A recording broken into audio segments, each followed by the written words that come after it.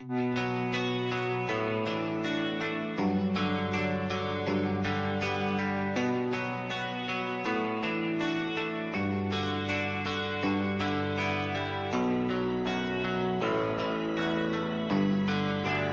are you feeling? How long have you been here? 3 months, May 17th. And what brought you? That's difficult to answer.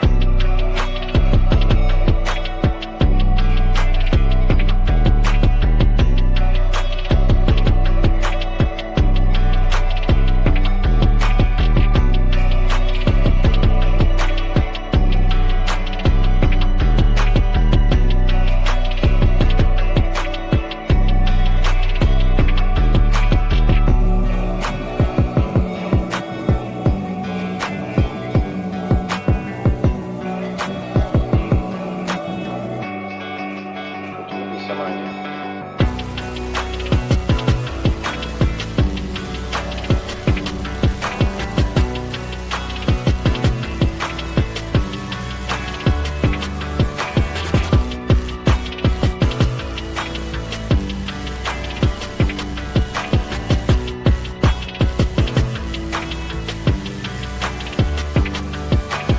I am not completely like other people.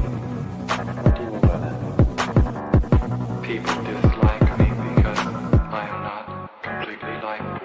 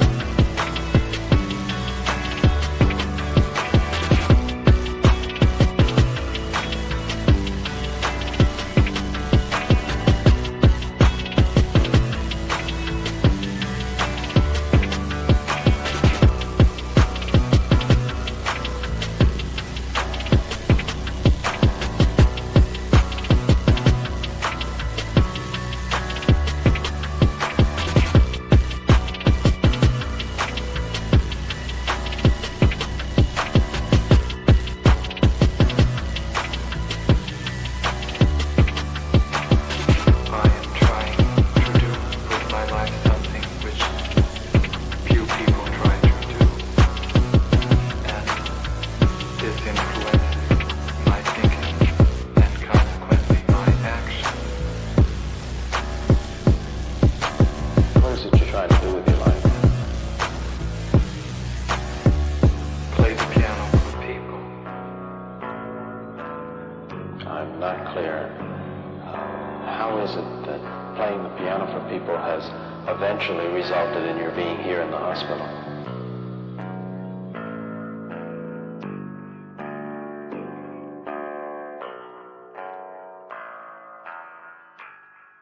That's difficult to answer.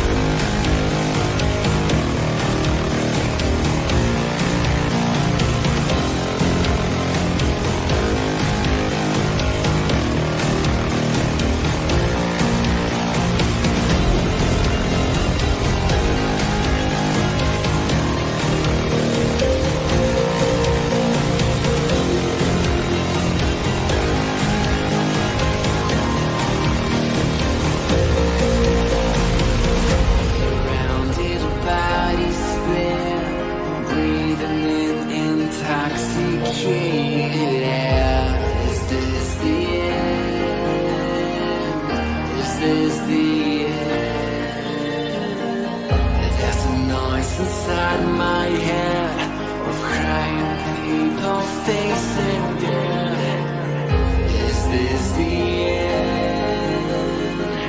Is this the end? Oh,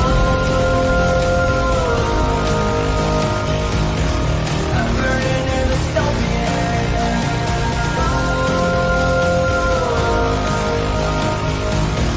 There's no place to hide.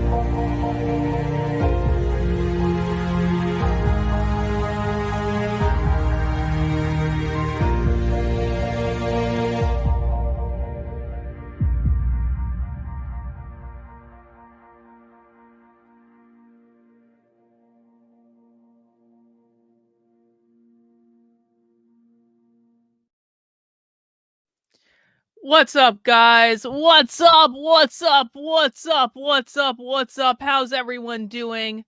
What's going on? What's going on? What's going on? What's going on?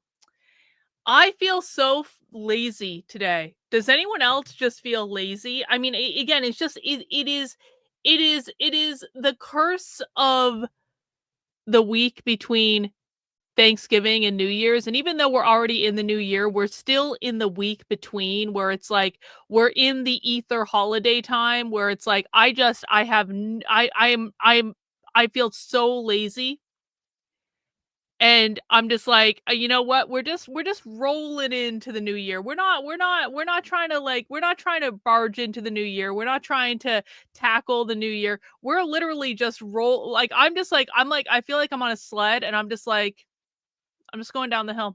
It's not even a big hill. It's not even like a mountain hill. It's just like, yeah, I know like Reagan's having a great time researching. I mean, it's a great time for that sort of thing. I'll tell you that. I'm just like, I just really am just, you know what? Tomorrow is Saturday. Tomorrow is Socialism Saturday. We can go back to doing real work tomorrow. We watched some extremist documentaries yesterday. That was fine. That was good research into what the left is doing. But I'm just chilling. It was your birthday yesterday, Mike. Happy birthday. Happy birthday to you. Hey, over on Rumble, I see you guys. As well in the chat.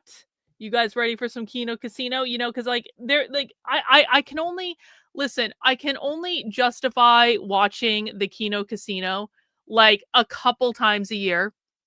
Kino Casino is not an all the time thing. Kino Casino is a sometimes thing. Kino Casino is when you just it's when you're feeling lazy. It's when you're like my brain right now, my brain just needs to rest. My brain needs a moment of rest. Yeah, Reagan can't justify it, isn't it? Reagan's like, I want nothing to do with this shit, Karlyn. Like, I don't even know, Reagan is really the person that keeps the wheels on the wagon on this particular journey onto the internet.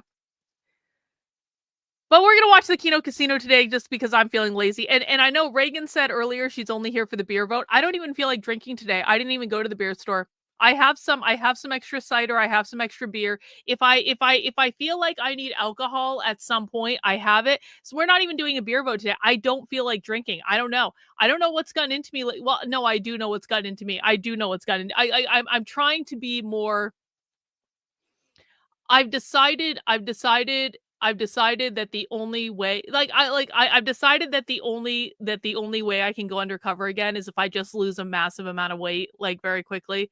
And that's like the best way to disguise myself, is to lose weight. And so I'm like, first of all, I just don't feel like drinking. Secondly, I'm like, you know what? It just doesn't align with the goal. It doesn't align with the goal of just like losing a massive amount of weight really quickly. And I've really been fighting this weight loss thing too. The internet makes it really difficult for me to actually want to lose weight, because it's not that I don't know how to lose weight. I know how to lose weight. I used to run fucking marathons. I used to be in the gym all the fucking time. I used to count my macros. There was a time in my life where I ate 6 tiny meals a day that were precisely planned out ahead of time and all this stuff. And then all of the bullshit on the fucking internet where people are just calling me fat all the time. I'm just like, you know what, assholes? I don't want to lose weight. Go fuck yourself. I don't have to. I'm not trying to appeal to anyone. I'm a married woman that still has sex with her husband, like, on the regular. Like, I don't actually have an issue with this. My husband doesn't have an issue with this. The only people who have an issue with my weight are losers on the fucking internet. But I've decided that the very best way for me to be able to go undercover again is to lose just a massive fuck off amount of weight, like, really quickly. And to and so I'm like, I'm trying to align with that behavior. I'm doing like very low carb stuff. And I don't know, I'm like, drinking is not conducive to this strategy, although I just don't feel like drinking. I feel like I've gotten myself into the headspace, I feel like I've gotten myself into the headspace where I'm like, you know what, do I really need to drink the beer? I mean, sometimes drinking is fine, like, whatever. I have no issue with drinking. I just don't feel like it. So right now, what I'm gonna be drinking is some coffee, because I was laying around in bed with Victor until 3 p.m. Can I just be honest? Victor had the day off today. It's Friday. Victor hasn't had a day off in a while. I was laying around in bed with my husband until 3 p.m. Okay. So I just barely started drinking coffee, because we had husband wife time for the majority of the day, and I don't feel guilty about it at all. You don't want to know why? Because I'm fucking lazy today, because it's the second day into the new year. I'm allowed to sometimes. Anyway, so I am drinking coffee. I do actually have some cider and I think some leftover beer. And I'm just chilling. We're just chilling. We're not really. I've got a new microphone. I got a new microphone in an Amazon flash sale that I have to set up on the stream. I don't know if anyone's like, I actually have my really nice microphone sitting on the floor that there's a problem with it. I can't figure it out. So I just keep buying new microphones, because this was meant to be a cheap replacement for my usual microphone. And it's kind of become like the mainstay microphone. But the thing is, I dropped this on the floor the other day and the stand broke. And so I was worried about the stand continuing to break. Like, this microphone the stand is on his last legs. So I got a new microphone. And so I might try to set this up on the stream. I don't know. Amazon was having a flash sale, and I was like, oh, that's a sign from God that I need a new microphone, isn't it? So maybe we'll do that, and we'll watch some Kino Casino, and actually, Reagan, I have something more important than Kino Casino that I want to watch first. So we are going to do Kino Casino today, but the socialists, the communists over at Status Quo News are commenting on Nick Shirley's MAGA video, his video exposing the Somali daycares or whatever. So I thought, this is only like a 17-minute video, but I thought before you do you like that microphone? I like it because it's wireless, if it actually works. Because it being wireless would just be fucking amazing, because one of the reasons I keep dropping this microphone on the floor is because the wire gets wrapped around my chair, and then I get up from my chair and the chair turns, and all of a sudden the microphone's on the floor and it's hit something, and all of a sudden the stand's broken. I don't like wired things. Wired things make life more difficult. Batty girl Rachel, good to see you. Hope you had a good new year. You know what you mean. I'm not done much despite all the days off. You know what? There's a reason that everyone feels lazy around this time, okay? We are all gearing up for the year. It's okay to be lazy sometimes. We have to be lazy sometimes. It's just the way it goes. So I want to watch this from Status Quo News. This is going to be, guys, we're going to eat our vegetables and then we're going to have our dessert, okay? Well, this is true. You should see, you don't even want to see the mess of the cables that I have literally all over you. It's embarrassing. I don't like to talk about it. I need to get my husband to come in and clean this up and do the thing where he twist ties the cables together so they all stay kind of like in place, because it is fucking chaos. Basically, think about like me throwing a bunch of yarn into a bag and then shaking it up and all the yarn gets twisted. That's what the cables around my desk look like right now, and I don't really like to talk about it, but that's the reality of the situation. What can you do? Anyway, I thought we could watch this Status Quo News update and then we will watch the Kino Casino. Then we'll go back and watch the Kino Casino because we've already gotten the quartering update up through Amfest Day 1, and now there is an Amfest Day 2 and an Amfest Day 3 update on the Kino Casino. So we got to see how the quartering did, and that's what we're going to do today. That's what we're going to do. And we're just going to hang out and we're going to chill. And that's what we're going to do. Okay? So is everyone cool? Let's get our vegetables in first. Let's find out how the purpose of this, for just so people know, the purpose of this particular exercise is, obviously, I believe that all of the Somalis should be deported. Like literally all of them. I even want to deport the Somalis that were not involved in the Somali daycare scandal. I want to, like, literally, I think that this calls for literally every Somali in the country right now being deported back to Somalia. All of them. And in between the time, like, what we need to do, I made a video about this, but I'm just going to say it again. I want my position to be very, very, very, very, very clear in this regard. What I would like to have happen is for Trump to drive into Minnesota with buses and trucks and things like that, and load all the Somalis, literally all of them, onto the buses, onto the doing whatever, to get a fucking train for all. Like, I don't fucking care. And I want Trump to transport them to some sort of concentration camp where we are concentrating all of the Somali immigrants in one area away from polite society, like out in the middle of the woods or something, or if they want to bring them to like the middle of the desert or something like that, and just concentrate all the Somalis in one area. And then as quickly as possible, getting all the Somalis on a fucking cargo plane, flying their ass back to Somalia, telling them to get off the fucking plane, and then coming back, and then never setting foot in America again. And I think that is deserving for all Somalis. And I don't want to see any of this. This is Obama. I don't want to see any of this. You want to know why? Trump was already president one time from 2017 through 2021. Trump already had a full fucking term where he could have dealt with this Somali bullshit, and he didn't. Trump has already been in office for another year on top of the first term he already fucking had, and he has yet to do anything about the Somali bullshit. Don't fucking tell me that this is about Obama. This is not about fucking Obama. This is about Trump. This is Trump's legacy now. Obama has not been president for almost 10 fucking years.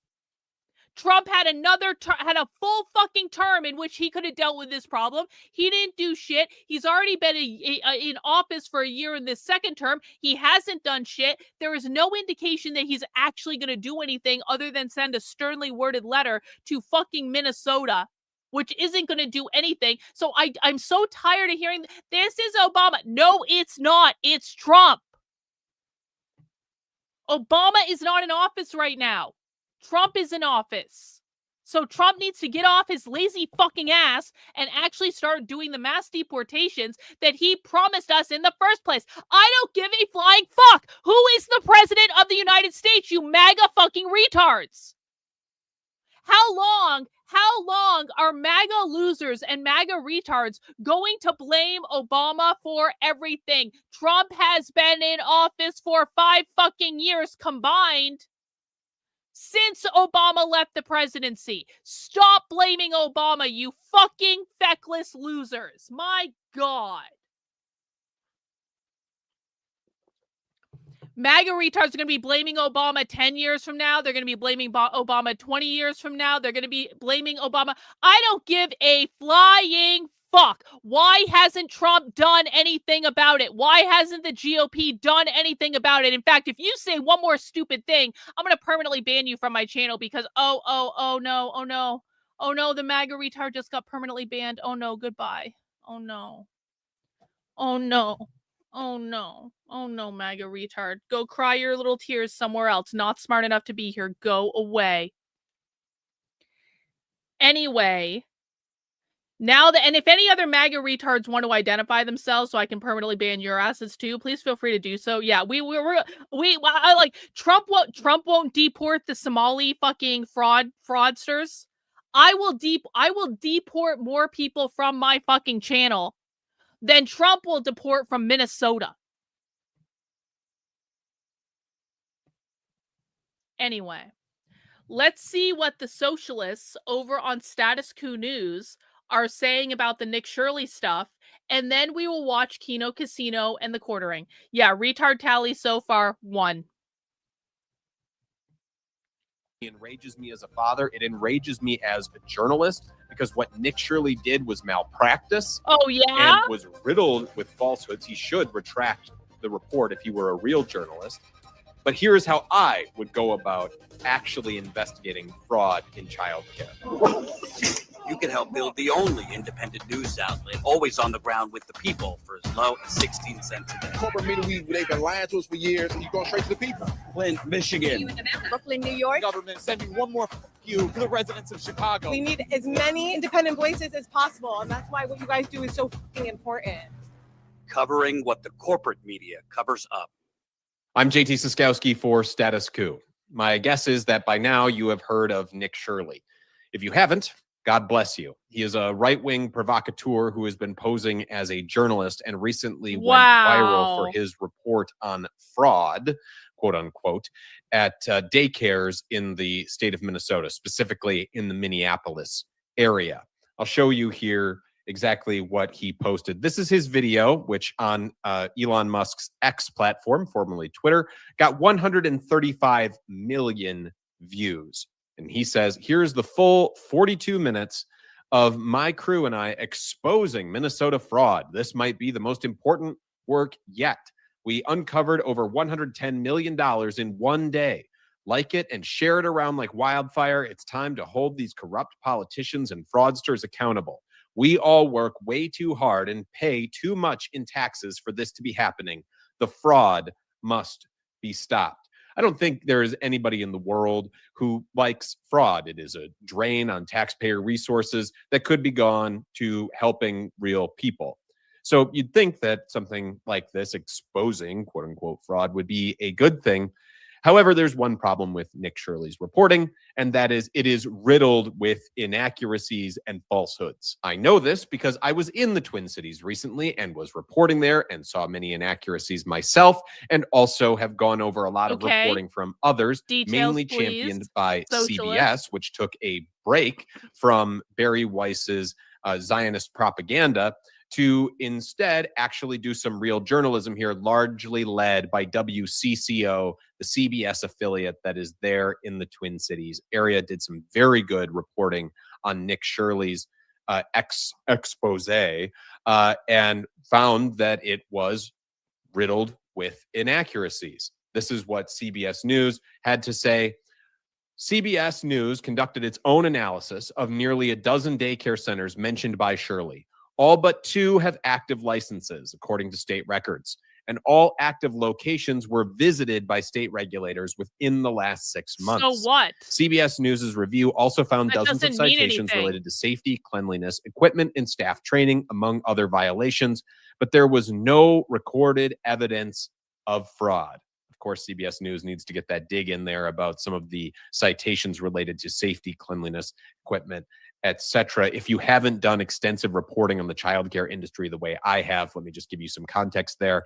We regulate childcare centers very heavily in the United States and do a lot of rigorous checks on those facilities to make sure that they are safe for kids. So most facilities have some kind of violation, either one that is currently open that they are working to address, or several from past inspections. So that is not an odd thing for these centers to have some violations. But there was no evidence of fraud. Shirley's tactics were personally enraging to me as a father. So the socialist answer to Nick Shirley's reporting is CBS swears that all of this is totally legitimate because the state of Minnesota says it's totally legitimate. Pinky swear, trust us, bro.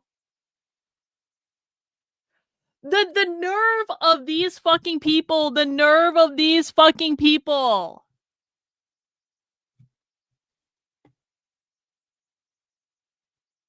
My daughter is only a few months old. She just started daycare last month, and I have only been over and over again in my head seeing visions of Nick Shirley walking up to her daycare, imagining how I would feel if some... How would you feel if a young guy walked up to a daycare and knocked on the door and said, "Can I enroll my child?"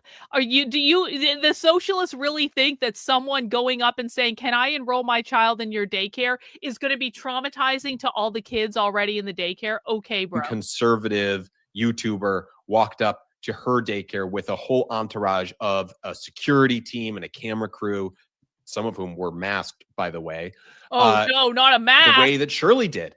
And it fills me with rage, the idea of thinking that someone is going to try and harass her teachers and interrupt her day and put her and the other kids in that center through that stress and the pressure it would put on my community to then have that scene go massively viral and have many people think that the daycare center or our community here was engaged in fraud. It makes me enraged, but it not only enrages me as a father, it enrages me as a journalist, because what Nick Shirley did was malpractice and was riddled with falsehoods. He should retract the report if he were a real journalist. Why would he retract? But here's how I would go about actually investigating fraud in childcare. I did a lot of childcare reporting. There are abundant public records available on all of these facilities. Nick Shirley could, before he just parachutes in and goes to bang on these doors for a viral clip,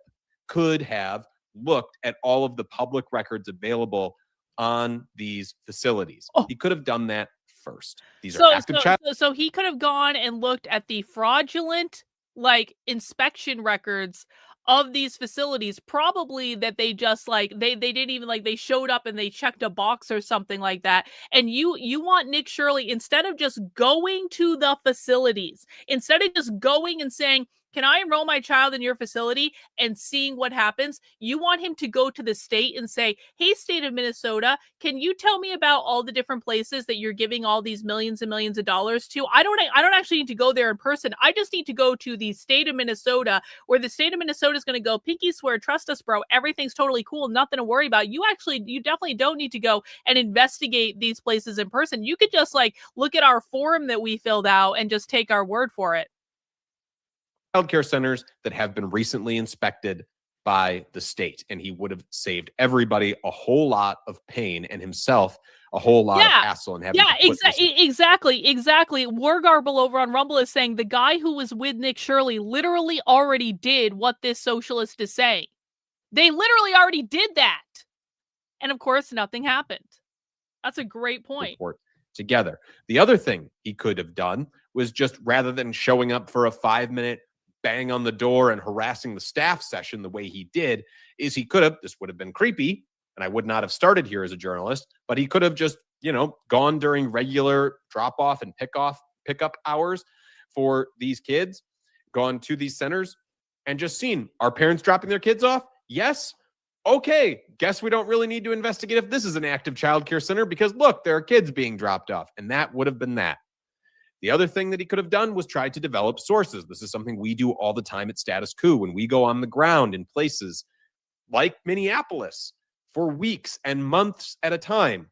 We spend so much of our time trying to build up trust with local people, to develop sources so that we can get the information that we need to break many of the stories that we break here on this channel. Nick Shirley could have done that same shoe leather reporting work, talking to some of the people in these communities, getting to know them first. WCCO, the CBS affiliate there in the Twin Cities area, did an excellent expose on how Nick Shirley got at one of these child care centers so blatantly wrong.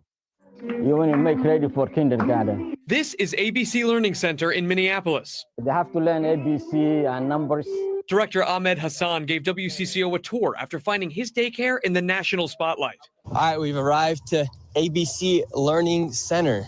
In a now viral video, right-wing YouTuber Nick Shirley claims nearly a dozen daycare centers in Minnesota are taking public funds but not providing a service. He says ABC Learning Center is one of them, knocking on the door in mid-December. I would like to check a child in the daycare. Hassan says his employee didn't respond because Shirley was in a group of about 8 people, and his staff were concerned about recent ICE activity. Concerned about recent ICE activity. He's got a group of 8 people, some of whom we have seen from other reporting were masked. Of course, this center. Listen, I'm telling you guys, and I know we're going to get to the Kino Casino stuff with the quartering in a second. We're just doing a little homework here before we do that. But I just really want people to understand, if you have not seen the absolute absurd amount of anti-ICE propaganda that exists all over liberal social media, all over progressive social media, like all over, it is absurd the amount of fear porn anti-ICE propaganda that is being pumped out, not by the far left, not by this is a socialist YouTube channel that we're watching, but I'm talking about like Democrats, liberals, progressives, like normie leftists that just that they vote for the Democratic Party. Socialists like this don't vote for the Democratic Party. It's something completely different. But there is a massive machine that is pumping so much anti-ICE fear porn propaganda into their social media. And if you aren't in their social media bubble, you might not realize it, but this stuff is getting thousands of shares, tens of thousands of views. I mean, maybe even like significantly more than that, like every single time I see one of these videos. So what I'm trying to say is the left on a massive scale is being absolutely fear-mongered to about like the anti-ICE stuff that's going on.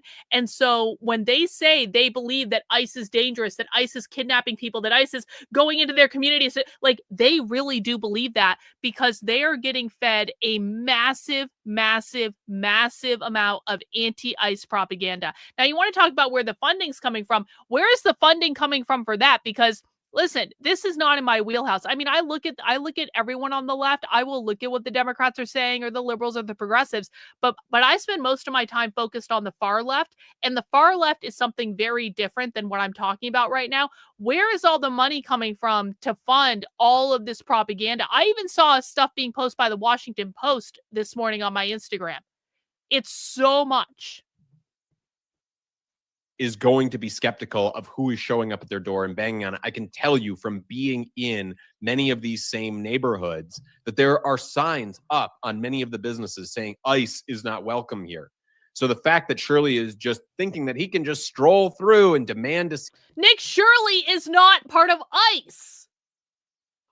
In what fucking universe does Nick Shirley work for ICE?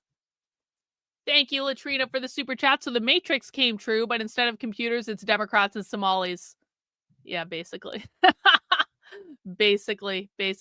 Yeah, I mean, and something that people should know about this leftist, the anti-ICE propaganda, like people are saying it in the chat, like there's so many fake stories that they're sharing that it's absolutely, there's so many like stories that they're sharing in that ecosystem that are just straight up fake. And if you don't know that it's fake, it's like, it's crazy. And what the left is doing is they're just repeating the same lie over and over and over and over and over again until that's all people are seeing on their social media because so much of this stuff is getting shared. And so people believe it's the truth. Just like the idea that Nick Shirley works for ICE, that's absurd. See the children inside this facility and not get any sort of pushback or be met with any sort of skepticism is naivete in the most generous of interpretations and is outright cynical, cash grab, just pain for the sake of inflicting pain at its worst. Hassan showed us security footage from the same day Shirley was here. According to the timestamps in the videos, this woman takes a young child into the center at around 9 a.m. that day, about 3 hours before Shirley arrives at the door closer to the street. Within the hour after Shirley leaves, a woman arrives at the other door with a stroller. A larger family heads inside a few hours later. Tuesday afternoon, WCCO found at least a dozen children at ABC Learning Center, which is licensed with the state. And I'll also note that Shirley could have, rather than just only giving these centers the 30 seconds to 5 minutes that he's banging on the door, asking to see the children, giving that small amount of time for these centers to respond to the allegations, the serious allegations of fraud that he is alleging, he could have given them actual time to respond. I'm a journalist. What I do when I reach out to somebody is I give them hours, at least hours, to respond to any accusations that I am going to publish. Because I distinctly remember a time when Newsweek or something, it was either Newsweek or U.S. News and World Report, it was one of the big, like, whatever, Jewish-run publications. I distinctly remember a time when I had a hit piece written on me for a tweet that I sent that was taken out of context, and the so-called journalist who wrote the hit piece reached out to me 4 minutes before he published the hit piece on Twitter, which of course went into a message request filter where I didn't even see the message until hours later. So you give people hours or days to respond? Bullshit. Because everybody has a right to respond to reporting. Yeah. And Nick Shirley could have done that, but instead he victimizes this community. And I want you to hear what the owner of this center has to say about why it's always the Somali community as a whole that ends up being demonized when there are only small amounts of people involved and accused of fraud. What did I do? I'm just a typical human being who wants to live and do the right thing. I have kids to feed. Umi Hassan, the daycare's current owner, believes these latest fraud accusations are political. Yeah. Both she and Hassan are Somali Americans. I appreciate pay it. our taxes. We do whatever we can to be a law-abiding citizen. At the same time, when one Somali does something wrong, we all get collective punishment. Yeah, well, I you know what? Yes, fuck that. I want the Somalis to have collective punishment. Absolutely. One in the chat if you want the Somalis to have collective punishment and all be deported back to Somalia. 2, if you think that collective punishment for the Somalis just goes too far. I don't think I'm alone here. I don't give a fuck. I want the Somalis to go back to fucking Africa. 1 in the chat if you believe collective punishment for the Somalis is appropriate in this case. 2 in the chat if you think it's going too far. Listen, if collective punishment is appropriate for the Palestinians, then I have no issue using it on the Somalis at all. Absolutely not. No issue. And I'm definitely not alone here. I appreciate that, guys. Mike, thanks for the super chat. It's funny, too, after Shirley's video, one of the daycare owners was at a town council meeting, and lo and behold, all of his daycare was robbed of the paperwork. I heard about this. They robbed the daycare of the paperwork, but do you know what was even more funny than that? When someone went in with a video camera, it looks like the robber broke in from inside the daycare. So all of where the robber allegedly broke into the daycare to allegedly rob the daycare of the paperwork, the cuts to the wall came from inside the building, not from outside the building. I know we're all shocked at that revelation, right? Thank you for the super chat, Mike. Appreciate it. Fraud is not a Minnesota problem. Fraud is a global problem. It is a people problem. So how come it is when a white person embezzles money from their job, let's say, they are put on the news and held up as a one bad apple. But when it is a brown person or a black person who does it, an entire immigrant community is victimized. I think that's a very smart point, and it also gets to a lot of the unease that the Somali community in Minneapolis is feeling right now. I know because I talked to people in that community during the several weeks that we were on the ground there, and we are back on the ground there, by the way. John Farina just got there today. Again, we are on the ground talking to people in these communities that are being directly victimized and profiled based on the color of their skin. And I will note that Nick Shirley's viral video where he bangs on the doors of these child care centers, has had some real consequences. Yeah, guys, you know what the real problem in the world today is? The real problem in the world, according to socialists, is Somali victimization. That is the real problem in the world. Somali fucking victimization. Yeah, oy vey. Wargarble over on Rumble with the $10 Rumble rant. Thanks so much, bro. Appreciate it. Wargarble says, I'm half Arab and they're playing on Americans not understanding Muslim culture. They're not compatible with our culture, period. It's always been this way. Yeah, I tend to agree with that. Thanks so much for the money.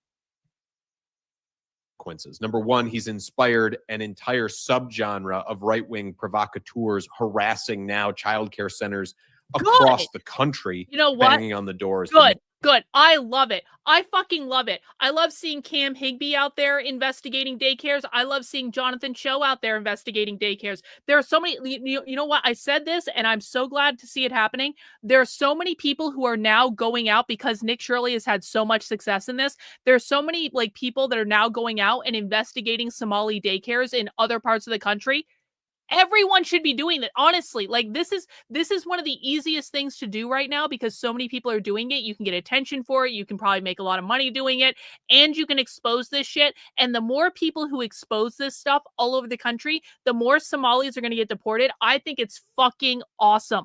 I love it. I love seeing all of the different independent journalists just jumping on this and going to the different Somali daycares in their, like where they live, and recording all of it and showing how much fraud there is, because it's like we need so many people doing this stuff. I think it's awesome.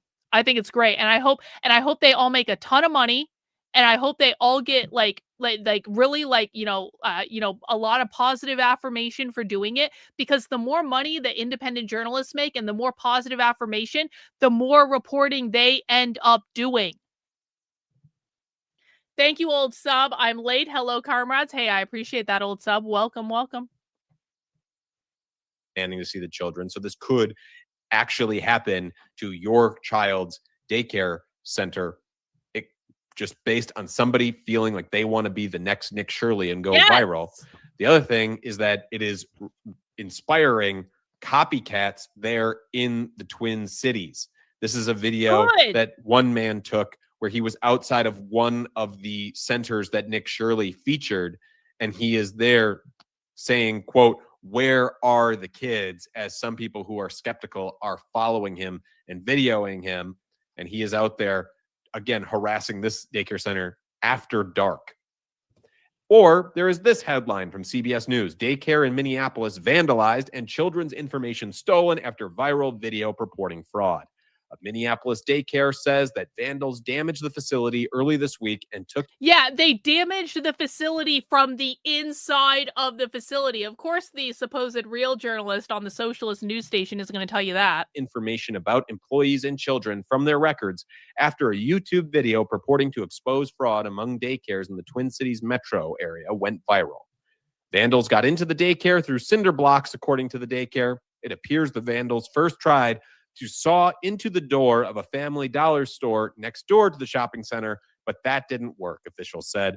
The manager claims those who broke in went straight to the office, stealing information about the many children who were taken care of there, as well as the employees' information. And I want to note that Nick Shirley decided to investigate fraud in daycare centers, which again, I have done a lot of reporting on childcare over the years.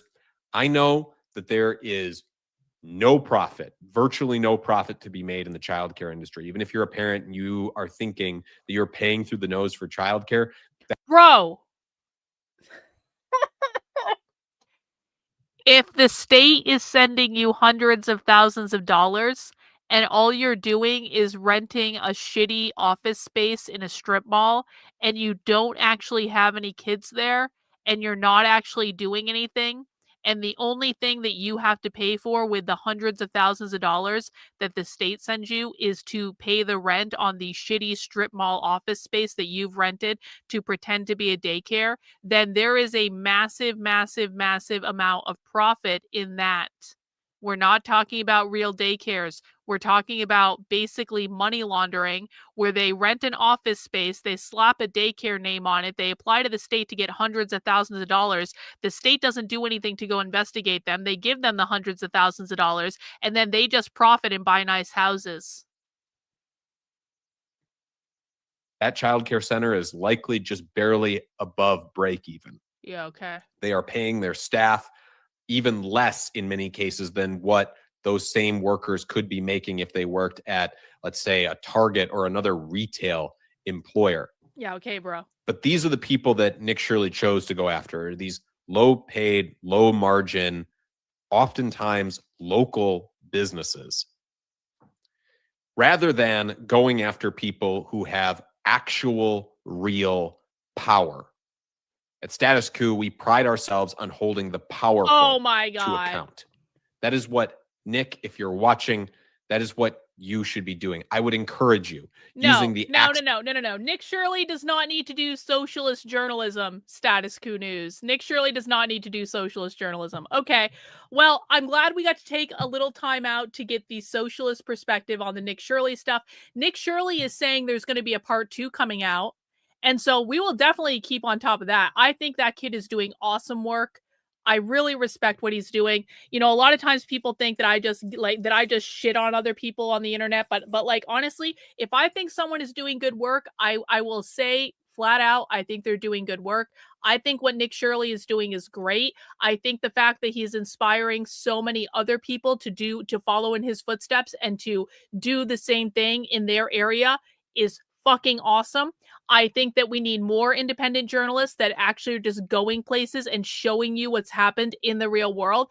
I think that that's a really good thing. I think that everyone should be supporting independent journalists. I appreciate people who support my work. I appreciate people who support other real independent journalists as well. We're not talking about conservative shillmongers or conservative clickbait artists. Like, honestly, this stuff needs to be done, and the only people who are exposing the truth are the people who are going in person or going using primary source evidence and showing people through video, through audio recordings, through just like actual work. Like, it is work to go to these places. It is work to go undercover at something like I do. It is work to infiltrate these trainings and spend hours and hours a day listening to these trainings and breaking it down and all that stuff. And so please, guys, I appreciate everyone who supports my work. I will gladly take your money in the form of a super chat today. That would be awesome. But like, I really hope that you guys are also supporting other independent journalists if you're financially able to do so, because I've been doing this a long ass time now. It is really difficult to do it, and we need more people than just Nick Shirley doing it, okay? So when you can support it, I highly recommend you do. I don't feel any sort of like, I don't feel like I'm in competition with other people. I know, like, I have a lot of people who love and support my work that I very much appreciate, but I really think that that we shouldn't be in competition with each other, and I think you should be supporting other people who are doing good work as well. Anyway, that was our vegetables. We got our vegetables done. And now we get to have dessert for the rest of the stream. You guys want to watch Kino Casino? We now get to have dessert for the... Yeah, I mean, it's a big market. Like, there's more than enough stories for everyone to cover, honestly. There's more than enough stories for every single person who wants to be an independent journalist to cover. That's just reality. Like, I can't cover everything. Nick Shirley can't cover everything. There's no singular independent journalist that can do all the journalism that needs to be done. And so there's more than enough for everyone, and everyone that wants to play should be able to play and all that good stuff. But now we're going to watch Kino Casino and drag the quartering for several hours. And, you know, that's just what we're going to do because it's Friday. It is the day after New Year's. It is, I think everyone's still feeling a little lazy. And this is what we're going to watch. So, guys, welcome to Nitwits. We are just hanging out, watching some trash content today. And I hope you guys enjoy it, and mount the like button if you have not already. And we will be returning to real content tomorrow at 6 p.m. for Socialism Saturday. And for right now, we're just going to hang out and we're just going to watch this content. Everyone be nice to each other. No bullshit in the chat. Let's get this party started. We watched up through Amfest Day 1 in the last quartering stream that we did. So now we're doing Amfest Day 2 and Amfest Day 3. These are supposed to be Christian women, and he's talking about things going up his bum. Here we are, Amfest disaster day 2. Day 2. Okay. So we're back at Amfest, and let's have a look. Look, a very funny shirt. Epstein didn't Epstein himself. And we've got one-eyed wonder weasel with a pack it up says, "Good God, he's fat, he's portly, he's ready for another mango roll." And Pre-Dawn Corpse says he blocked the fire exit. He got scolded by the fire marshal. He endangered everyone's lives. He's fat. We're getting Epstein brand Epstein up in this motherfucker. The stand on this new microphone is like heavy. Screaming that he's something is the best. I will not. It is the best. It is the best. I'll take it. All right, so here we go. This is, I'm assuming, not from start, right? Oh no, this is the start. This is how they it started. No music. Every single one of these, I captured the first minute to minute and 30 seconds because I wanted people to see how ramshackle and unprofessional it is. It doesn't start with "Welcome, guys, to the Quartercast live here from Amfest, one of the biggest conservative events of the year. We have special guests coming up, Kyle Rittenhouse. We have Myron Gaines. We have da-da-da-da." It's not like that. Really? It was like really awkward and low energy. By the way, Melanie, very professional shirt there. Nice fucking modesty there, Mel, with the cleavage and completely exposed arms. All right, here we go. I will not take any. Why are you trying to throw me? I'm asking who he's pointing out here. I was Actually, is Jeremy blaming people for something already? Yes. So he's calling them out for being late and saying that they were tardy and they weren't helping. Does it matter? Ooh, I like Does but it it's matter? literally every day his stream is just complaining about the stream. It's a stream about the stream. It's crazy. Yeah. It's just like, who's late? Da, da, da, da. really late. To be fair, HCB's been late to every except dinner. Did you hear that? She's on time for. He hit Hannah Claire with, to be fair, Hannah Claire's been late for every single thing we've done except for dinner. That she was on time for. This is why would you look at her? She's like, asshole alert! Asshole alert! Meanwhile, she's the only one that's making the trains run on time. She has here. a baby She's with booking her. every guest. Yeah, she has a baby with her. She's in charge of booking every guest, scheduling them, making sure they're in on time. In the interview, she's basically hard carrying the entire thing. Well, Jared does sweet all. Like, this is crazy. She has a baby who just came out of her a month ago. Oh, but she's a few minutes late here. It's not like God you guys are all forbid. fired up and there's stuff for you to actually talk about. I don't know how old the baby is, but you know what I mean? Like, come on. It's less than a year old. Yeah. No, I think I was. That's the important one. I don't care about dinner. You know, we got work to do. Look, I'm just like a like polite 5 minutes. I don't really care about any of this. We have work to do. How about we cover the news? But no, we have to do this. That was Luke. Bring it back. I'm not joking. There's too many people talking at one time, so it's just. Oh, like, I know. You're getting jumbled. You know, we got work to do. Look, I'm just like a like polite 5 minutes. You know. Yeah. I was like, what, 5 minutes? I'm Nope. late for dinner. The waitress wasn't even bringing the menus out yet. So No, you were fine. You weren't that late. Your tea smells really good. Thank Mine you. doesn't. Oh my God, So- guys! So we're talking about the smell of Luke's tea. Now, I don't know if any of you I was know what's hoping going to we'd talk happen about- with Luke's tea, but this actually is important Oh, I see. that Hannah is pointing out the smell of Luke's tea. Okay. Okay. His tea, not teeth. A real sneed one. Notice that. I don't want to get you sick. Lying to me, but that was a Gets cold. Get it? different time. we're hearing ourselves. You turned that off, right? Yeah, I All turned right, it cool, off. Perfect. Awesome. So it's Luke's like, they're so short with each other and obviously agitated and pissed off. It's been a disaster since they got there. Darla. Since they Darla sending on 5 channel memberships. Now, I want to remind everyone, if you have a YouTube channel membership, one of the things that gets you access to is Spy Stream. Spy Stream is when we go inside live leftist trainings and I just stream them and I show you what's happening directly. And it's like we're a fly on the wall of the live leftist trainings. Now, obviously, we haven't been doing any leftist trainings lately because It's the holidays for the left too. The left also doesn't have meetings over the holidays, but we will be starting to do Spy Stream again in January. So just make sure if you just got gifted a YouTube channel membership, or if you are a newer member on the channel, make sure you pay attention to the community or post tab. I do announce when we're doing Spy Stream ahead of time. It's not just like a member video though, like, because I have to have people from other supporting platforms in it as well. So just pay attention to the community and post tab. Come to Spy Stream. You also get access to the supporter Discord. I send out those links on Sunday. You can find them in the community or post section now. Thank you, Darla, for the 5 channel memberships, and congrats to everyone who got a free membership. They got there. It's just been nothing but disaster after disaster after disaster. And they're starting to get short and agitated. Luke's like, okay, did you turn it off? Because I can hear myself and it's really annoying. Did you turn that off? So yeah, they look. Wait, hang on. This shot right here. This face. They're so glum and sad. Like any sort of veneer of excitement or any sort of like, oh wow, we're here, it's amazing, is worn off. It's just like, okay, well, everything sucks and we're tired and we have to do this and we don't want to. By the way, they claimed that they would be going live constantly. They would be going live at this time and this time. Like, they only went live once per day. That's it. Yeah. For 3 days. That's it.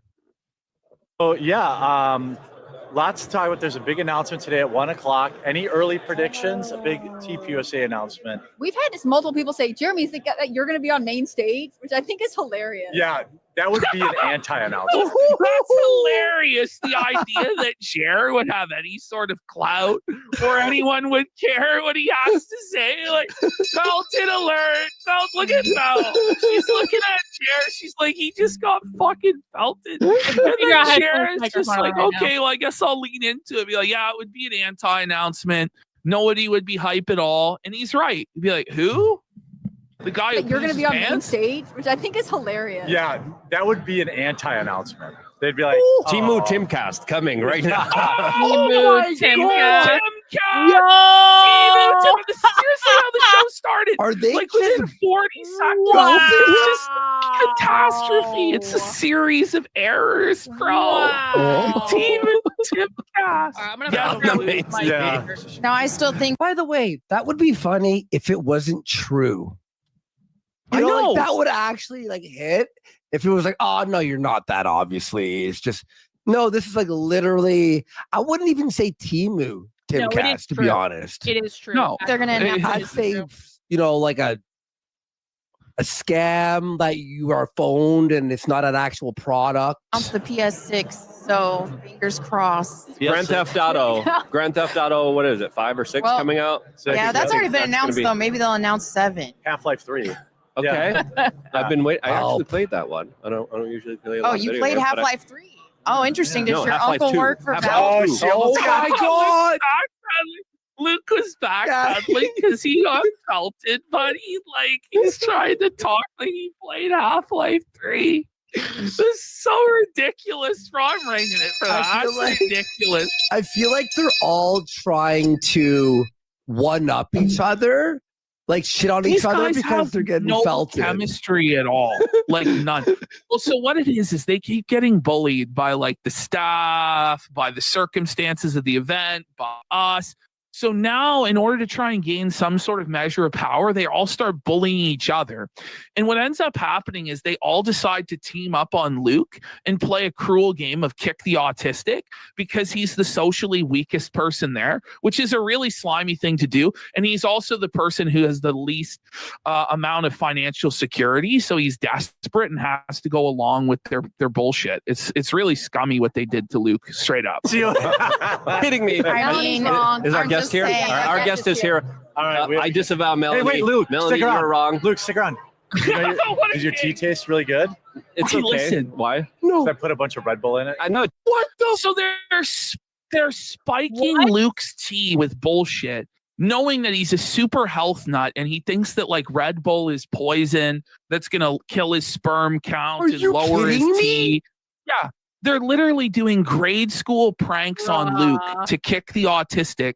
so that Jer can try and pretend he's some sort of an alpha male in front of these girls. But they're all in on it too. And they think it's really funny to bully Luke, which I really don't think it's cool to bully this guy because he has autism and he really cares about politics. It's not really cool, but that's what they've decided to do the entire time. Yeah, this is actually crazy, dude. Tastes a little. Did you really? They're poisoning me. This is non-consensual. It was just. Oh my God! I don't like. Why does it taste weird? Better? Why would you do that? That's actually unhinged. What if the guy has heart problems and you don't know about it? You know what I mean? Like, you don't know. It's like you're putting caffeine in his shit that he doesn't. I don't know. I mean, like, look, it's not like drugs, but like, cool. I don't agree. touch his shit. I'm not trusting you ever again, Melanie. You're wrong. Oh, okay. Luke's actually mad, by the way. Yeah, he is pissed off because he doesn't want to drink that shit. He's really serious about his health routine. And this guy is like wearing shorts. He has surfer shorts. Wait, no, like, what is that's a bathing suit. You could see the fucking. He's literally wearing a fucking bathing suit to a political conference. Like no one here is even trying at all. Like it's a total embarrassment on every angle. I also put Doritos crumbs in. Listen, I don't actually have a problem with how they're dressed, to be honest, because it's like you are who you are, and I don't think that we should be getting dressed in like special outfits just to go to a conservative conference, because it's like then you're just buying into the whole brand and image bullshit. So I think like of all the things they could be dragging them for, dragging Melanie Mack for wearing a tank top and having her tattoos out. Who the fuck do you think Melanie Mack is? Dragging Luke for wearing shorts, like who the fuck do you think he is? He is who he is. Like, I mean, if you don't like, you know what? Yeah. So yeah, thanks for ruining my drink. Root beers. Like it's literally middle school bullying, is what it is. Like grade school bullying. Your right-wing political podcast, sir. Where the autistic guy is getting Doritos put into his tea and Red Bull put into his tea. Great. They're 40 years old, by the way. First guest of the day. Caleb is a native. Wait. Wasn't this guy on before? So I know they're all interchangeable. He looks just like the first grifter they brought on. No, you're right. It's a different guy. That was the same guy. I know. And the jacket and everything. Florida native, Nashville-based songwriter and recording artist with 17 songwriter. Yeah, so we have a country music artist that no one knows, has ever heard of, but his big flex is he has 10 million streams, which it's literally fuck. Well, on Spotify? Spotify? Yeah, some shit well, like I got this. millions on TikTok. Do ya? You got Sneed Fried 5 subs. Big support. Thank you, Fried. Big support. I had all new followers too. Lots of new followers today. Plus global streams, a digital audience over 300,000 people, and toured around the nation. Opening 4 acts. If you're wondering what happened, I was just trying to take a vitamin supplement because I forgot to take it earlier, and it totally went down the wrong way.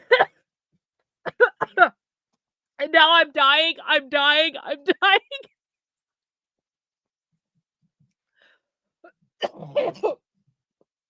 Ah! No. They didn't put Red Bull in the drink, though. Nope. Sorry. Oh my God. Oh God. Holy fuck. That sucked. That fucking sucked. Yo. Okay. I'm fine. Crisis averted. I'm fine. Let's continue. Ernest, Matt Stella, Priscilla Block, Jay Webb, Aaron Kinsley, and much more. Most recently, is it just me? Did anyone in chat recognize any of those names that he's opened for? I'm not really like a big country music, like at least current country music guy. Yeah. So maybe I just don't know. But like I went to this guy's YouTube channel and listened to a few of his songs, and they all fucking suck. They were fucking terrible, bro. Like one of his songs was like about simping for his ex-girlfriend and trying to get her back, and it was terrible.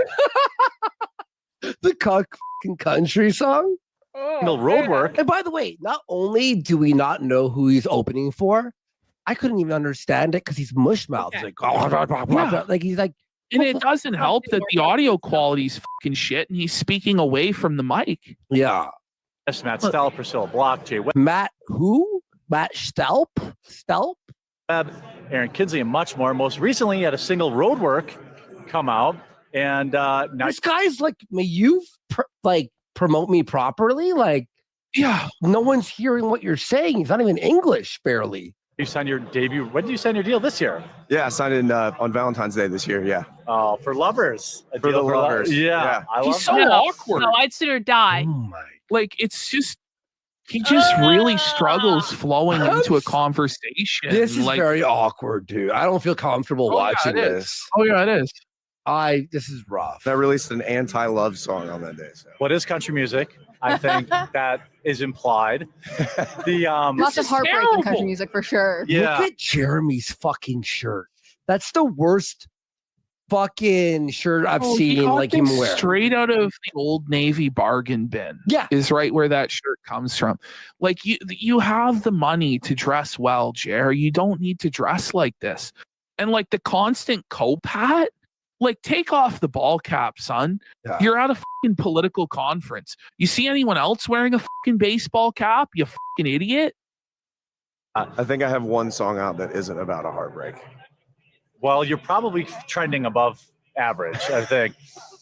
It's so awkward. His Stilted. jokes are terrible. So I'll be honest, the whole thing was like that. There was no point in even listening to it. The guy's a fucking nobody.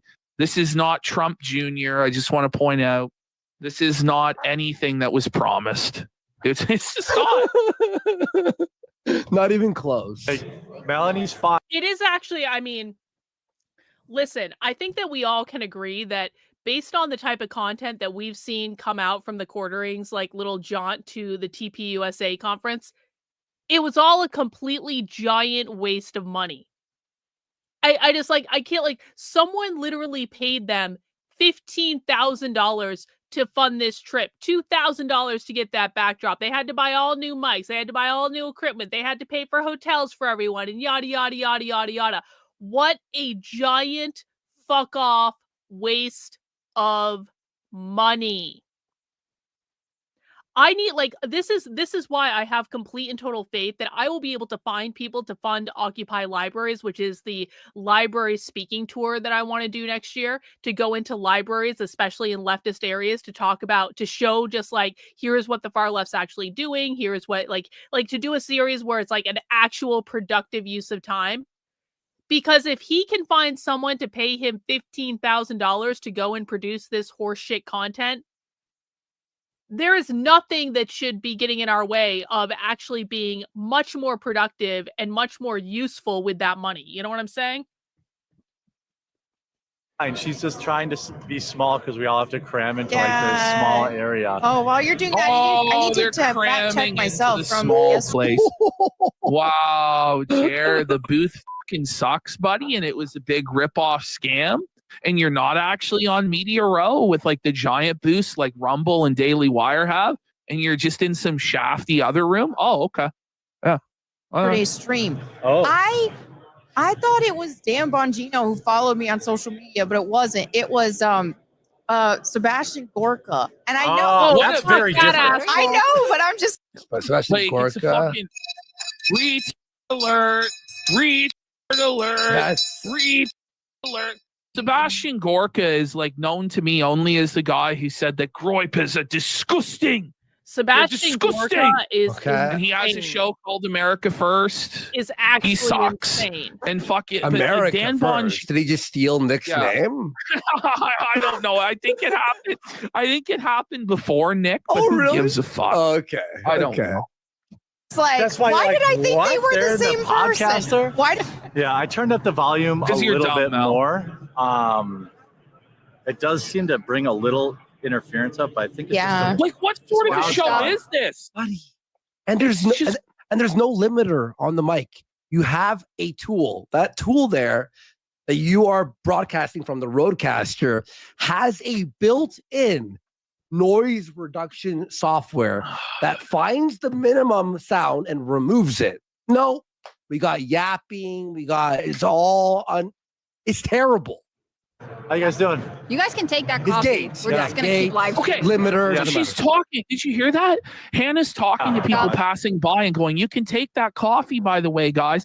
So people don't even know that the coffee is free because they're too incompetent to even put up a sign that says free coffee. Take one. Yeah. We just saw it's like You guys can scattered look- on a table. This is crazy. Take that coffee. We're just going to keep live streaming here. Yeah. So After listen to how this- loud it is in that room. Yeah. No one else is doing live streams from this room. By the way, everyone else that's there who is talking has brought speakers and are blasting their voices as loud as they can, being like, step up and get your Save America t-shirt. Step right up and get your Donald Trump MAGA gear. So Jer is the only one there without any sort of amplification system. So his message is just getting completely drowned out by everyone else there. Is that any better, chat? Voice is interfering with their Hang on, let me and get Hannah, you this. can tell Hannah is seething. Like you can tell Hannah's seething. Yeah, just grab your coffee. We're trying to do a show here. By the end of day 3, it's so apparent how done everyone is with this crap. Yeah. Like for real. It is. Step right up and get your Donald Trump Trumpy trout. It's the trout that looks like Donald Trump. Only $19.95. What a value can be had. Get your Donald Trump MAGA wig hat right here, right now. We've got trans rights aren't human rights t-shirts. Yep. Step up, someone, come up. We have all of your MAGA grip gear right here at our Oh I gotta say, listen, man, like PPP's Grinch costume is very well done.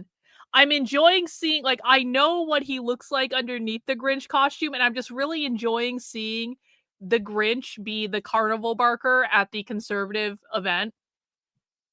That can't be comfortable to wear for this entire show, by the way. The fact that these guys oftentimes wear whole costumes, like whole well thought out costumes throughout the entire show. Kudos to them. I wouldn't fucking do it. That's what it is. Yo, the fucking circus, bro. Well, somebody says PPP is selling me on a trout that looks like Trump. That's a real product. The Trumpy trout. They put on infomercials for it at 3 a.m. You want me to pull it up? Like, yeah. I guess we should. If people have no idea, it's the Trump trout. I thought you made that up. I'm like, that was very sharp and clever, very quick. But apparently, I mean, you are quick anyway, but apparently this is a product. Stop. What the okay, I have the actual commercial for it. Is that the song from it? Yeah, here we go. I have the actual commercial. This is a real commercial that I see like on late night TV, like on Fox News and shit. Oh my God, it's real. Oh my God. The 45th president of the United Ponds of America. Let's make fishing great again, okay? He's here. Everyone's favorite fish, Trumpy trout. No one has ever seen a fish. This is like an SNL sketch. I know, but it's actually real. And there are people buying this crap.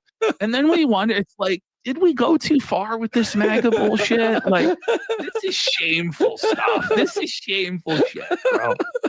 Like me. Trumpy trout is an animatronic talking fish with a big personality. I am the hugely bigliest fish in the pond. Watch his fins flap and his large mouth move as he makes fish light.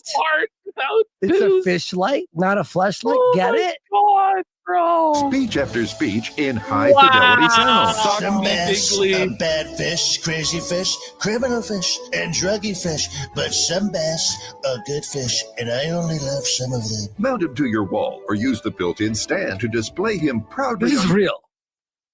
Yeah. This is actually real, huh? your desk. No, Now yeah. you'll never miss a Trumpy Trout rally. I'm building a new pond, and the bass will pay for it. Oh, Set it to yeah. motion activated to I'm surprise his building a friends. new I mean, pond and the bass will pay I think for it. Wow. Okay, here we go. Very funny. It's $60 on Amazon. That's crazy. I'm gonna be real. This is starting to get really sad. No, it is No, sad. this is actually It is sad. I Look feel at so it. bad for Hannah because she's trying, man. You know what I mean? Like, I'll give it to her. Well, she can't make this money doing anything else because Jer is paying her way above her market value and losing money to buy her friendship and silence on what's going on. Yeah. Okay. Let's see. Mel is a little retarded. I'm a lot retarded, but I don't think Go sugar. What? alert! Read alert! Did she read that? Rebel's alert! Yeah, she did. Chat said she's retarded. She's literally she's a lot retarded. And it's not on Luke's either, but he drank a lot of it. Wait, what? Jeremy's diet. So No, yeah. it's not. So somebody in chat goes, "Oh, I don't think Red Bull's on Jer's diet." And he goes, "No, it's not, but it's not on Luke's either." And he's drank a lot of it. And then Hannah goes, "Shh." So Hannah doesn't realize they've revealed to Luke that he was drinking crushed up Doritos and Red Bull in his tea. So Hannah was in on this, which I expected better from Hannah Claire, to be honest. But all three of them have teamed up to bully Luke for no good reason. Yeah. Wait, we got it to me, him For 10 subs! Big support. Thank you. And by the way, hasn't Jared been talking? He always talks about being on a diet. Why are you drinking the sugary Red Bull? Yeah, it's a good The point. You don't need fucking to drink diet one Because he's tastes the not on a exact diet. same. The diet is a that. lie. Yeah, The I'm- Jer yeah. diet is a lie. It's Come on. RTU's diet, basically. Not. And it's not on Luke's either, but he drank a lot of it. I Does he told know? him. Oh, okay. Yeah, we told him. Yeah. Okay, yeah, fair. he's It's a little not- it's not salty, but it's okay. That's so funny. You know that Is it? Is it like he's This guy- genuinely upset and hasn't returned since then? But But it's super cool, guys. Right. I'm also making Jeremy walk. I'm sorry, I keep saying it, but this fucking shirt, it's not even ironed. Look at this. It's like we know what it looks like? 70s. Okay. Like, listen, I am obviously not above dressing like a hooligan. I wear basically the same thing at all times. I either wear jeans or leggings, and I wear a top. Oftentimes like this, where I've literally ripped the collar out of the shirt because I like the way it hangs better. And I might wear some fancy like jewelry and stuff like that if I'm feeling really like, into it. But what I will say is, Jeremy, all you had to do was take the shirt out of your suitcase and then hang it up in the fucking closet. Or even better, just hang it up in the bathroom. And then when you take a shower with the door closed in the bathroom, it will literally steam the shirt for you. So the wrinkles just fall out. Like, all you had to do, bro, if you're gonna like you can like wrinkled shirts are the worst fucking thing. I am lazy when it comes to my wardrobe because I basically have the same thing like almost every single day. But just literally take the shirt out of the suitcase and hang it up in the closet or hang it up in the bathroom and take a shower, and the wrinkles are going to fall right out. This is not difficult. Tablecloth. Like that plastic well, laminate, like the old 80s, True. the 80s style tablecloth. You know what I mean? Yeah. Like it's plasticky. It's like a picnic tablecloth. So Hannah is then like, the talk is about how Jer's fat. He needs to go on a diet. So Hannah hits us with that she's making Jer walk everywhere. So he'll lose weight. I meant 80s, guys. Okay. I was born in 88. Shut up. Everywhere. So don't Yeah, These like, he's girls- been doing a lot of walking. It's been awesome. Yeah, it's real awesome. The witness the fitness. yeah, they are witnessing the fitness. Yeah, we're really witnessing the fitness here, guys. Come on. Oh, bro. The yeah, it's more like the I'm like, guys, thickness. you could take a Uber. Hannah Claire's like, I'm just gonna carry my baby the whole way. If you want to take an Uber, Jeremy, you can take it. Oh, what? Write him off. Like, Wait, holy. Yeah, you get there's ran Luke off. leaving again. I don't know about those pants.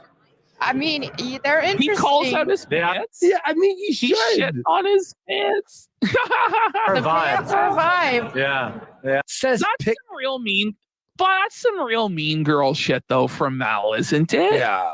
To bully his pants, but he does deserve to get bullied. But all of you do, because none of what you're wearing fits this conservative conference at all. Yeah, like the fucking Jared's picnic shirt, his picnic table shirt is sickening, and it's like yellow. It's like piss yellow and blue.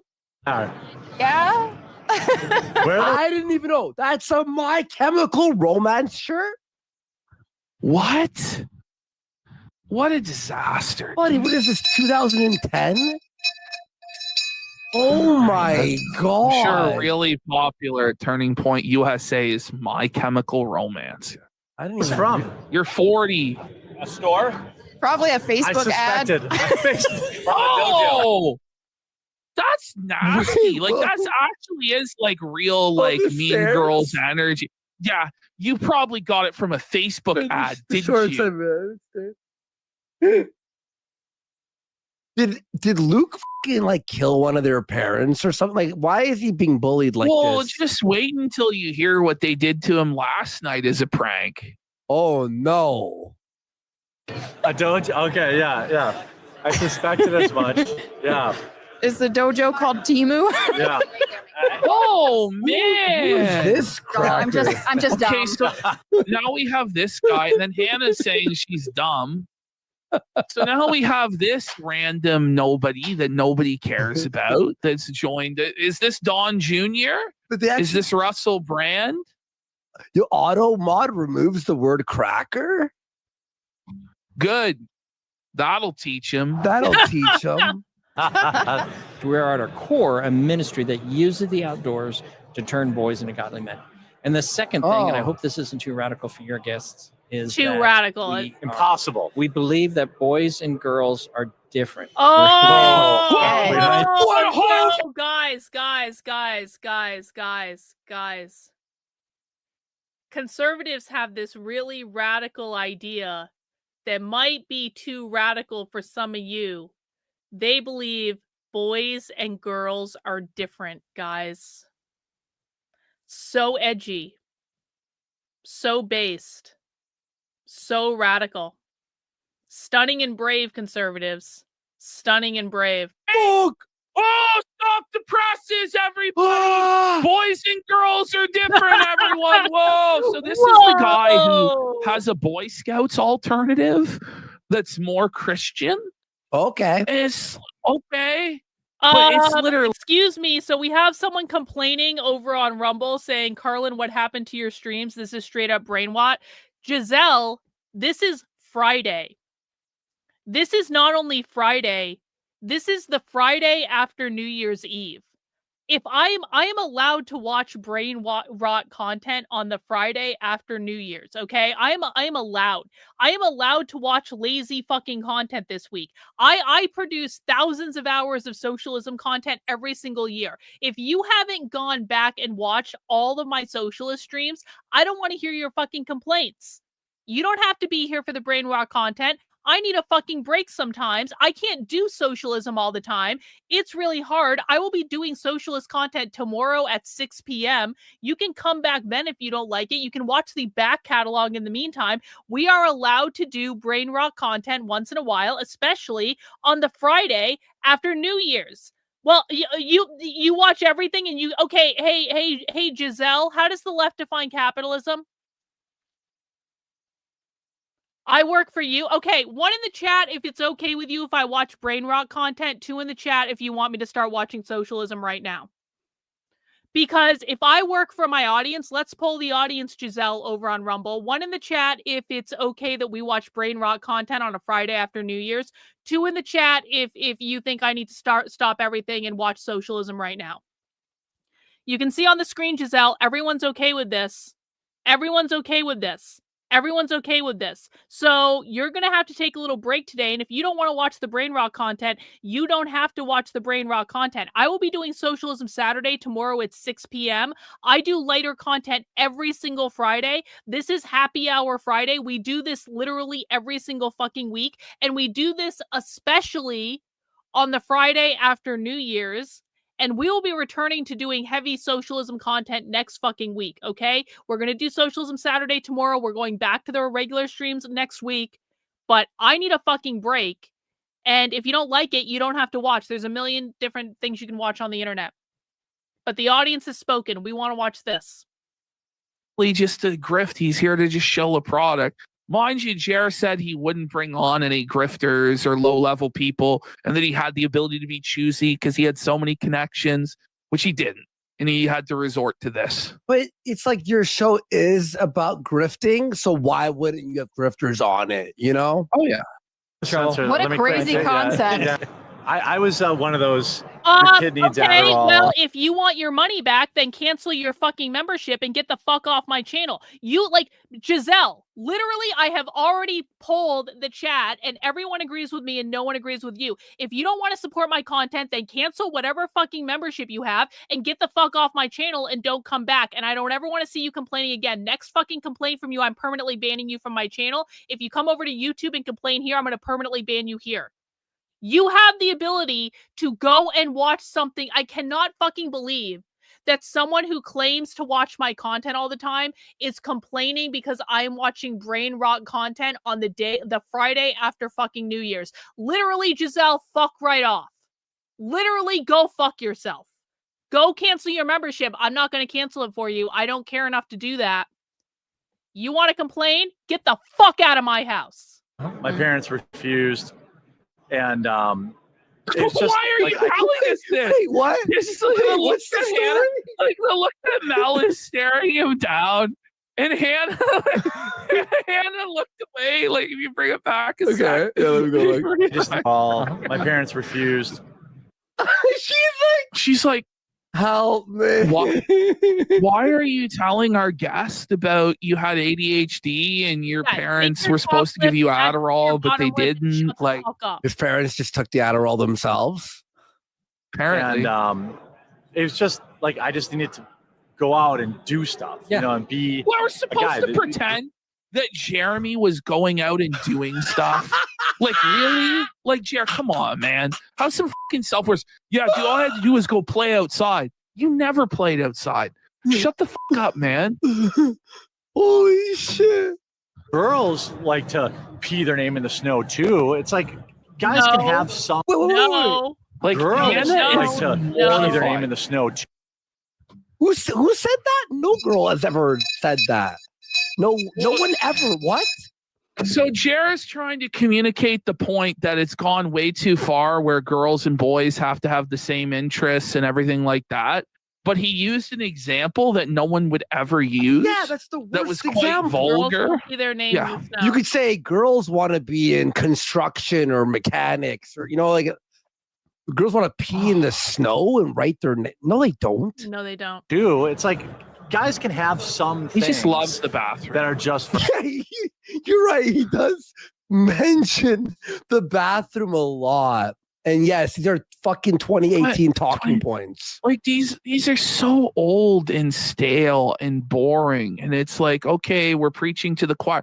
The thing is, like, this would be acceptable if we're talking in a moderate setting with people who are apolitical or centrists or liberals. And you're battling, this debating, But this is the literal choir. Like, we've heard this all a million fucking times. Mm-hmm. We're at a conservative conference. Do we have anything interesting or new? No? Okay. This was so worth it, guys. So worth it. I made a video on this topic, no lie, 10 years ago. 10. It's been a fucking decade. That's crazy. name in the snow, too. It's like guys can have some things that are just for guys. It's a great go-to example. Well, I even had They those, like, call what? it out. They had to call it out. Yeah, great go-to example there, Jerry. You fucking retard. Like, what are you talking about? Yo, bro. Even Hannah's like, what? By the way, Hannah will lie and say that at no point anything Jared did in the entire weekend made her feel uncomfortable. Right there, she felt uncomfortable. Yeah. But she's lying to save her job. Well, of course, yeah. Like, I don't even like. It makes sense, you know. She's has to pretend and play along. Wholesome Wisconsin boy. If you can do it, ladies, fine. Okay, but that's like, you know, I'm just saying. Parents are saying, I want my son around people who have Christian values. Yeah, isn't I that? don't want to hear that kind of language. I don't want to see the kind of lifestyle. I want to see this. Jeremy. Whoa! I haven't missed a day at church since. Hold on.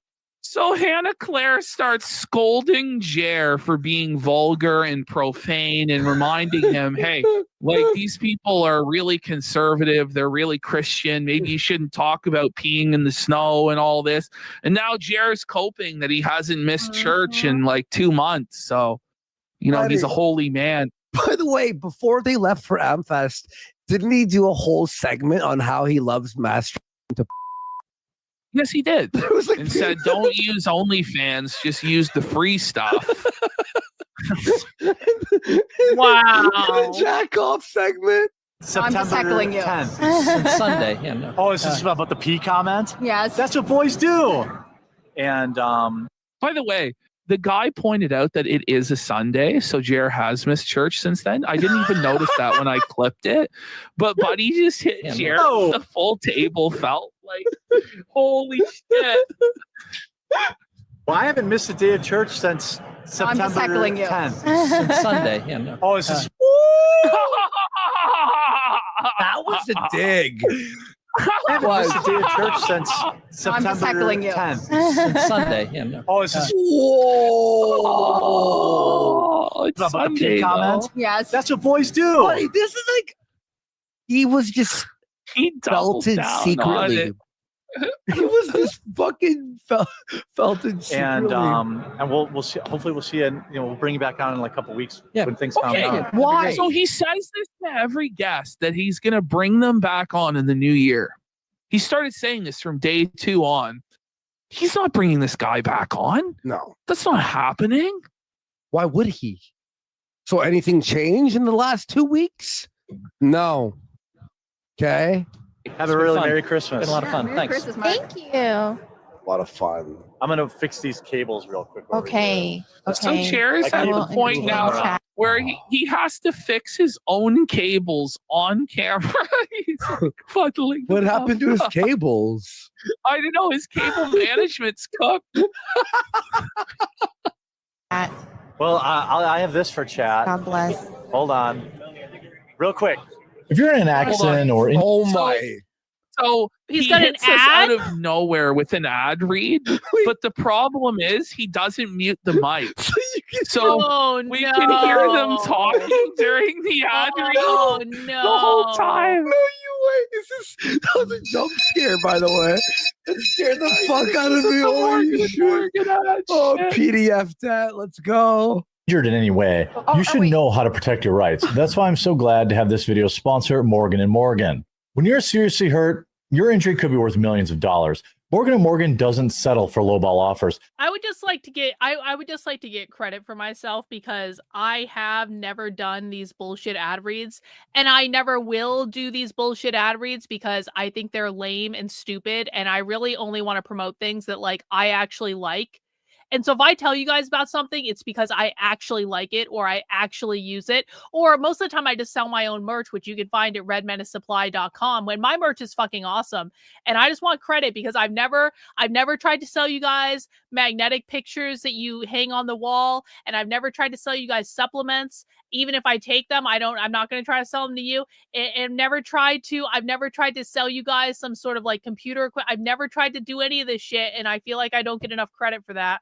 I did actually try to sell coffee at one point, but that was just to, give Jeremy the middle finger. No, I'm not selling you land and titles in Scotland. No, not going to do that. No,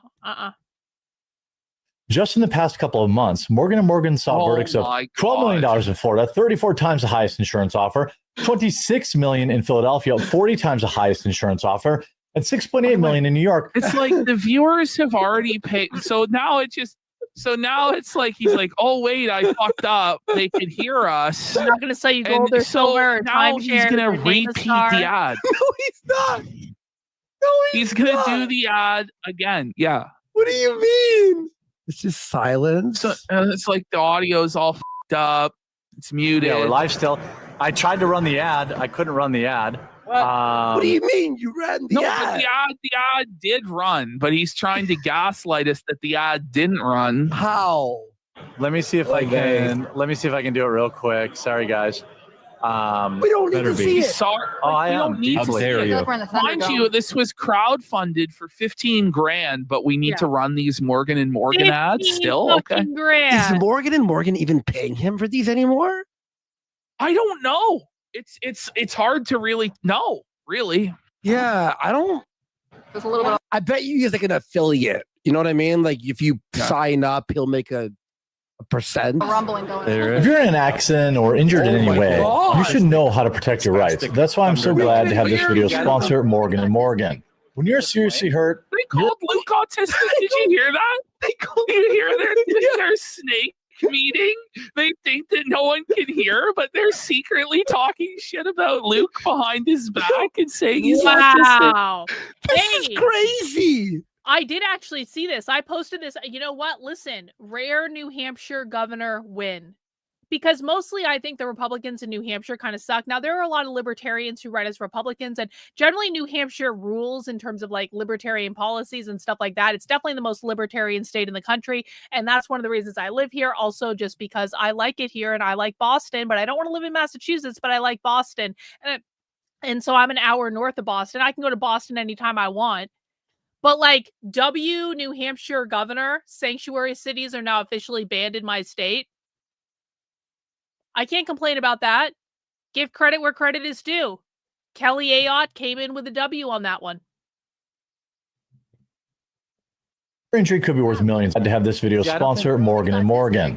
When you're seriously hurt, your injury could be worth millions of dollars. Morgan and Morgan doesn't settle for lowball offers. Just in the past, He's literally reading an ad for a personal injury lawyer.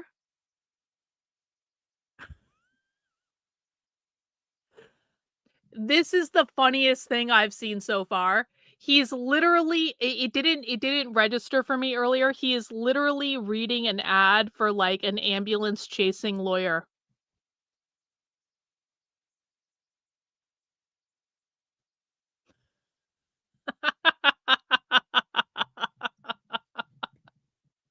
Wait, they called him a fucking loser. Listen. it could be worth millions of dollars. Morgan and Morgan doesn't settle for lowball offers.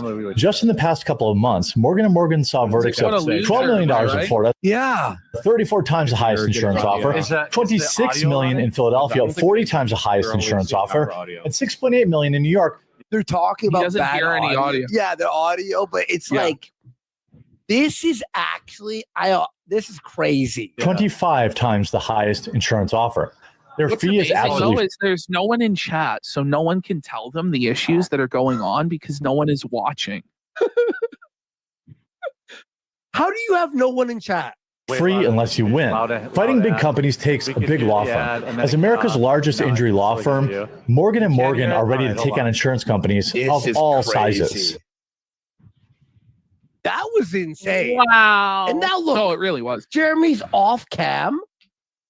Yes. It's muted. Are we live now again? Now we're good. Yeah. Okay, we're live again. Yeah.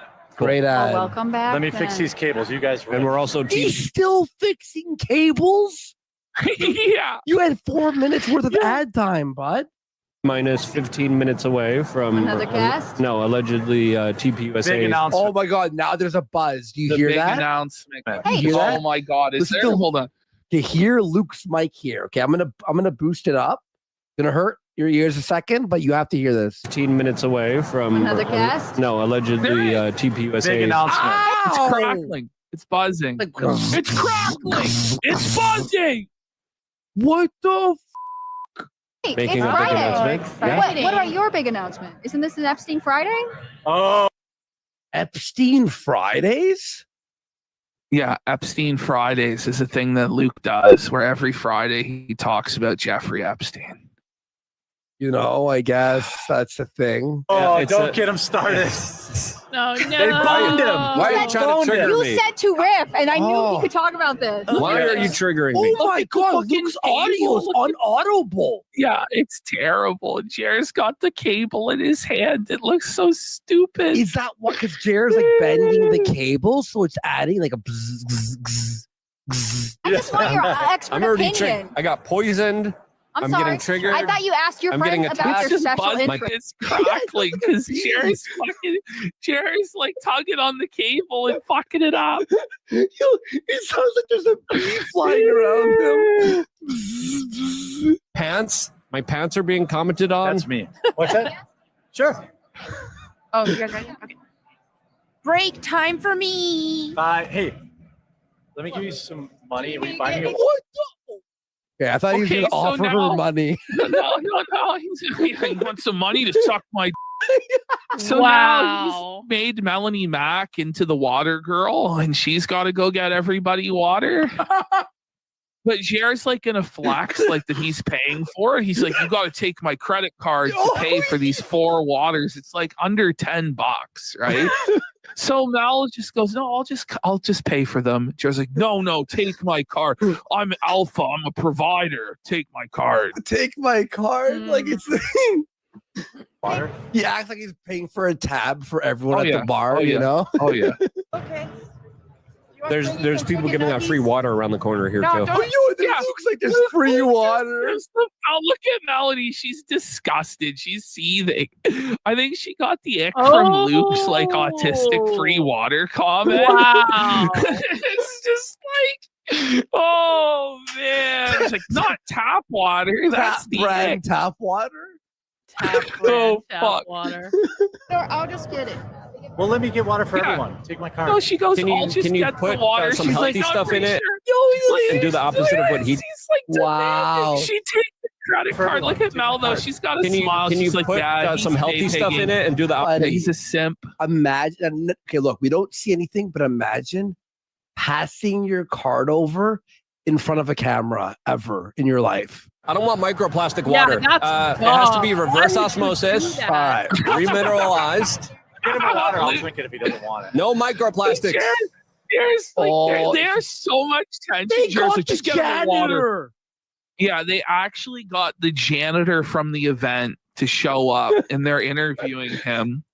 Is this guy Trump Jr. or is this Russell Brand or is that Dr. Ben Carson or? How you This is doing? Sean. Hey, Sean. Hey, how are you? It's Sean. Hey, Sean. Wow, we have Sean. The janitor is now on the show. Like, what an introduction. Hey, this is Sean. Really? No last Okay, we name, got no Sean. position. It's insane. Sean. I'm Sean Dayton. I'm out of Washington State. I serve on the action side of our nonprofit as a state director in Washington. Oh, there So we tell go. me more about Article 5 then, and how you're leveraging it, or how you're trying to leverage, or get people to leverage it. Sure. On the action side of the nonprofit, they're working with all different state legislatures and our volunteers to pass a resolution to call for This is Article 5. riveting stuff. Luke looks like he's about to pass out. Luke yeah. is on It's the like- edge of falling asleep, dude. So, by the way, this guy's trying to invoke Article 5 to amend the Constitution, and you'll hear about this a lot. Like, oh, we have to have a convention of the states or whatever. We got to get the 34 states to sign it. And he talks about this, but he never actually says what he wants to amend the Constitution to be in his spiel. He just talks about the process of invoking Article 5. Fair enough. No, I'm just kidding. It's ridiculous. via vehicle Article 5. So 2/3 of states get together, petition the U.S. federal Congress, get to 34, and then the Congress has to set the date, time, and mode of ratification. And what is What's your biggest objective right yeah? now? What's the objective? Now explain it in low IQ terms. Yeah. Okay, I'll Luke hits them with that they're low IQ. Like, Jared doesn't know shit.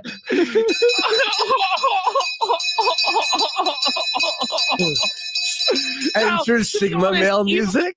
By the way, even if you were following what he was saying, he never actually said what it was he wanted to amend the Constitution, which he later then does After about 5 minutes of trying to twist his arm, he says that he wants to impose term limits on politicians. Okay.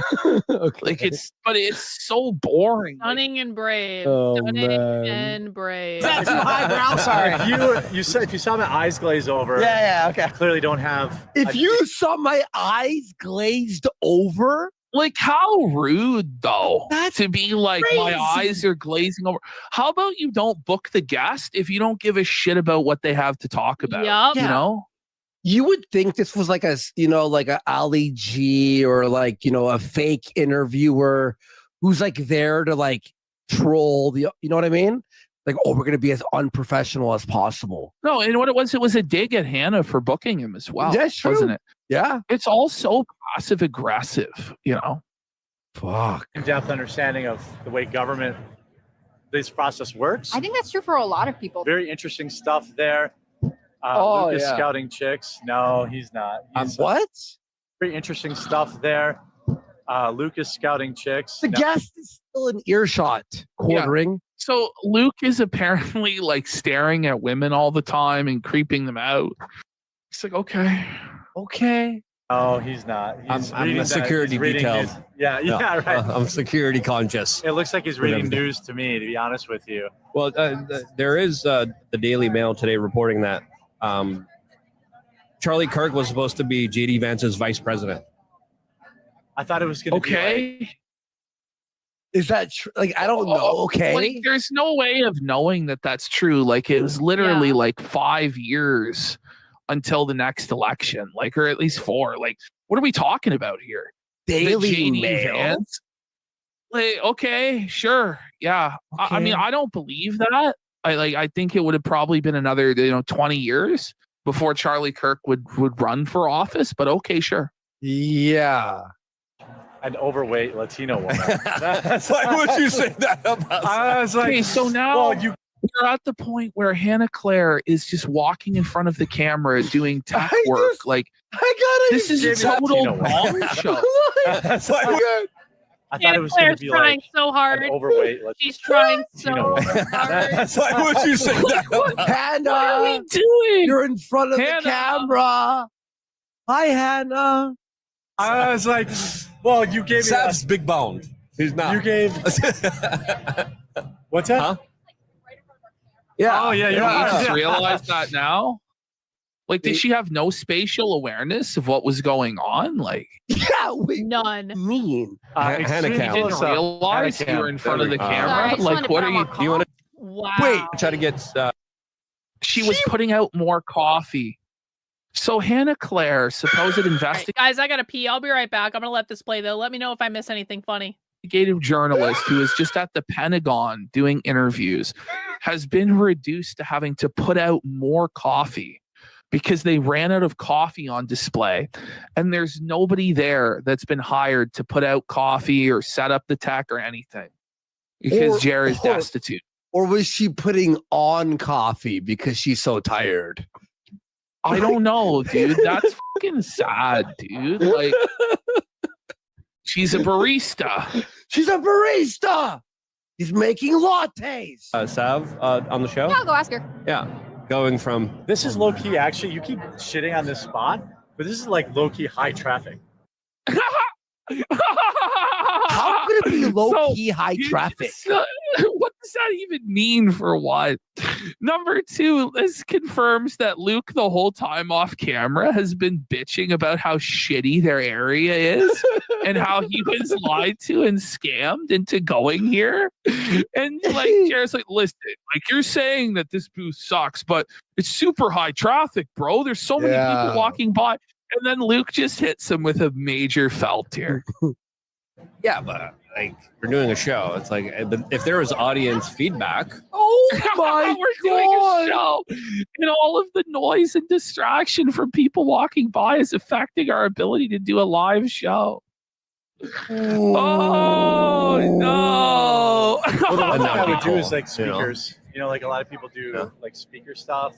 I don't like this. I'm too short. Oh, you can So yeah. everybody there, as Jared was saying, I brought this up before. Everybody there had speakers and was blasting their message, shilling their products, and Jared had no speakers. This is just some random woman they found on the convention floor. So they pointed her out. We missed it, but they pointed her out, and they're like, "Hey, Hannah, go grab her. See if she'll interview with us." So then she went and grabbed this woman, and now she's doing an interview. Okay, so it's a random woman. Rando. God. That makes Beautiful. total There you go. Yeah. I fought the black pill so hard. Now I feel like it's been rectally inserted. And I'm like, oh my God. It's like, why would you say that? Wow. It's been rectally inserted. The black pill is up his bum. This is the ick, bro. Is that the ick Savannah? right there. That's Isn't it? Wait, When the ick wait, hits, like, wait. what was Isn't that Savannah Hernandez? bro? These are supposed to be Christian women, and he's talking about things going up his bum. You liked it at first, and then you're like, I I don't know. Then it hurt. Oh my, she's uncomfortable. Watch this. Watch your face. Really inserted. What's your face? And I'm like, You liked it at first, and then you're like, I don't know. Then it hurt. She's like, That's Savannah Hernandez. It wasn't wild ride. But I just like, I'm Hannah uncomfortable. Hannah shook her head. Look at Hannah's eyes right there. Did This knowing look to Then the you're like, camera. I don't know. Then it hurt. it wasn't wild ride. But I just like, shook her head. look He at is Jeremy not making happy. the ladies. There it is, bring it back. It was so fucking. Now look at Melanie Mack coming in with like her arms just full of bottled water, like she's a gopher, like she's some fucking low level. But I just like, look Right at Jeremy there. making the three ladies. Like, Hannah was looking at the camera with this look in her eyes. She's Wild like, ride. you might But be wondering how I just- got here. Yeah, right there. There. Yeah. yeah. Right there. That's like a sticker right there. If only you knew how bad things really are. That's amazing. It's not a sticker. Let's get 10 subs for that sticker. That's like perfect. You You have to do couldn't draw this. it up any better. You might be wondering how I got here. Well, nobody else would pay me $500 a show. Wait. Here it is. Here it is. Watch.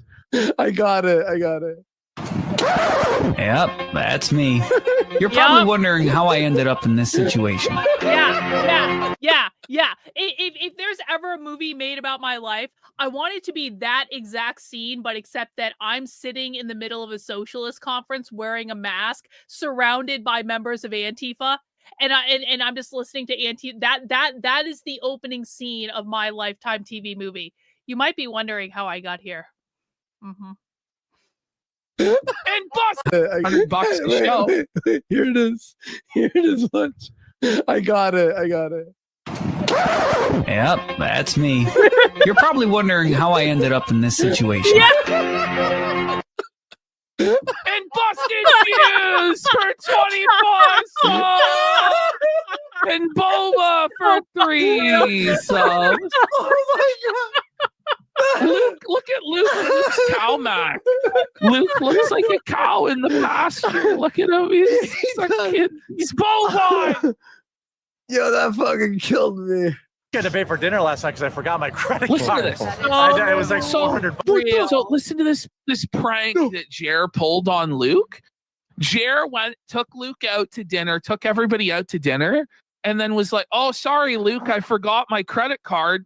Guess you're gonna have to pick up this $400 tab." But he doesn't have any money. If you've been following this program, you know that Luke almost broke down in tears on the show a couple weeks ago, talking about how hard it is for him to survive financially. He's been having to cut back big time. He's worried about having to fire his staff.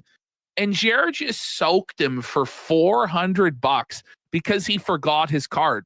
Now, the first thing I thought is, well, in today's day and age, forgetting your card really isn't an excuse because most people have like a wallet application on their phone. Exactly. And you can fucking tap to pay.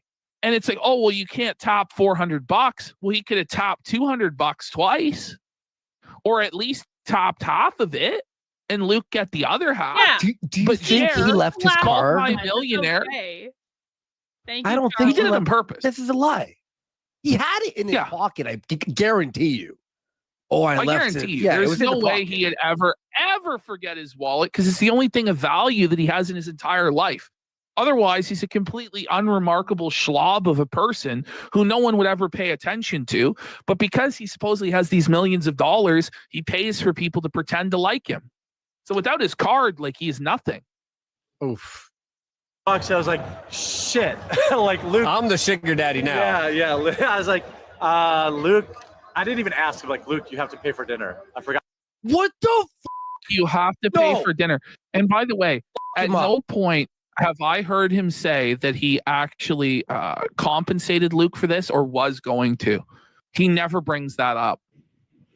What about the chicks? How about everyone pays for themselves? You know?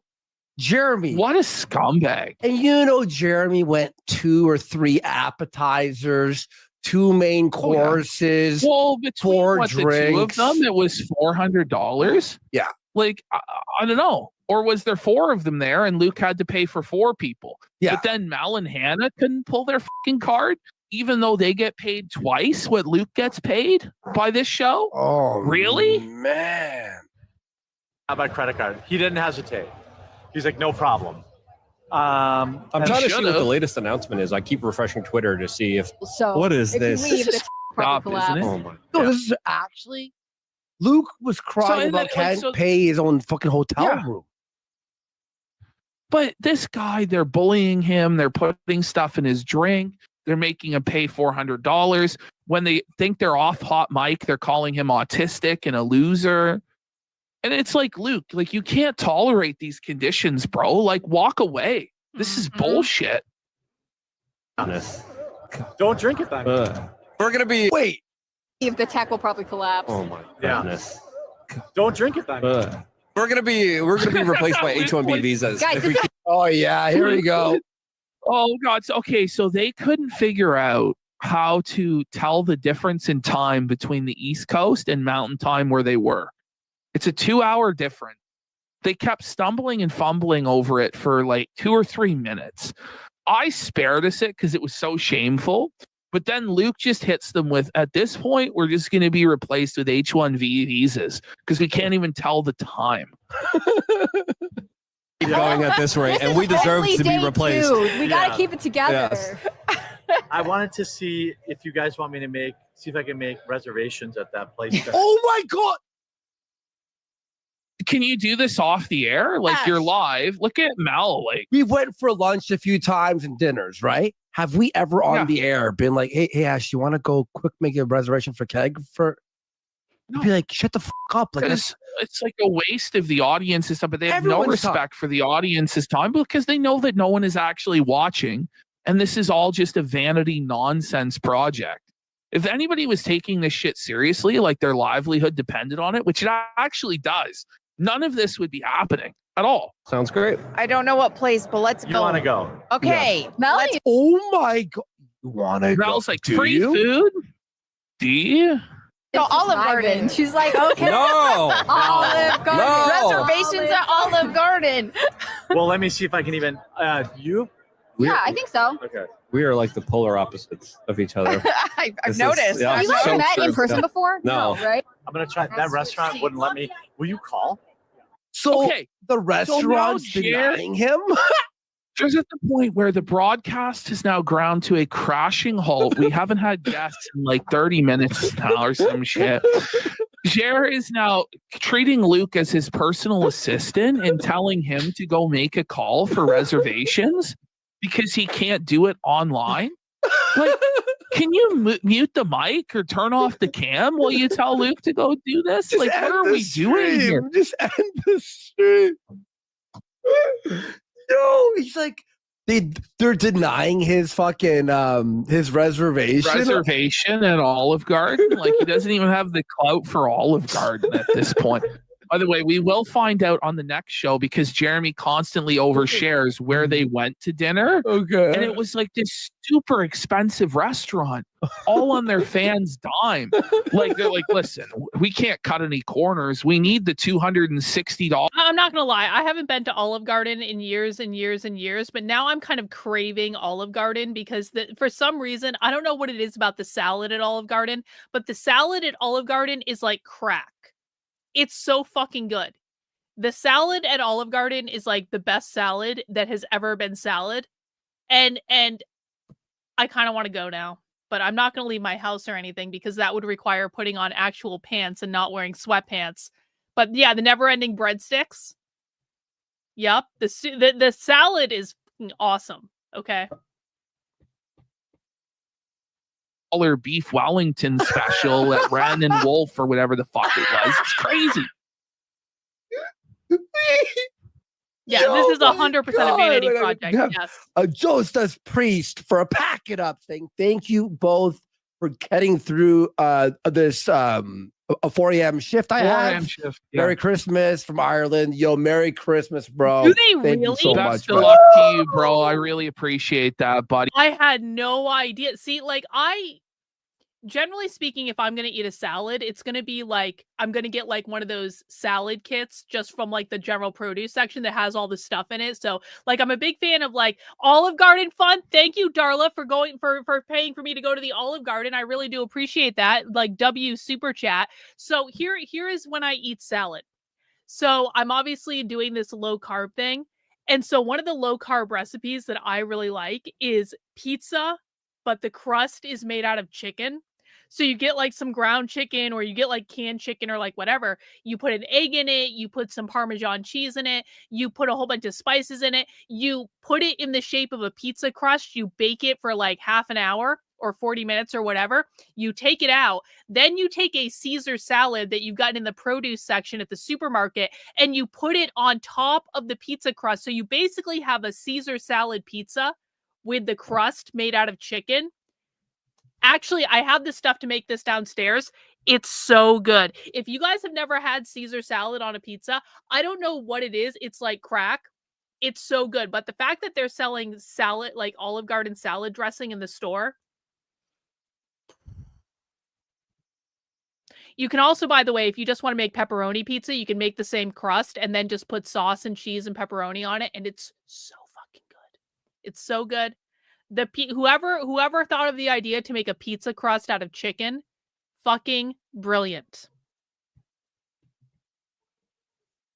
Thank you for your service in Ring Kill, bro. It's fucking tough. You're a legend. You're a legend, bro. We're here for you, man. Holy shit. But this is killing me, man. This is crazy. I will. Because sometimes you can call and still get in. What? You know what I mean? By the way, he gives this task of managing to convince a fancy restaurant to give him a reservation to the most socially awkward and autistic guy on the panel. Yeah. Like a guy who's not going to be able to pull this off, isn't going to be smooth at all, and is probably dreading the interaction. Like Luke does not want to call a fancy restaurant and ask for a table. Like, I guarantee you that. Also, another low carb thing that I saw today. You guys are gonna love this. Okay, so I've been getting served all these low carb keto recipes on my Instagram for months, and I actually started making them at some point, and they're all really good. And a recipe that I was making months and months and months ago was to basically, if I wanted a sandwich, I would basically make a piece of quote unquote bread by putting a whole bunch of cheese on a pan on a piece of parchment paper. And then you put sliced dill pickles on top of it. And then you cover it with some more cheese. And then you bake it for like 20 to 30 minutes or so. I forget how long you need to bake it, but you bake it for a certain amount of time and the cheese crisps up. And then you take it out and you have dill pickle bread made out of cheese. So it's totally zero carb, but it has pickles in it. And then you put a sandwich on it and it's so fucking good. I was making sandwiches out of that for a while. But I saw someone on Instagram earlier today doing the same thing, but doing it with cheese and pepperoni. And I'm like, fucking brilliant. You've got a pepperoni pizza crust that you can put a sandwich in. Like, come on, man. Like, people are so creative with this stuff. Humiliation ritual from Jer. Look how mad Luke looks here. Watch his face. Sometimes you can call and still get in. You know what I mean? Look at him. He's pissed. That's the face I make when I'm done. Well, I'll be real. Out of all the days, this was probably the biggest Gong Show day, where it was just a total disaster. They had nothing from beginning to end. At least on the third day, they had Myron and Kyle Rittenhouse. But on day 2, they had fucking nothing. But by the end of day 3, it all falls apart. And like, it's just a big, like, they're just at each other's throats big time. Yeah.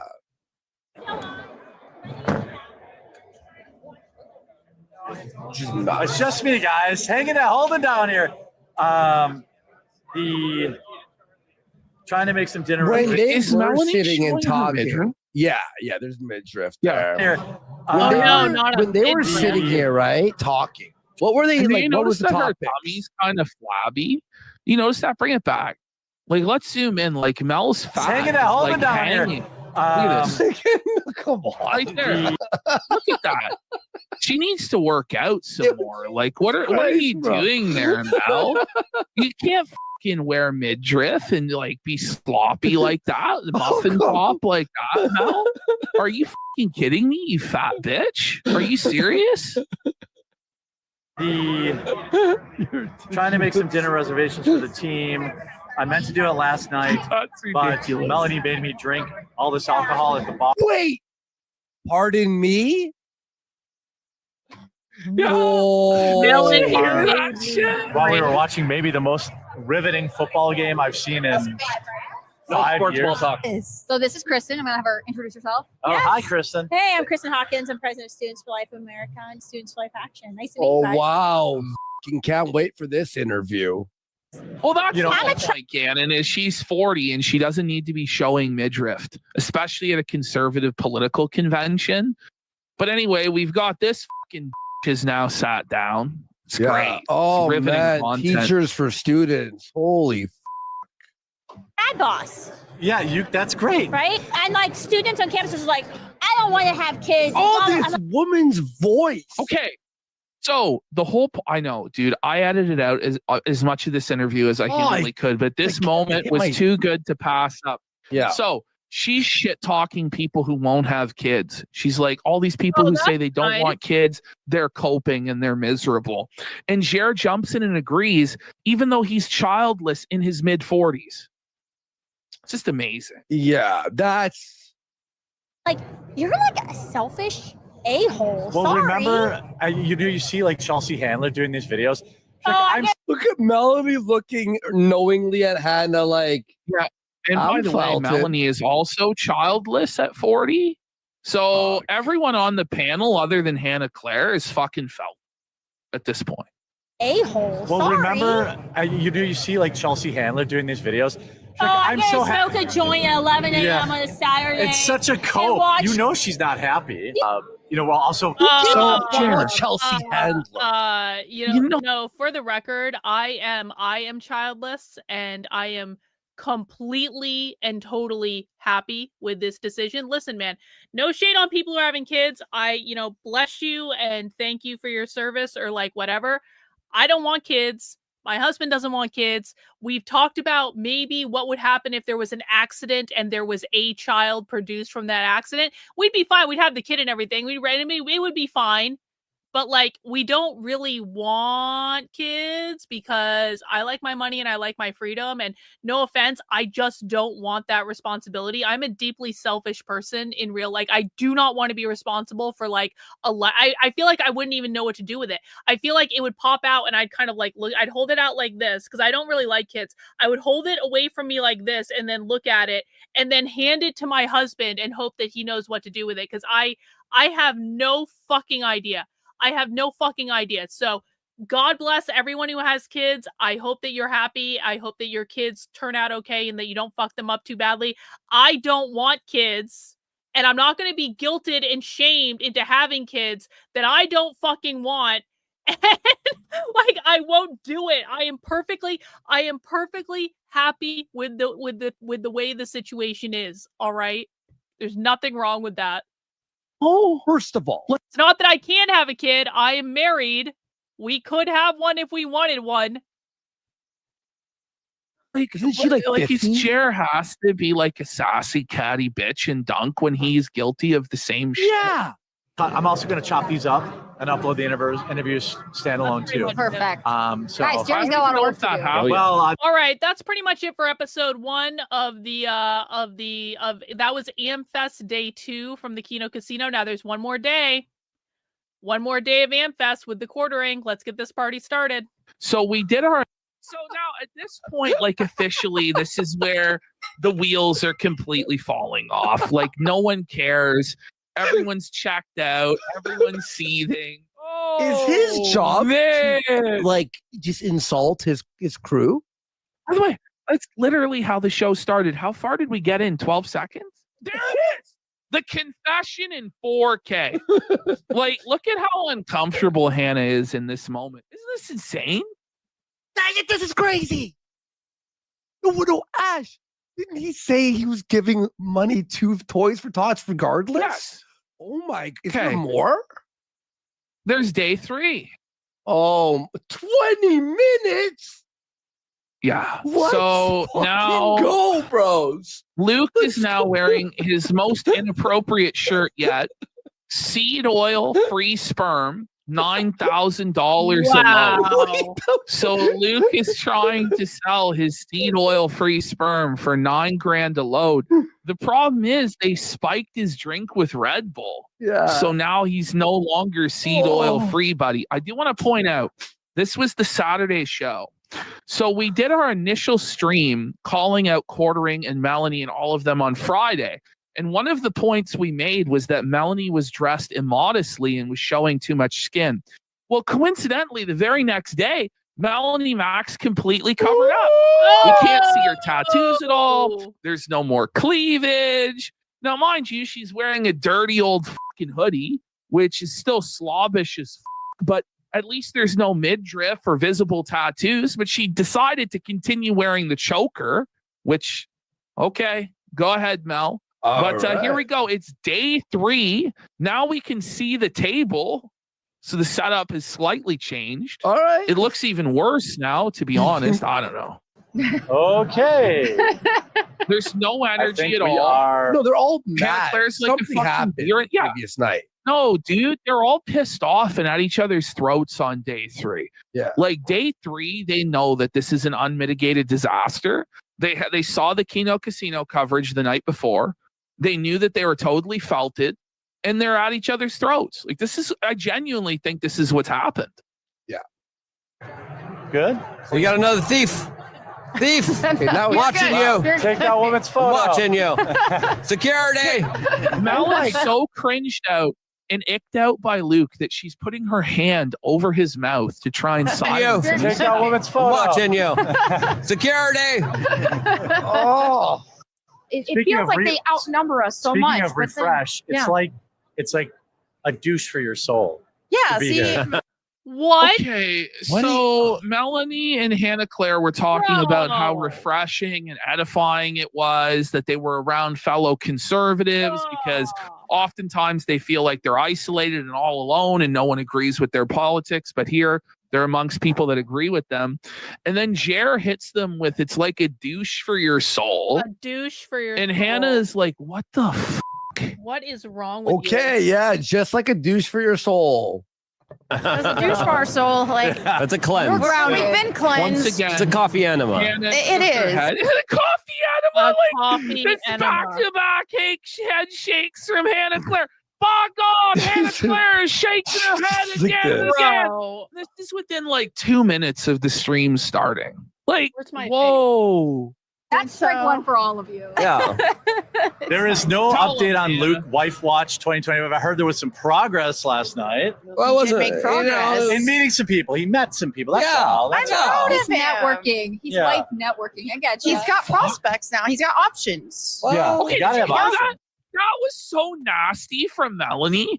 She's like, yeah, he finally has options now. Yeah. He never had any girls before, but now he has some options. Like, Ooh, it was that's so mean. catty and from Mel. Like, whoa, man. Jesus. Well, so now you're I don't like. this is I don't the- like this conversation. Why not? Let's call your Polish mother, and I'm sure she's excited about this too. Oh, I'm excited for Luke. Also, So it's another game of kick the autistic. I'm off the like. I don't even know what's happening. Like they're all saying different It's just things. Kick the autistic. Like they're all just going after Luke and trying to press him because I don't know. Like I guess he's a creepy spurg or something that made them icked out. I don't know. I feel bad for this guy, dude.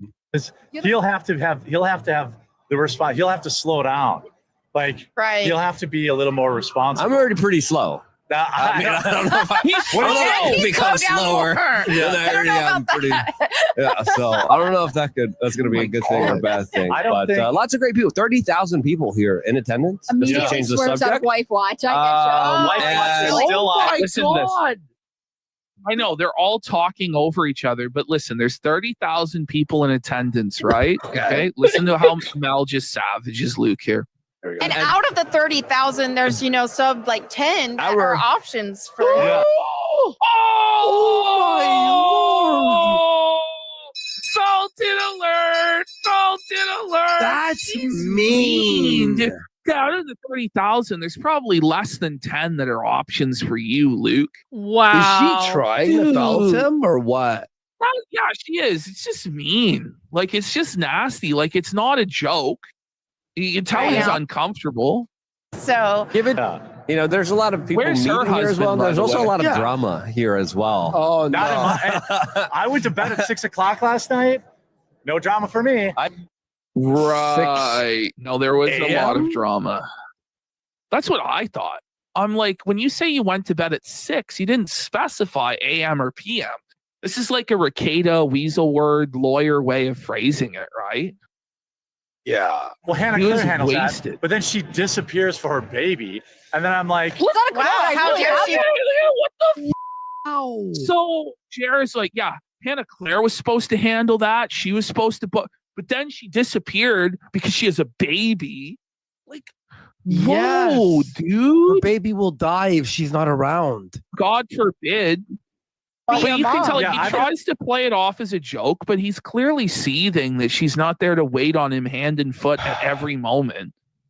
Also, does she have to be there after, aren't you there for the No, live but stream? it's like Uncle Phil here in chat's right. This is a dirty knife fight in the gutter, isn't it? It is. Like yeah. they're all just trying to felt the others, like the last one standing here.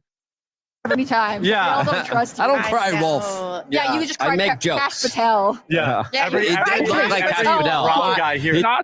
That's a callback to when he was like pointing at random passersby and saying they were people, and that's Kash Patel. Okay, And then yes, Jer yes. hits him with, he hits Luke with, you think every brown person who passed by was Kash Patel. It's hard to hear in the cacophony of voices talking over each other, but Jer hit him with that. And look at the way Mel's Sure. looking at Yeah, Luke. look like I make Yeah, let me rewind it. Yeah, mom. Yeah, I've never. Many times. Yeah. We all don't trust you. I don't cry know. wolf. Yeah, you just I cry make Cash jokes. Patel. Yeah, Yeah, every, he every, did look like every Cash Patel. brown guy here. He is did Cash look like Patel. Kash Patel. All right. Thank God you were there to decipher that because, wow. Yeah, I don't know about all of Lectern that. guys are. That's why. Yeah, she's Wow. She's a She is wrangler. the wrangler. She does a great job at that. She's Well, the wrangler. Wait, you're all except for her? That's what they're saying. Yeah. Okay. By the way, we got my one-eyed wonder weasel for 2,000 kicks. Says Jer wants to be the baby so bad. That's the only way he would be the guaranteed center of attention. Sa, put that in. I just So feel true. like we don't have a schedule. It'll go. if you weren't here, we got three. Guy, I like Roger Stone. We're three. He's down in Florida.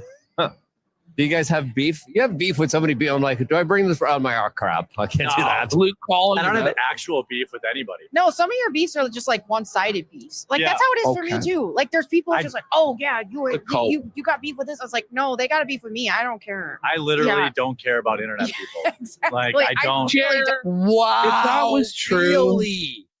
Jer, come on, bro. You wouldn't be blowing up Andy's DMs, crying about the show, retweeting Josh and trying to own him on Twitter. Which I only Like, saw come on. months later because you were in message requests.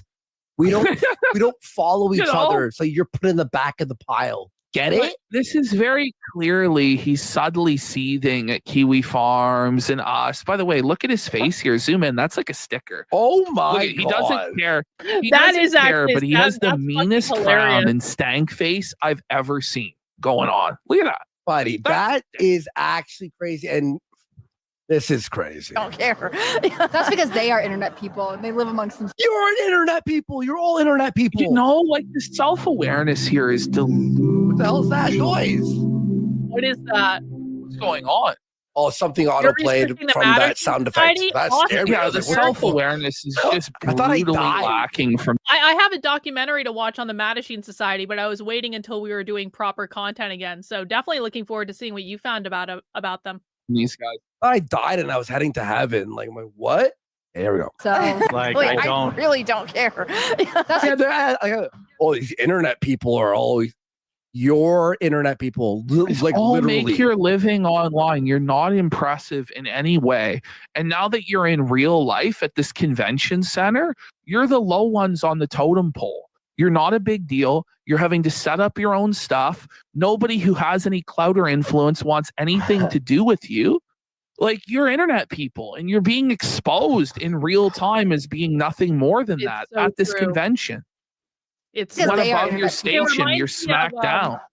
and they It reminds me when all like these so-called libertarians like Clint Russell and Josie the redheaded MAGA grifter and like Angela McArdle and all that. It reminds me of the anti-war rally that they tried to do. What was it, a year ago, 2 years ago, something like that, where it was the day before it was the day before some big thing that like RFK was doing in Washington DC, and all of these internet libertarians show up to do this anti-war rally on this giant stage in Washington DC, and they all have, hundreds of thousands of followers and all these like so-called big shows and everything, and then no one showed up for the rally. Like, literally, I mean, maybe 24 people showed up for the rally, and it's like you start to realize, and I've done enough right-leaning like rallies where I understand that like no one actually goes to shit in person. It's like you get all these people who are totally convinced that they're completely famous and that everyone wants to see them and that everyone wants to hang out with them, and they convince themselves that they're famous because they get replies on Twitter or they get retweets or on Twitter. But like, Twitter is not real life. Like, if you take these so-called like Twitter famous people or people like on these podcasts, for the most part, unless you're like a Joe Rogan or something, no one's showing up to see you. No one cares to go to your fucking anti-war rally just to see Josie the redheaded MAGA grifter interviewing Clint Russell. It's like literally no one gives a fuck. It's actually hilarious though sometimes, because it's like they you can see their hopes and dreams being crushed right in front of you. It's like they start to realize how famous they're not, and it's so funny. live amongst themselves. Yeah. Like, I'm down here. I'm That's you like, let's guys. go out to dinner for team. And then like, Here it let's is, go the watch the seed. football game team. Yep. I'm like, That's not what That's happened. bullshit. That is not what happened. It's a straight up gaslight. Hey, now the person that I banned over on Rumble for whining and complaining is now come over to YouTube to whine and complain. Hey, Giselle, let's see your channel history, Giselle. Let's take a look. Oh, guess what, Giselle? These are the only 2 chats that you've ever sent my channel before. You've been watching me for years and years and years. You've been donating to me for years and years and years.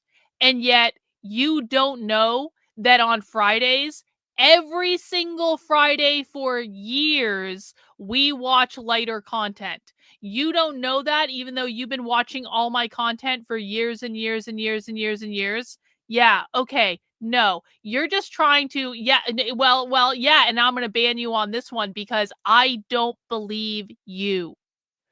Because literally any person, Giselle, who's been watching my content for years and years and years, every single it hurts. Hey, one in the chat if you guys know that I watch lighter content on Fridays. 2 in the chat if you don't, if it's news to you that I watch lighter content on Fridays. Let's see how many other people have been paying attention, Giselle.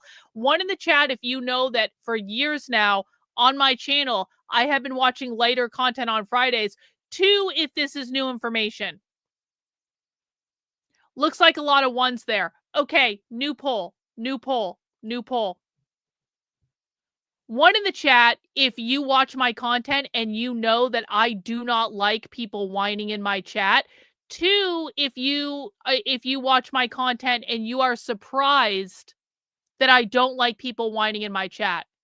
1 if you know that I don't like people whining and complaining in my chat. 2 if this is new information to you. So Giselle, you see, it looks like a lot of people who do interact in my chat. These are the first chats that you've ever sent this channel from this account. And I've never seen you over on Rumble either. And anyone who watches my content knows we do lighter content on Fridays and that I don't like fucking people whining in my chat. So looks like you're just a little troll whining and complaining to cause problems. And by the way, Giselle, the chat doesn't like whining either. We don't like it. We don't want it around. If you don't like the content that I'm watching right now, don't fucking watch it. And the fact that he thinks that he can gaslight us like this and pretend like that's the way it went down is ridiculous. You are taking Melanie to the football game alone. And then Hannah asked if she could come to save Mel. That's what happened. You didn't say, oh, let's all go together, team. That's not what that clip was. And it's a lie. And it's ridiculous what he's trying to do. And it's not going to work. I don't we care were about. Coming out here, Jeremy was like, it's a little bit of like an office bonding, team building experience. Yeah, we did some trust falls. Everyone did very good except for Melanie. Yeah. She said she doesn't trust anyone. No. But you guys didn't help her, and I just crushed her. Yeah. There's nothing left. He crushed Melanie back. Now, is this like an allusion to when he attempted to get on top of Mel and do what little he could, or what? He crushed Melanie Mack? Holy buddy. This conversation has the energy of a highway car pileup. It's just it does. Just not like, okay, whoa, chill. And we got Michael Breyer for a packet up says pick the wrong kick total before. We appreciate the support there. I didn't help her, and I just crushed her. Yeah, there's nothing left. Did you send a super chat? I apologize if I missed it. Hang on. I apologize. I did miss it. I really apologize for that. I hate that some people only respond publicly because of money and don't realize the harm they're causing. I don't know what that's in reference to. Did I miss a couple super chats? No, I got that one. I think I just missed it. I am sorry, Cheek Butt. I'm sorry I missed your super chat, but I really do appreciate it. And I appreciate that it was your first one. I feel extra bad now that I missed it.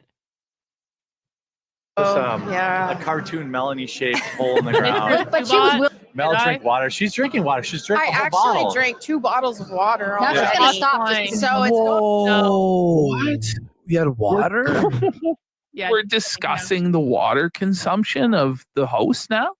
This is your right-wing talk show, sir. Yeah, real. And I think I fixed that. I don't think that kidney stone is going to happen. That's good. I think it's good. Like You had one brewing? I didn't know. I had one brewing. I can tell. And then Callback. So he doesn't even watch his own show. He doesn't even watch the show with Melanie and Hannah on it, where she talked about the kidney stone. That's how checked out he is on this whole thing. Yeah, well, he didn't even. No, dude, he was fucking jacking off and sleeping. I had this kidney stone crusher supplement thing that I took that whole day, and it changes like the acid level in your bladder and stuff. I'll break it down. I think it broke it down because like I was in pain that day, but then the next day it was like, okay, I'm good. I think it's gone. Now, I'm not going to ask you this question, but if I was in that position, every pee would be into a strainer. What? Hannah, everyone is just rattled. Like, Hannah is just disgusted. Jer is peeing into a strainer.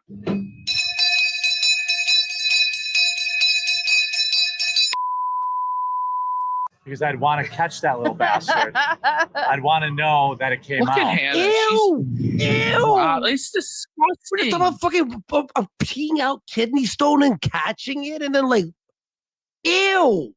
But yeah, well, that's good to hear. Toilet chat, you know, there's a big fight going on today. Pretend, but I'm excited for them. Good Jerry's times. perpetually hungover. No, I feel good today. I'm tired. Yeah, I'm tired too. He's tired. It's place for food Everyone's and stuff. tired. They're They can hungover. tell, right? Yeah, they're all hungover, exhausted. They don't like each other. They've never met before, and they're grading on each other and grinding on each other. And that's why, like, they only went live once a day instead of multiple times a day, because they're just looking to do the bare minimum and get the fuck out. Because this was a disaster. It was a mess. Lots of walking, which is good. It's helping my it's bad great. guys. No, we have to walk great. even further I keep tonight telling to you, the you sports don't have bar. to walk with me. No, we do. Yeah, we she's do. like, guys, you guys don't have to walk with me. I'll just walk alone in downtown with my baby. Like, yeah, okay. She's bringing her baby to the sports bar? What? He clearly, yeah, they did, in fact, bring her baby to the sports bar, according to Jer. And it's because that's now his defense to that he wasn't hitting on Mel, is that the baby was there. So, no, that's part of the big defense, is that the baby was there. And so, therefore, nothing untoward could have happened that night, even though he admits that 2 nights before he was alone with Melanie at a bar. But anyway. Okay. Yeah, a bunch She of already knows homeless how to people. talk like a mom. He resents the Sean baby, Kelly. though. Like, it's a big thing, because if you guys really don't know, because some people might be clicking on this clip for the first time, Hannah Claire got pregnant and then got hired by Jeremy and didn't tell him that she was pregnant. So she immediately went on maternity leave, and Jer had to pay her. So Jer has been seething about this for years now. And every chance he gets, he brings it up and tries to shame her. So he has like serious resentment of this baby for whatever reason. He should have. I mean, like, how should that? It's like you get a percentage of the income that we make from this podcast. James says that's not how it works. Yeah, I know it's not how it works, but that's what Jeremy decided to do. Jeremy decided to pay her to not work because he's a simp, is what happened. Almost got robbed last night by a guy who was trying to take his knife, trying to take his watch with a knife. Look, Sylvester Stallone right there. Oh, see, yeah, right yeah. Wow, nice. Look, you didn't know that. Let's say, There's come on, Tom. You're big. Was it really him? No, it wasn't. Of course it wasn't. Like, is he MAGA or something? Like, Time to me. We're live now. Yeah. Fool. Yeah. What's wrong with you?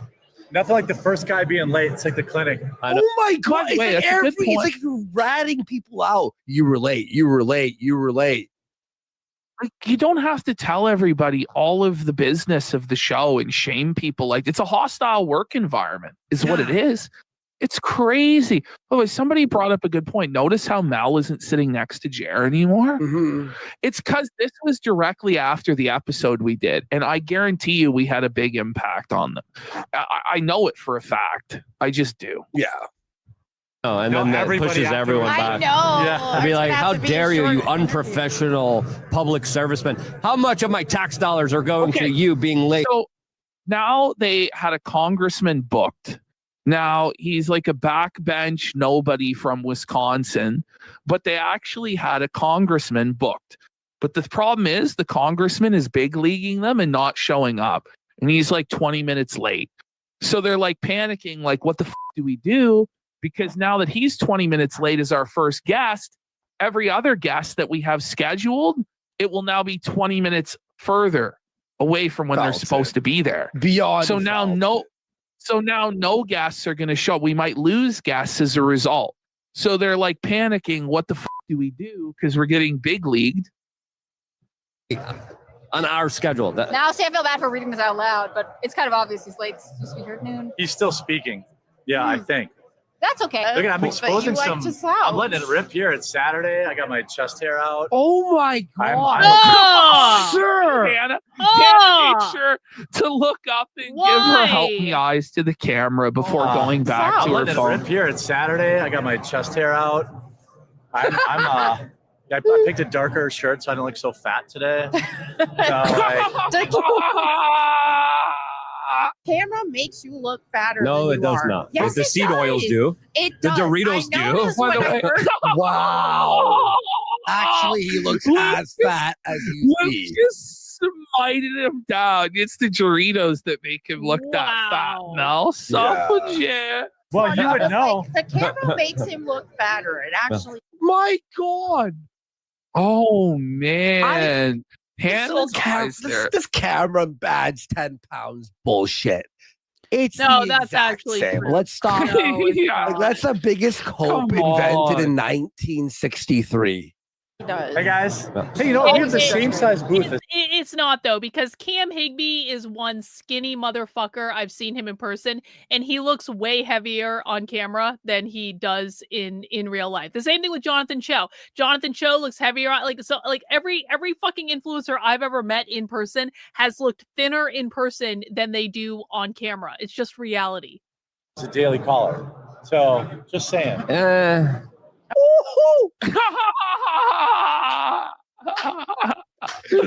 Jared tried to cope it all the way. Look at his face, dude.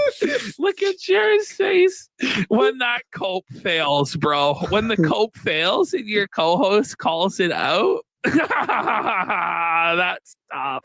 By the way, that says less about you and more about the fact that the Daily Caller has fallen so low, bro. Like Daily Caller, fucking. Oh, man, we got Frank Booth for 10 subs.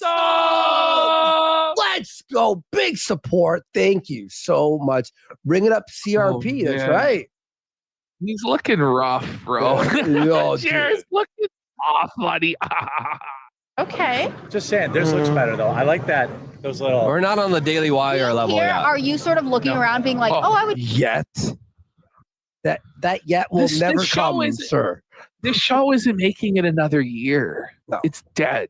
It's dead If on it arrival. does, it's quartering by himself on a webcam with no OBS layout, and it's just yapping. Do that next time. We're like picking up tips. Yes. Yeah. That is Lights. a nice looking booth. I think lights would be a big lights one. would have been. Yeah, that really would have been helpful. pretty nice. Yeah, lights. Are we talking about what could have been? Yeah, because they didn't plan it out and they're miserable and they know that they failed and it all backfired and it was a net negative. And so now we're like, well, it would have been nice if we had lights. Who goes to this and doesn't think about their lighting if they're going to do a live show? Yeah. That's crazy. And it's crazy. Actually, it would have been nicer if you had viewers or chatters or dignity. Been good. And a little speaker. We're benefiting a little bit from their lights, though. Jer, the speaker wouldn't have worked. It would have, your mic setup would have picked up your own fucking speaker and it would have doubled on the stream. No, from the beginning, just when you get a booth like this and try and cram 5 people in, it doesn't work. They couldn't do it to begin with. They couldn't fit everyone in the guest. So it was awkward. A person had to constantly rotate out. They had no idea what they were getting into. They didn't even know the size of the booth. I don't even think they realized they weren't on Media Row. Maybe Jer knew that they weren't and lied to everybody, or maybe he just didn't know. He's just totally ignorant. Either way, it's just total clown shoes bozo shit, bro. Like, come on. This is embarrassing. I'm going to be real. I bet you he saw the email and assumed it was Media Row and just guessed. I'm sure he did. He didn't have no proof. He paid probably $8,000 for it. Mm-hmm. I got a great deal. So you paid. They didn't even give it to you. They fucking you paid. How much did you pay? Yeah. Scam. The latest on we got the lectern guy. He could come on now if the congressman can't come on. Okay. He's so on now at the point of being like, okay, let's get lectern guy. Okay. Like, I at first it's like, what? Lectern guy?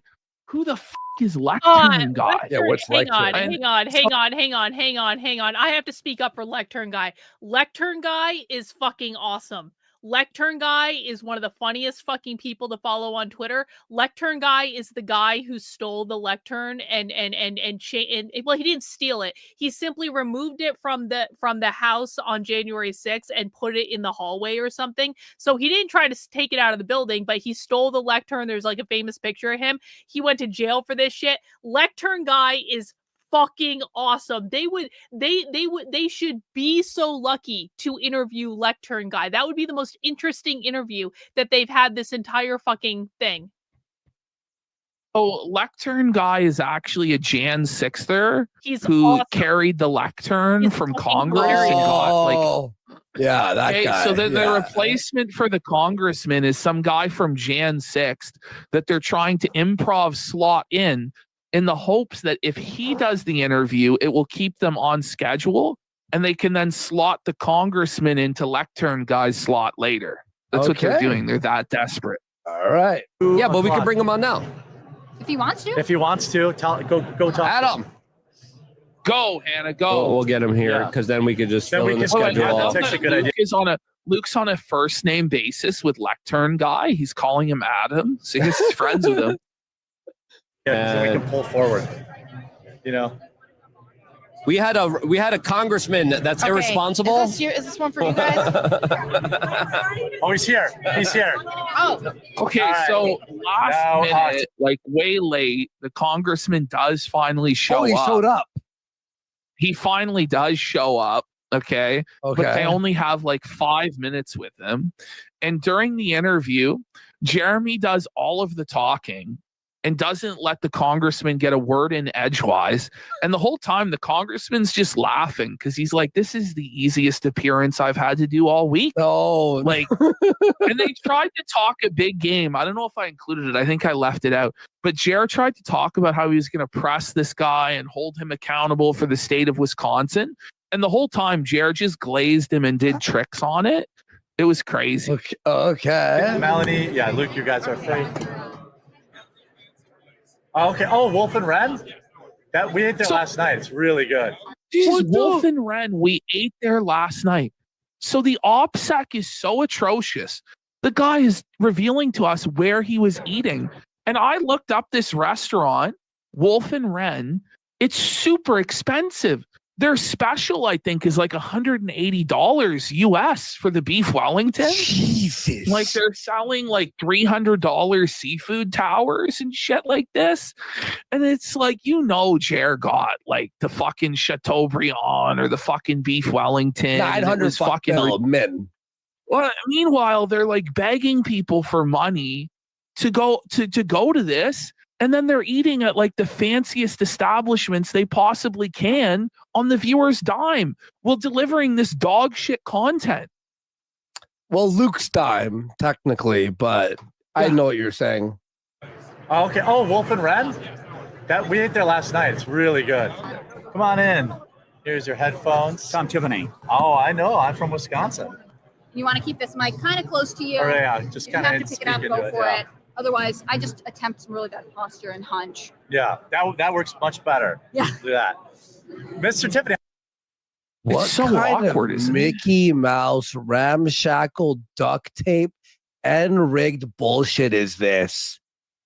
This Seriously. is embarrassing, bro. You have a member of Congress who is just speaking, by the way, on the main stage.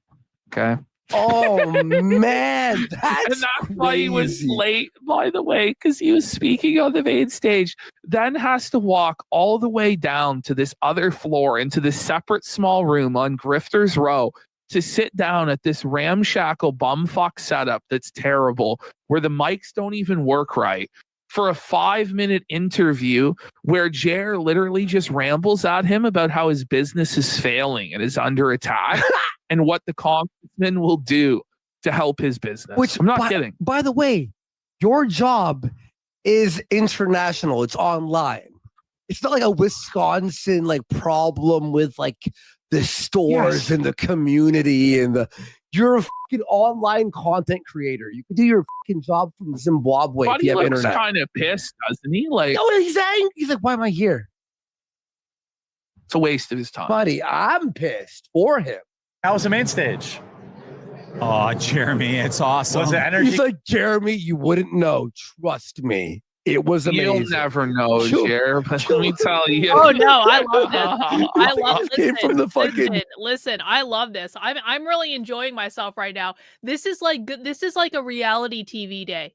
It's like when you watch trash reality TV. It's like when you have like a Bravo marathon or like something like that, and you just don't really want to do anything and you don't really want to think. It's like sometimes I don't have to be smart on the internet. Okay, I feel like I'm smart on the internet enough. I feel like I'm smart on the internet more than most people are.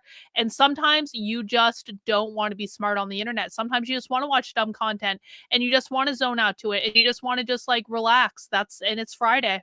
Sometimes it's good to turn your brain off. Yeah, it's okay. It's a break. We're going to be doing smart content tomorrow.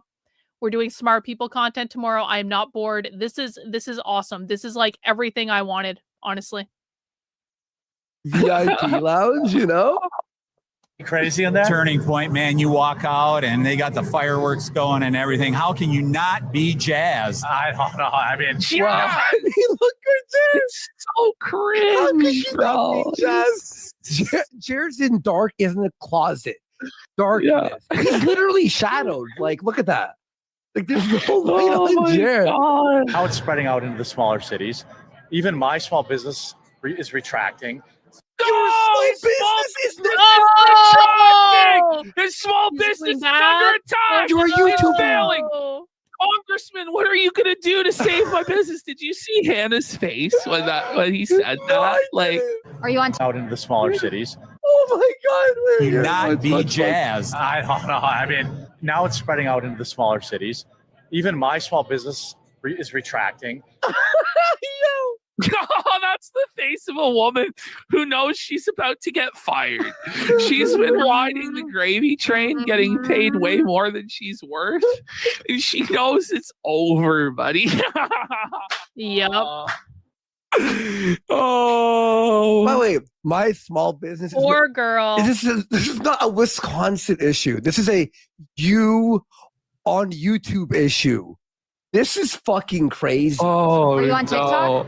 Are you? We are on TikTok. Oh, there we go. Come on. Yeah.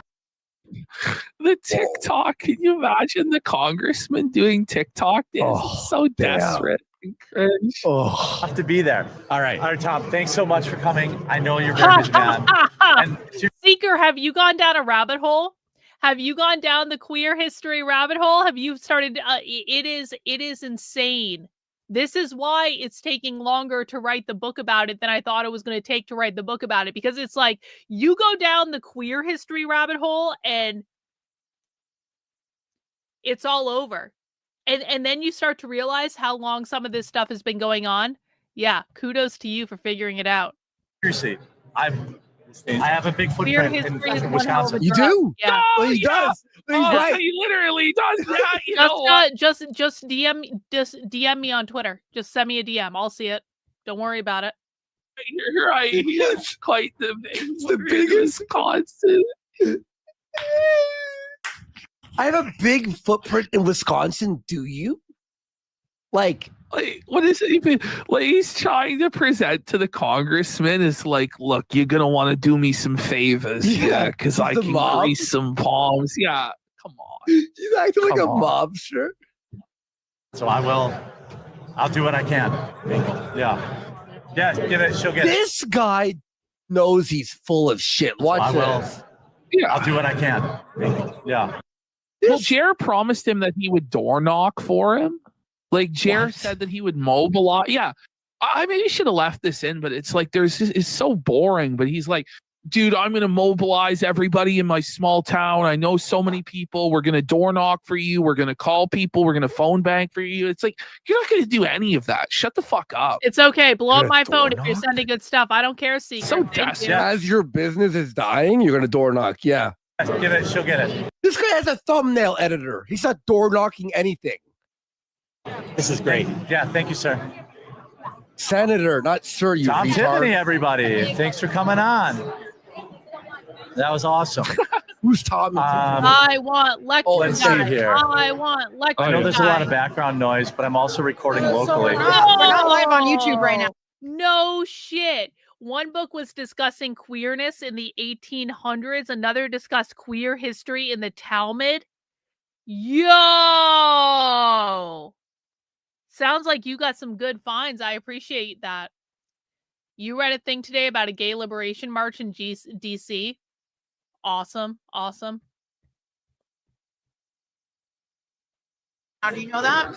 We're on the Jeremy Hambley channel. So now Mel comes in and is like, are you aware that after all this that you put us through, all of these humiliations, trials, tribulations, everybody thinks I'm sucking your for money. Are you aware that we're not even live on YouTube?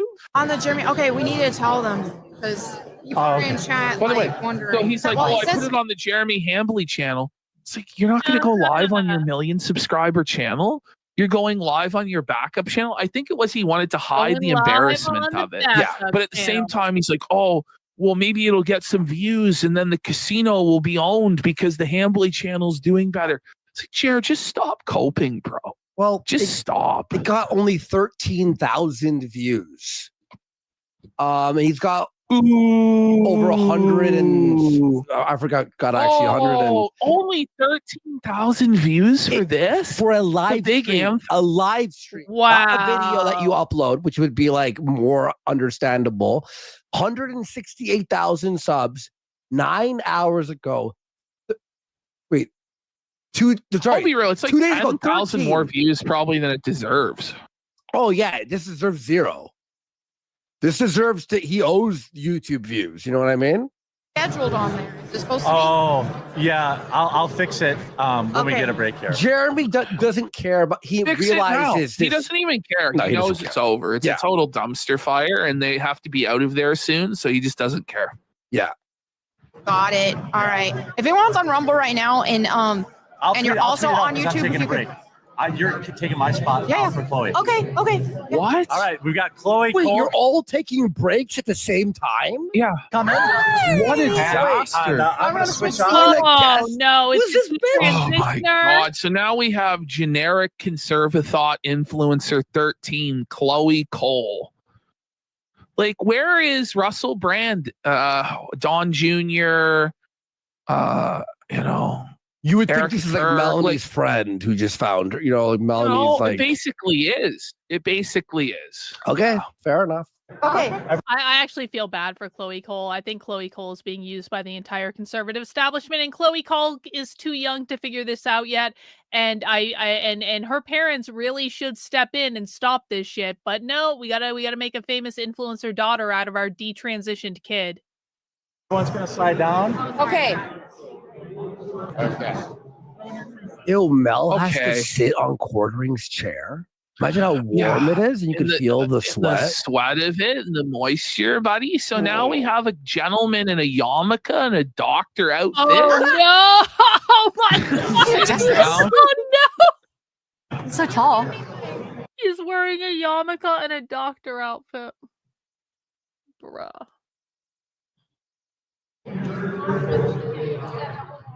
So just grab Dr. Ross. Pop them on, just so you can hear us. It's so loud in here.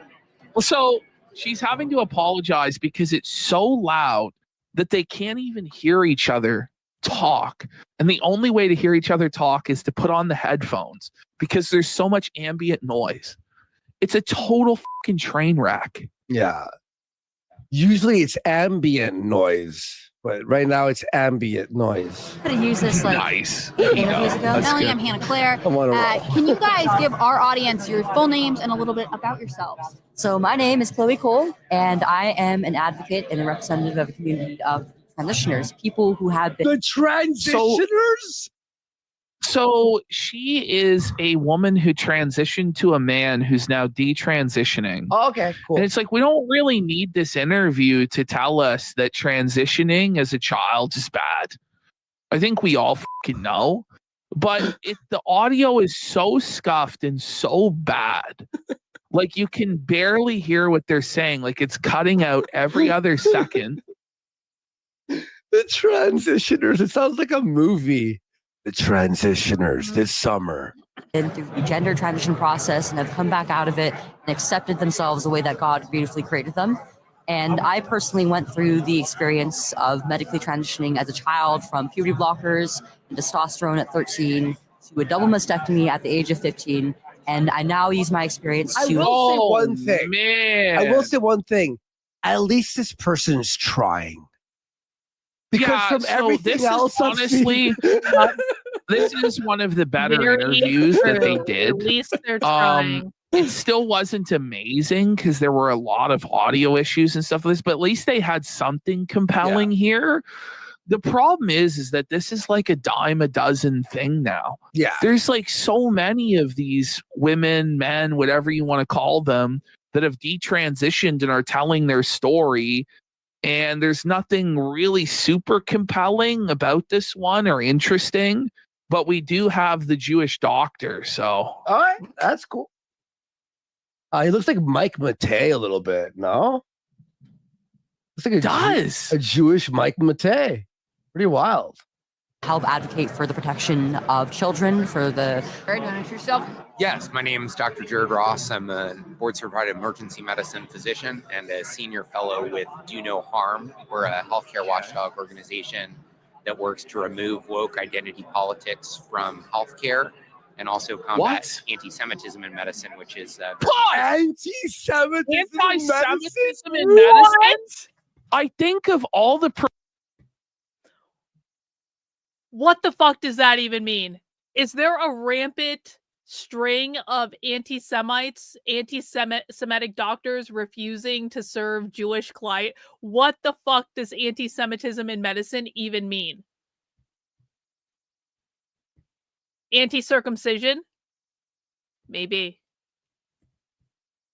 Professions, medicine may be one of the most Jewish-dominated professions there is, no?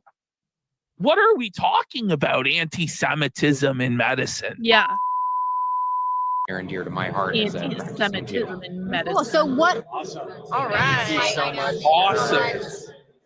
It's live now, but I'll also slice that up into pods. Okay, so guys, if you're on like Listen to how Rumble or bad if you're on this the Jeremy audio Hamble is. channel or Hambly channel, Jeremy Hamble channel? The Hamble channel, huh? Woo! It's the Hamble channel, buddy! Woo! That only exists because we made a couple of videos about him. Yes. Yes. He made a whole channel to beat us So now in the the whole reason algorithm. they're being inconvenienced and shafted on this backup channel is to try and own Kino Casino. It's great. You love it. You gotta love it. okay, so guys, if you're on like Rumble or if you're on the Jeremy Hamble channel or Hambly channel, there's people that are waiting on the Quartering Live channel. Give them the scoop. Wait, hang on. Didn't even put it on the Quartering Live channel? No, that's what I was saying. He just put it on Hambly. I thought you meant he's gonna put it on his main channel. I'm like, oh yeah, that would make but it's even worse. He's got a live channel, and people are waiting there. But so he scheduled it to be on the Quartering, so everyone expected it there. But then he unexpectedly went live on the Hambly channel. So everybody that was waiting on the Quartering was like, where the fuck is he? And Mel's like, guys, go tell everybody it's actually here on Rumble and on the Hambly on YouTube. Why don't you They tell probably them never got in the chat? Hey guys, we're here. And put the link. Control V it 100 times. Well, listen, Andy, to be fair, she's like having to carry water and set up equipment. And, like, do we also want to have to make her endure the indignity of going into a YouTube chat herself? Holy. Like if somebody can leave comments, say, hey, it's live here on the Jeremy Hambly channel. Well, I think on this one I'm cycling out, but let me ask Jeremy. Be right back, guys. Welcome Oh my God. to the Luke Luke Gradowski Saban. show. Here we go. Okay. Luke Gradowski's taken over. All we're going to talk about is Epstein, seed oils, and how there's a fourth and fifth form of generational warfare against the human body and personal. So by the way, this is how Kyle Rittenhouse is introduced, by the way. Did anyone just notice that Kyle Rittenhouse just awkwardly shuffled?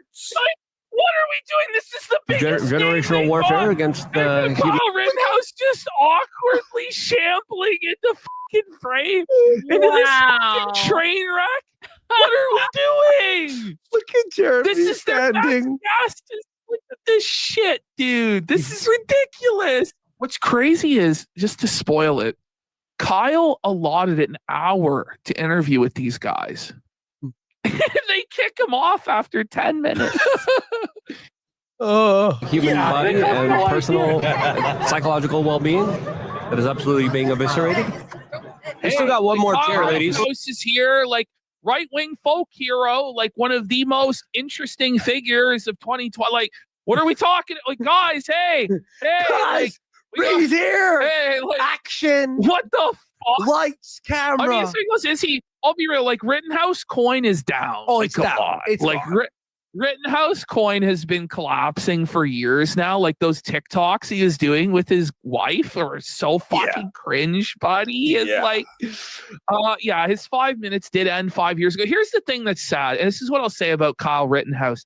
Kyle Rittenhouse never wanted to be an influencer. Yeah. He never wanted to be a broadcaster, and he shouldn't have to be. He is just a normal kid that got mixed up in some fucking bullshit.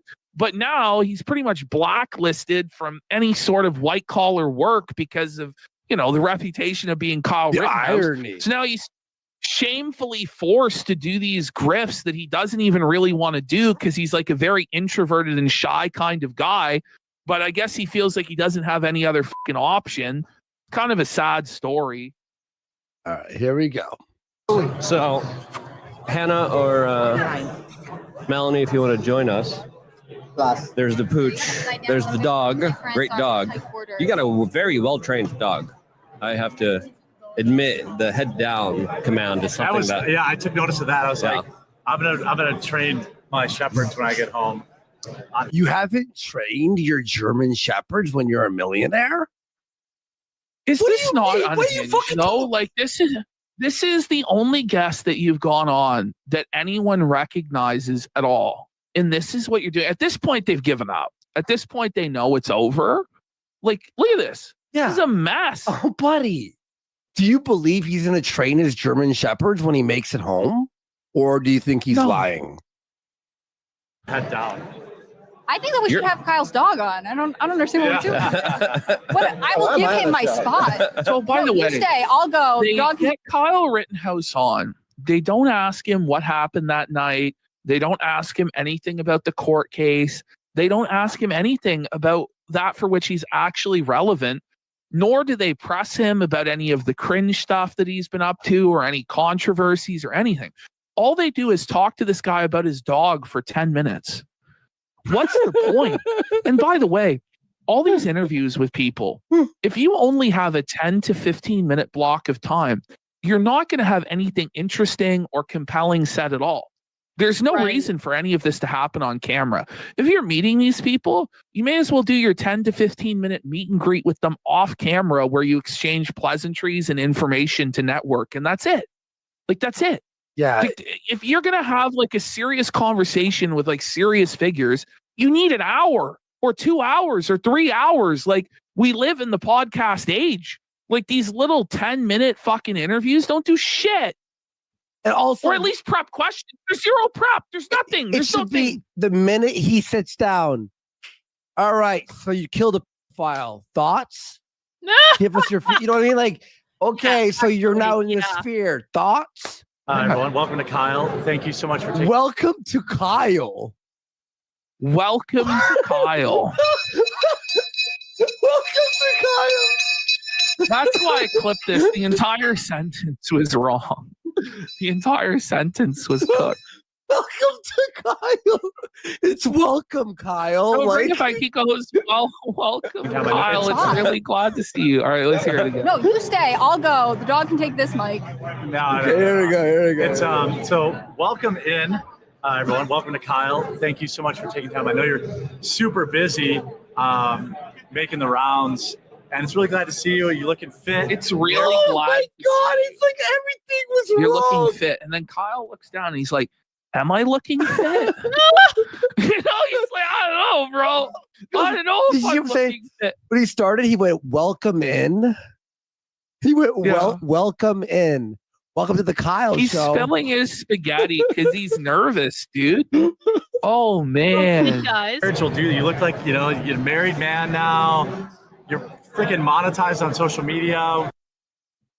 Oh, that's Okay. all, that's all You're Jeremy thinks monetized about. on social media. This is terrible. This is awful. This is actually the worst interview in the world. This is so embarrassing, bro. I can't even take it.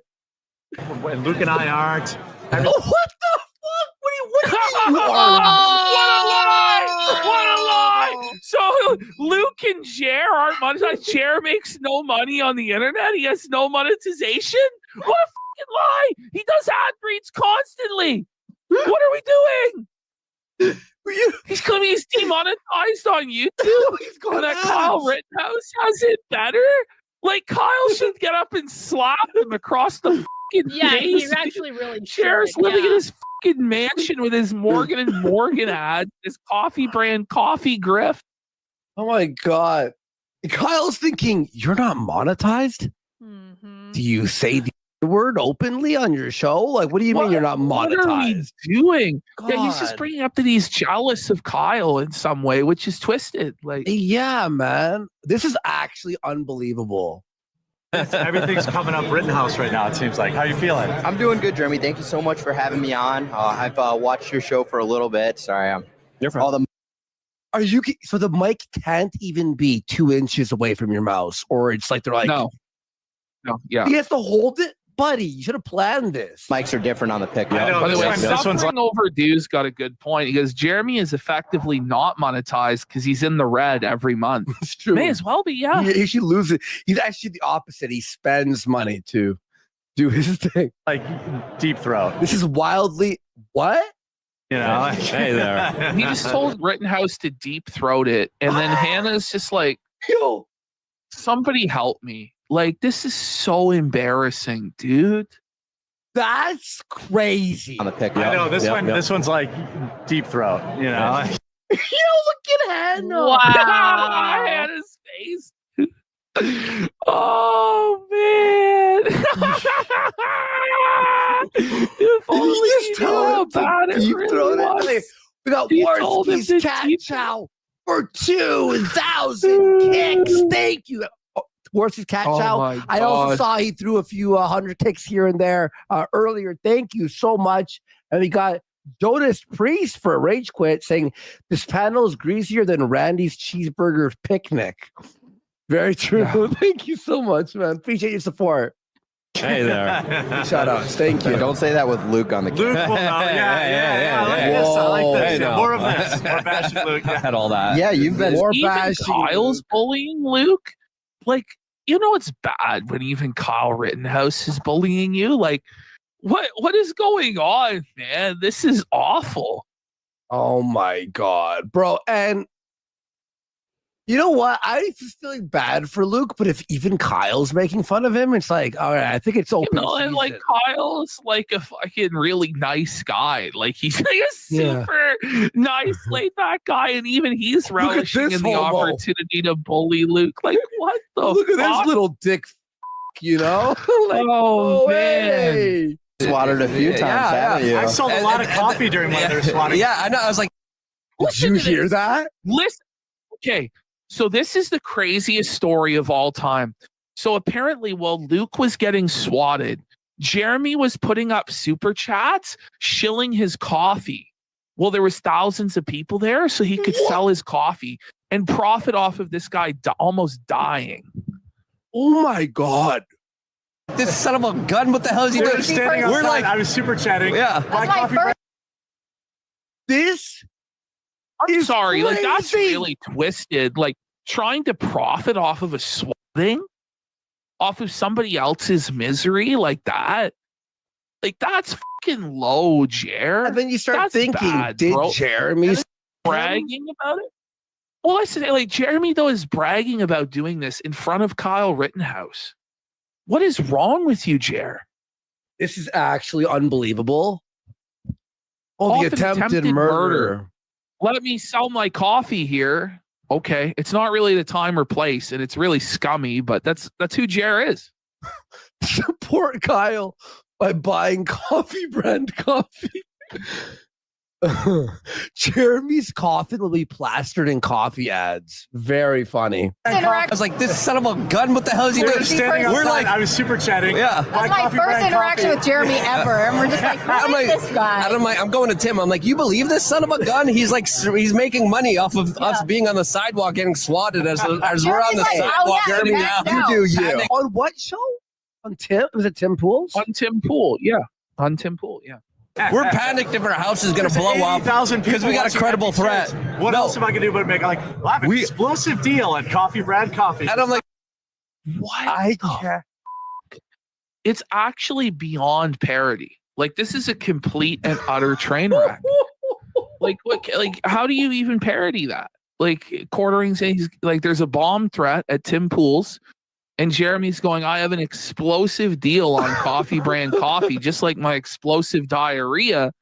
Right now, run just like me to the toilet. Don't walk. And use promo code BROWN for 50% off that Coffee Brand Coffee. Like, I can't. What is wrong with this real? How is this real? I can't believe it again and again and again. I'm like, I don't know. He's using our tragedy to financially benefit. Like, Luke just calls it out for what it is. He's using our tragedy to financially benefit himself. And by the way, like, Jeremy's story of doing this is now being broadcast to probably the largest audience he'll get on Clips, which is this Rittenhouse interview. Like, what is he thinking? Stop! This is he thinks this is something cool to brag about. Oh my god, damn, bro.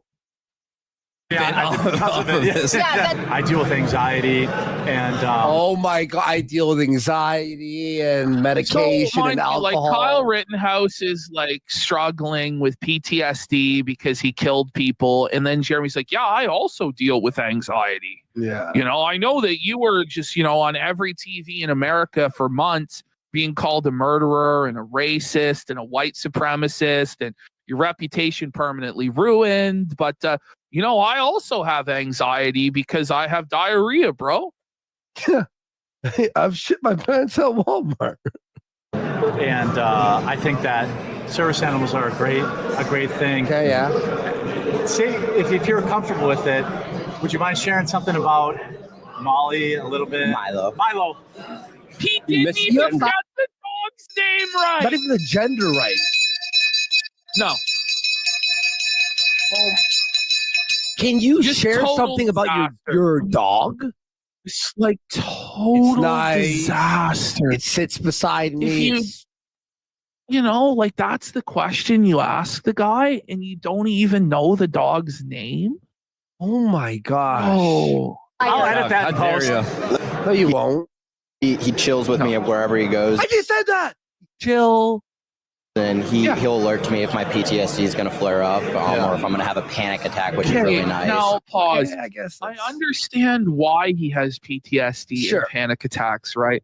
But I'm just saying, like, on the right wing, people don't really want to hear about how you have mental health issues like PTSD and panic attacks, and how your service dog lays on top of you to stop you from having it. Like, PTSD is real. I'm not saying it's not, but do dogs sense it before it happens? They do, actually. Yeah, they do. Yeah. I don't know. Like, I don't even want to dip my toes into this.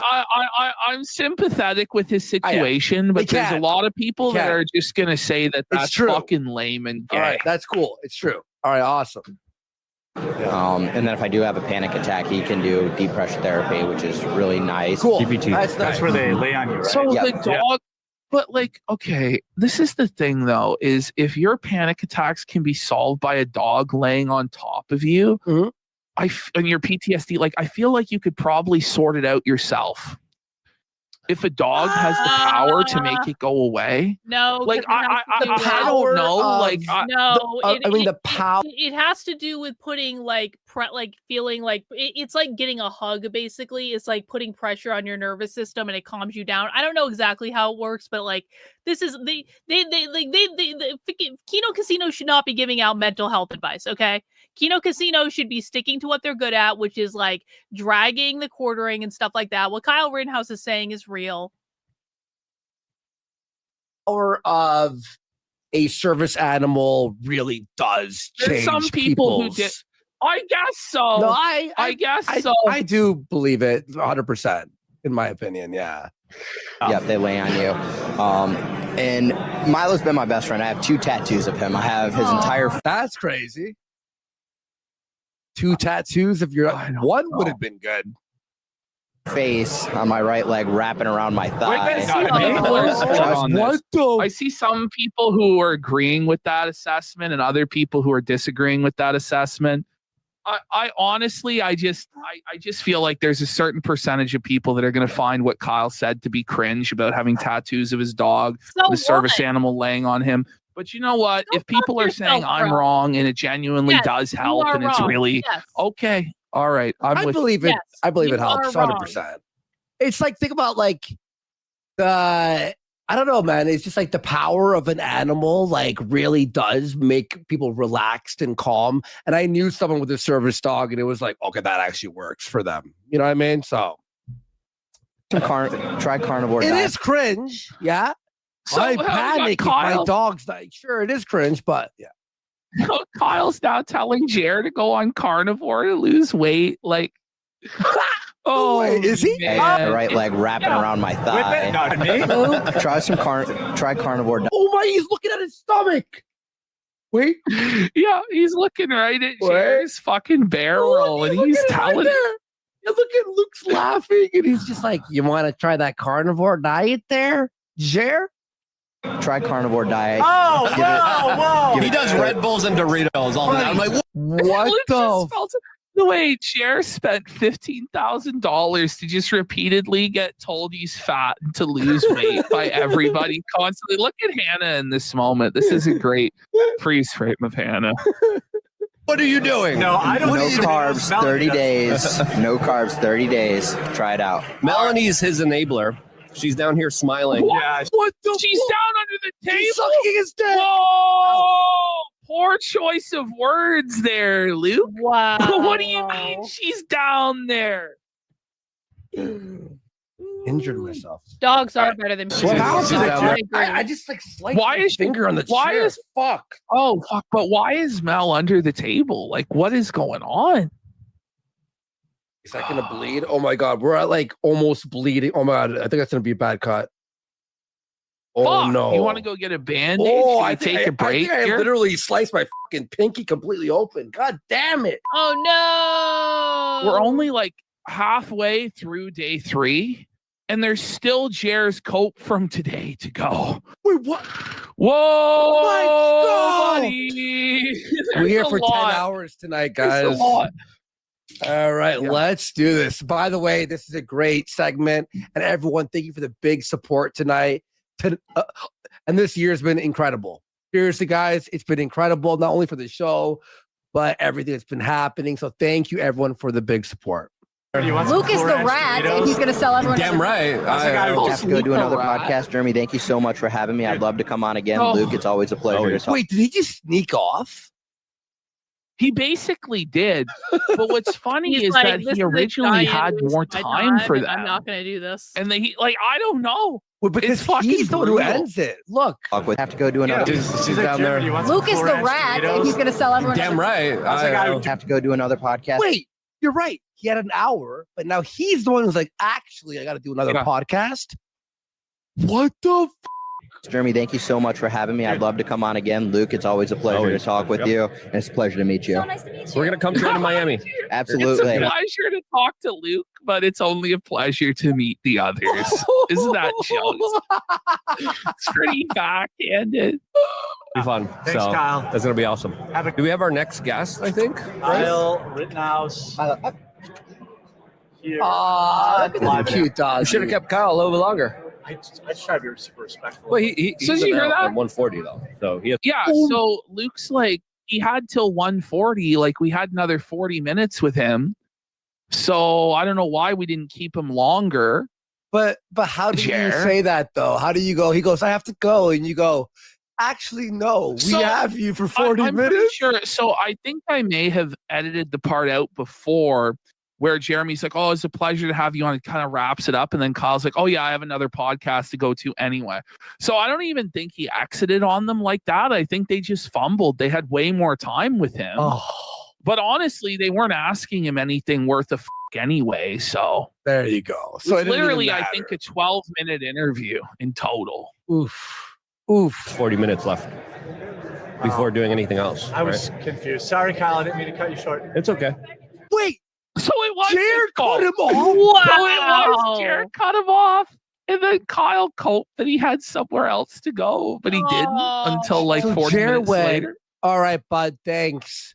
And then he goes, well, I got somewhere else to be then, I guess. Yeah, I must have accidentally clipped that part off where Jer was telling him to get out of there. But it was all so fucking boring. Like, I don't know. What a waste, man. It's fine. Yeah. Just try to speak into the mic. Your levels aren't picking up that Yeah, I'm adjusting. So now at this point, like officially, this is where the wheels are completely falling off. Like no one cares. Everyone's checked out. Everyone's seething. They blew the Rittenhouse interview. Their last name is Myron Gaines is the final, but they have this guy, Actual Justice Warrior, is here.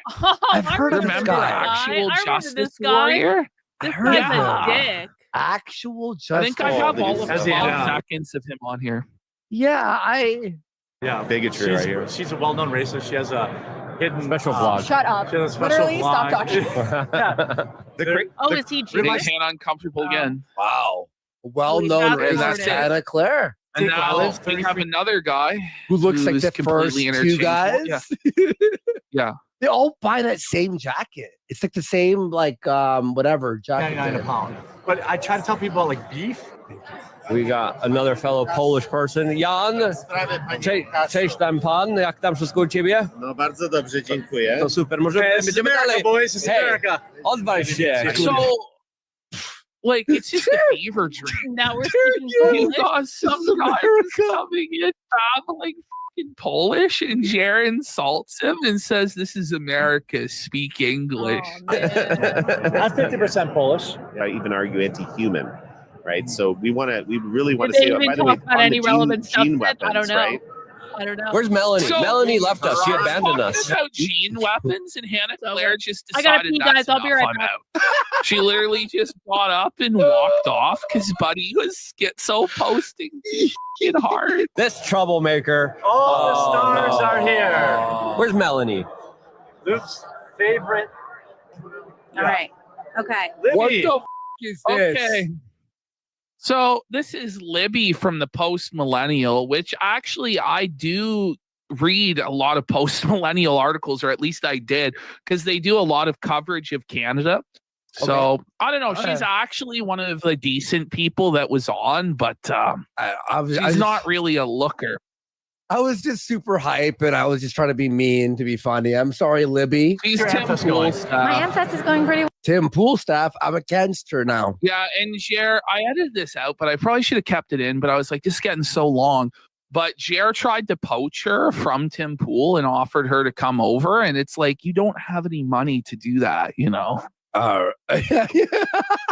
Wow, it's been You're our pretty neighbor. fun. You're in our backyard. I'm over like, here. yeah, I'm. You're in the front yard, actually. We're in the back. No, I think you guys are definitely the front yard. We're all the way at the end over here. You know, So that's what happens. literally, they both have the worst positions at the entire event, but she's saying hers is even worse than Jer's. So I guess that they just hate Oh, is Tim that Pool Libby and they hate Evans? quartering at the Oh, TPUSA event, and I guess rightfully so. Yeah. Based. Yeah, that's I hate based in this red bitch. pilled. I hate this bitch. So What'd you do to much. be in the gallows? What I do to be in the gallery? They're in the gallows. They're in the gallows. They're in the ghetto, buddy. By the way, somebody pointed out Quartering's logo is a coat because he doesn't have hair on his head. True. He has no hair. If it was a hat and a beard, it would make sense, but he's actually bald. So his logo in the back makes no sense. Well, to be fair, he did have hair when he made the logo. Oh, he never had that much hair, though. Yeah, I mean, maybe it was Maybe? a coat. I'll have to look for an old image. Didn't he steal that logo from some barber? Yeah, I mean, look at it. That's Bunty King's It fucking is. logo. Remember Bunty That's like King? every Yeah, every since I hate her, hipster she'll product probably ever. stay here for a Whether it's while, like exactly. shaving, burgers, bacon, or what. Like It's beer always that. soap. You ever have beer soap Yes. before? Yes. Yeah. I'm pretty sure the beer soap had this logo on it. You're a troublemaker. I know you. I just go where they put us. I keep have to like hold these wires. Oh, no. Look at this. He's having to hold the wires with his foot. Was those a bag of edibles? I guess that's the coffee, right? Yeah, gingerbread coffee sample. So that's from the Christmas boxes that didn't sell. So the Advent Christmas boxes didn't sell the gingerbread coffee.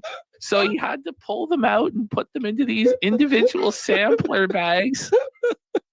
Power strip Yeah. So it doesn't, Now we have to. I'm on my 4th bottle of water, no peas.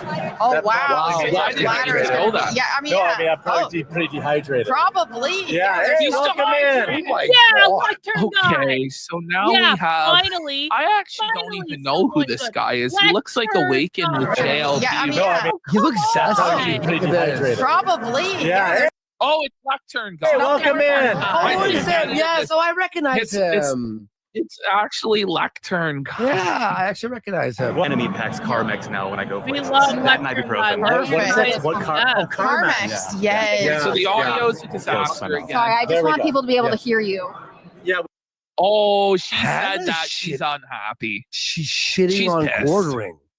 We have to. Yeah, I have to have a crazy noise gate because of all the background noise and stuff like that. You have a crazy noise gate? Where?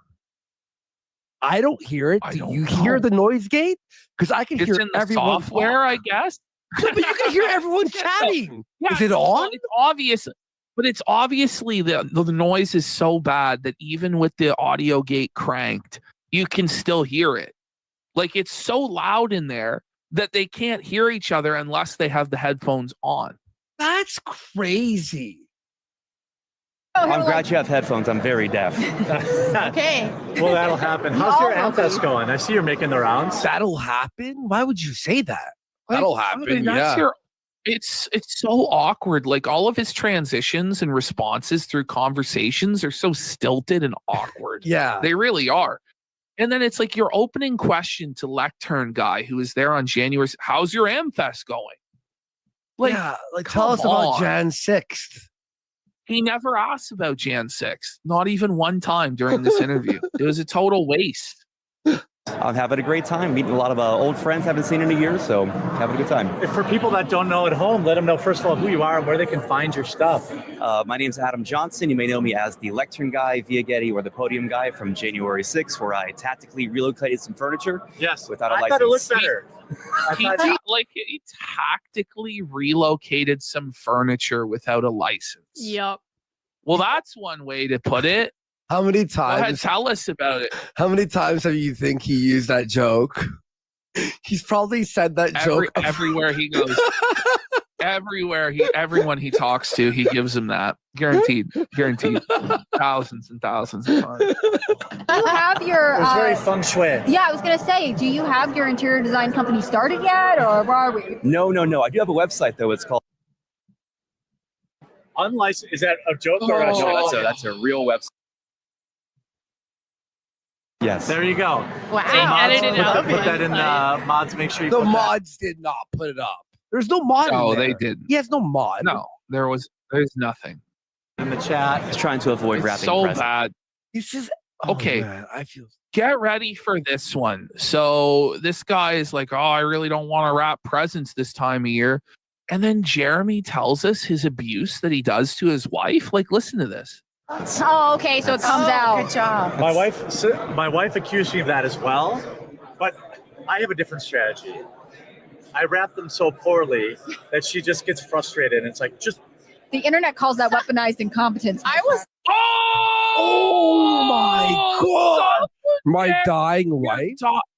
Your sick wife, and you can't wrap the Christmas presents to her. Like, it's one thing if you struggle, I guess, to wrap the presents. It's another thing to pretend that you struggle to wrap the presents, so that you can get out of it. It's literally weaponized incompetence. It's fucking unhinged that he would just say that and think that it's cool. Like, that's f***ed, man. The like trying to give me like, okay, it's one thing if you can't rap. No, I guess you're retarded if you can't rap. Yeah. This is proud to be real. Well, if I Shit's get retarded. lazy, what I do is I buy a bunch of those bags with like paper, like the nice paper, and I just bag it up and make it look nice, put a little card. Yeah, That's what I do. You if I don't use know the if gift bag Yeah. with the fucking tissue That's what I paper. do. That's what I do. Yeah. Like, wait, I'm going to get back home. Do I have time to wrap presents, or am You I didn't just even putting decorate your everything in a set. box? I know. I think I'm just bringing all of my family's presents in boxes and just like Just do handing the them Amazon out. box thing. Yeah, that's what I'm going My to do. husband put mine under a blanket. And it's like, Show the website. Is it that bad? What's the website? This is the website we were just promoted. Are you going to buy any of these? This Let's is like the see. website. This is like literally the website. Look at this. Bro, come on. $1,000 What is this? for a body pillow? For the body pillow? I mean, I guess you shoot for the stars, right? Why not? You think he's ever sold one? No. I'm sorry. This is just fucking hilarious. This. I fucking love Lectern Guy. Lectern Guy is so fucking funny.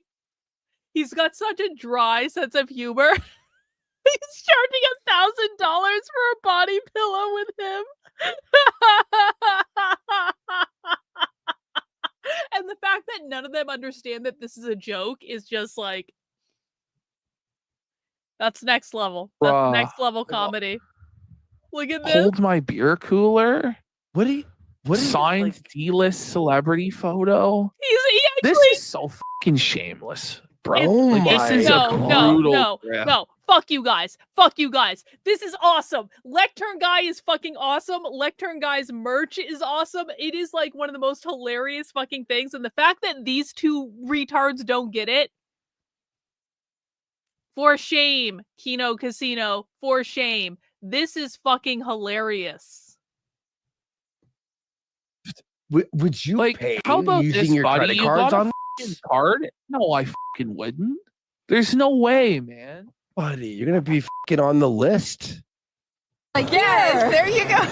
Thanks so much for coming on, dude. Yeah, thanks for having me, guys. Thank you. Seems like a nice guy, I guess. Are you kidding me? So Jared just fucking felts him the guy moment still he has takes his headphones headphones off. Whoa, buddy. What? He's still Fucking lame, Jeremy. Lame. Again, Lectern Guy is one of the best guests they had this entire time. has them on, so he hears that shit. He heard it the last one. What He's got it an on.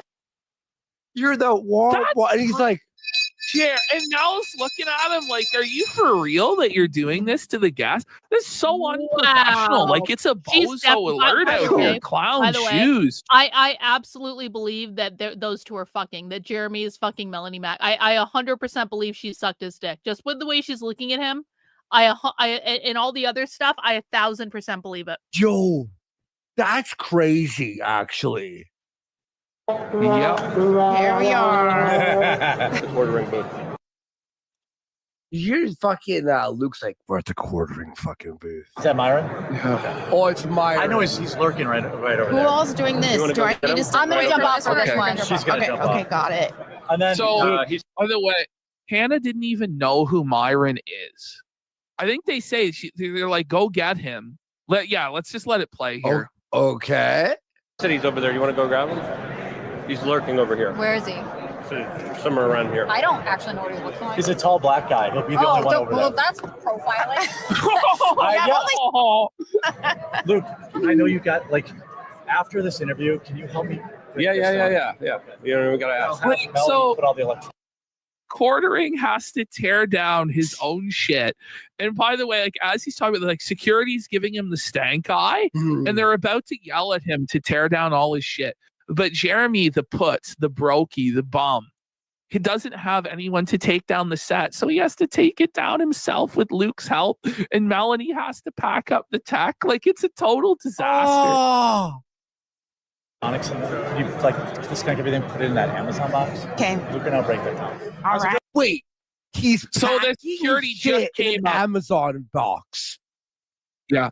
So security just came up and was like, you got to get the out of here. You're out of time. The convention's over. It's like, this is their headline interview with Myron Gaines, and it's being cut short. It's being cut short by security because they have to back up and get out. And he's using a cardboard box. A cardboard box to pack up the equipment. The incompetence of all of this. Yeah, but we have a live show. We can't talk about Disney now. We're still live right now, right? Yeah. Sorry, we're live right now. We're live. You're interrupting the show. Yes. Yeah. Listen, we have one last interview here. 15 minutes and I'm done. Please, we have. Why, you one guys more are breaking? interview. They want you to break down too. Yeah. What's that? They want you. This is ridiculous. He's like, please, I have one more show, one more interview. Please give me 15 minutes. They're like, no, you gotta fucking break this down and get out of here. Like, there's no more time. Pack it up.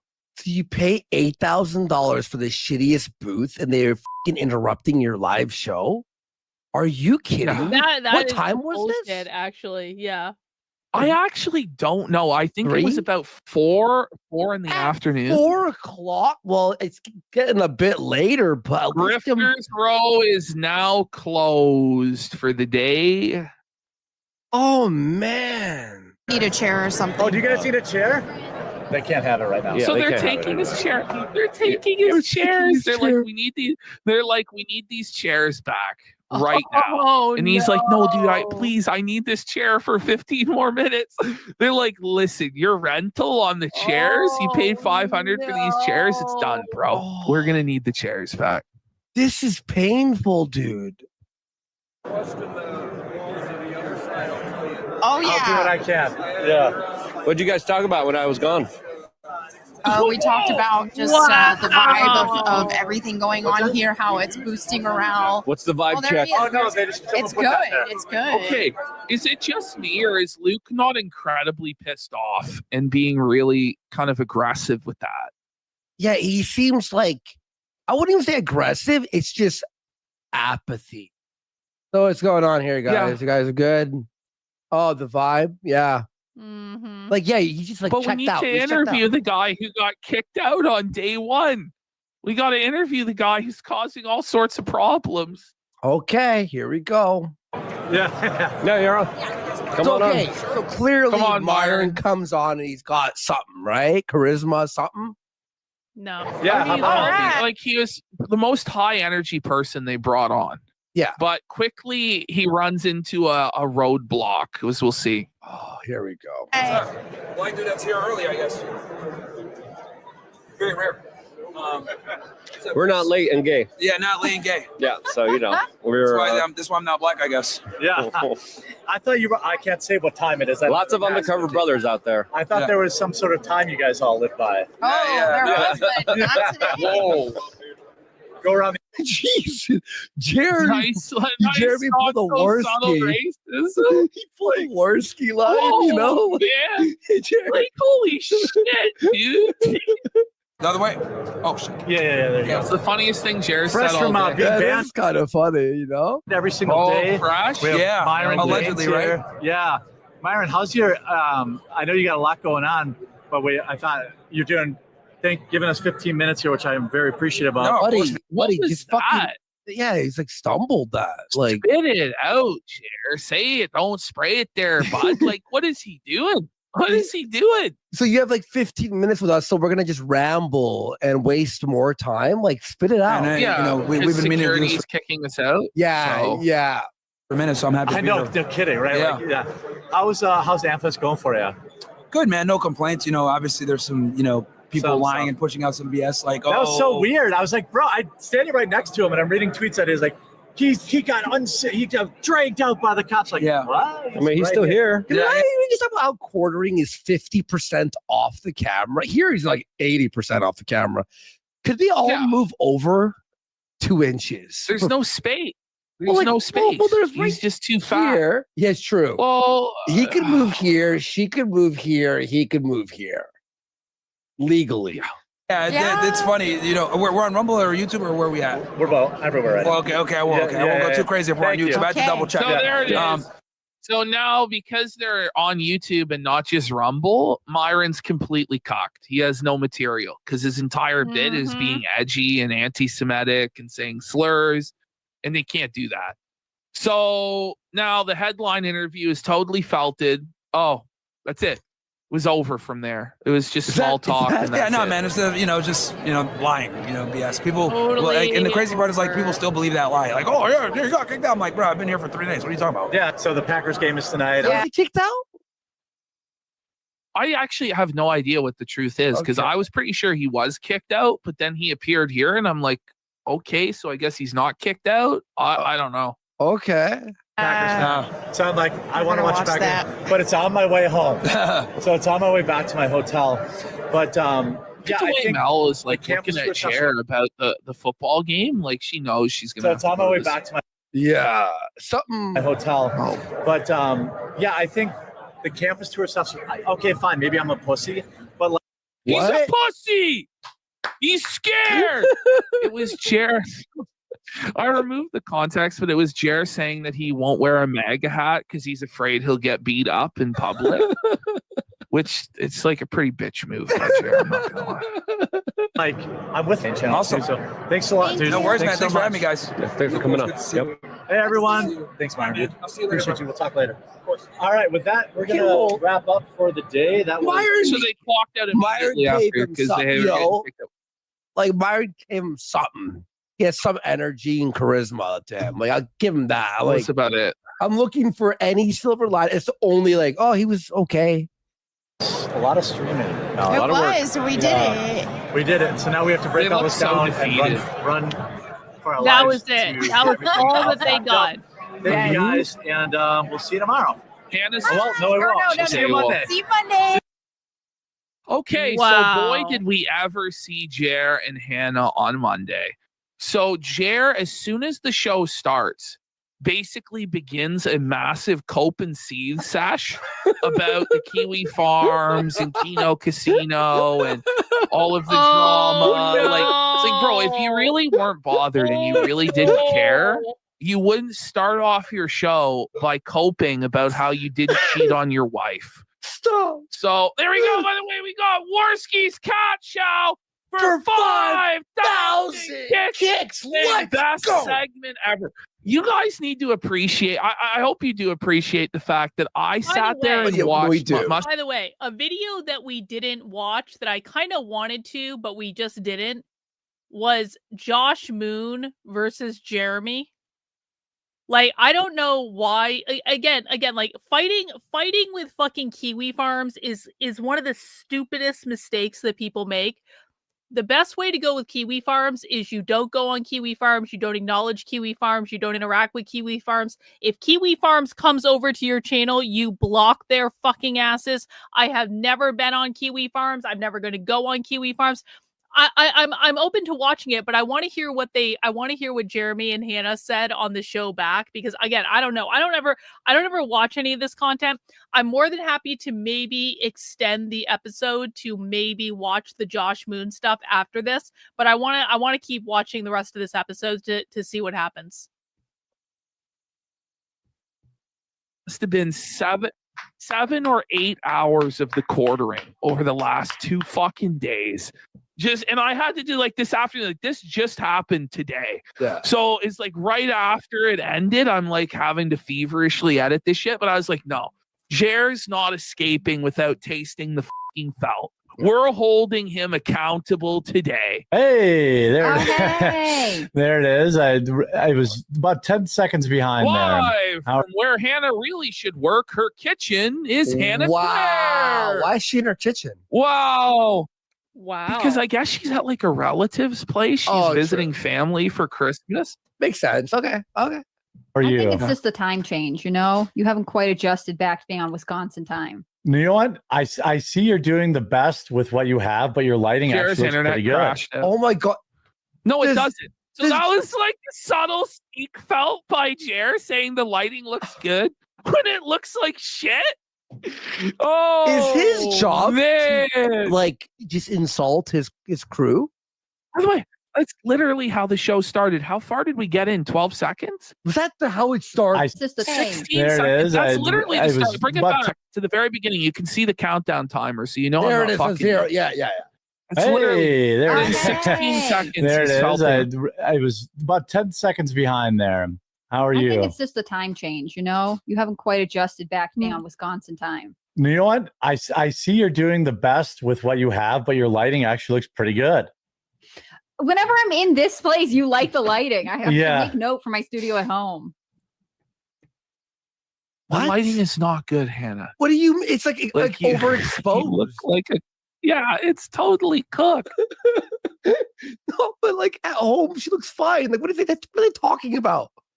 Yeah, it looks like you aren't a spooky ghost. Which So she still doesn't pick up on that Jer is attacking her.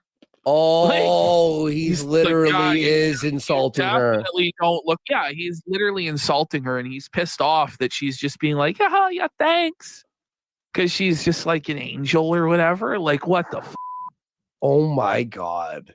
I think is well, I in like that general a less. good thing. Yeah, I mean the spooky ghost thing is. Yeah, I know that's kind of your brand, but like it looks a little bit better. Wow, guys, Why great is it like talent. this? Great, like what great stream of consciousness, buddy. It's just nothing. He says so much with nothing being said. How was your travel? It was pretty good. You know that I'm still kind of on. Oh, by the way, did you see he has an ad button? Watch him press the ad button. How was your travel? Press S to show it all pops in all the bullshit. Yeah, stop. 9 ads hit you at one time.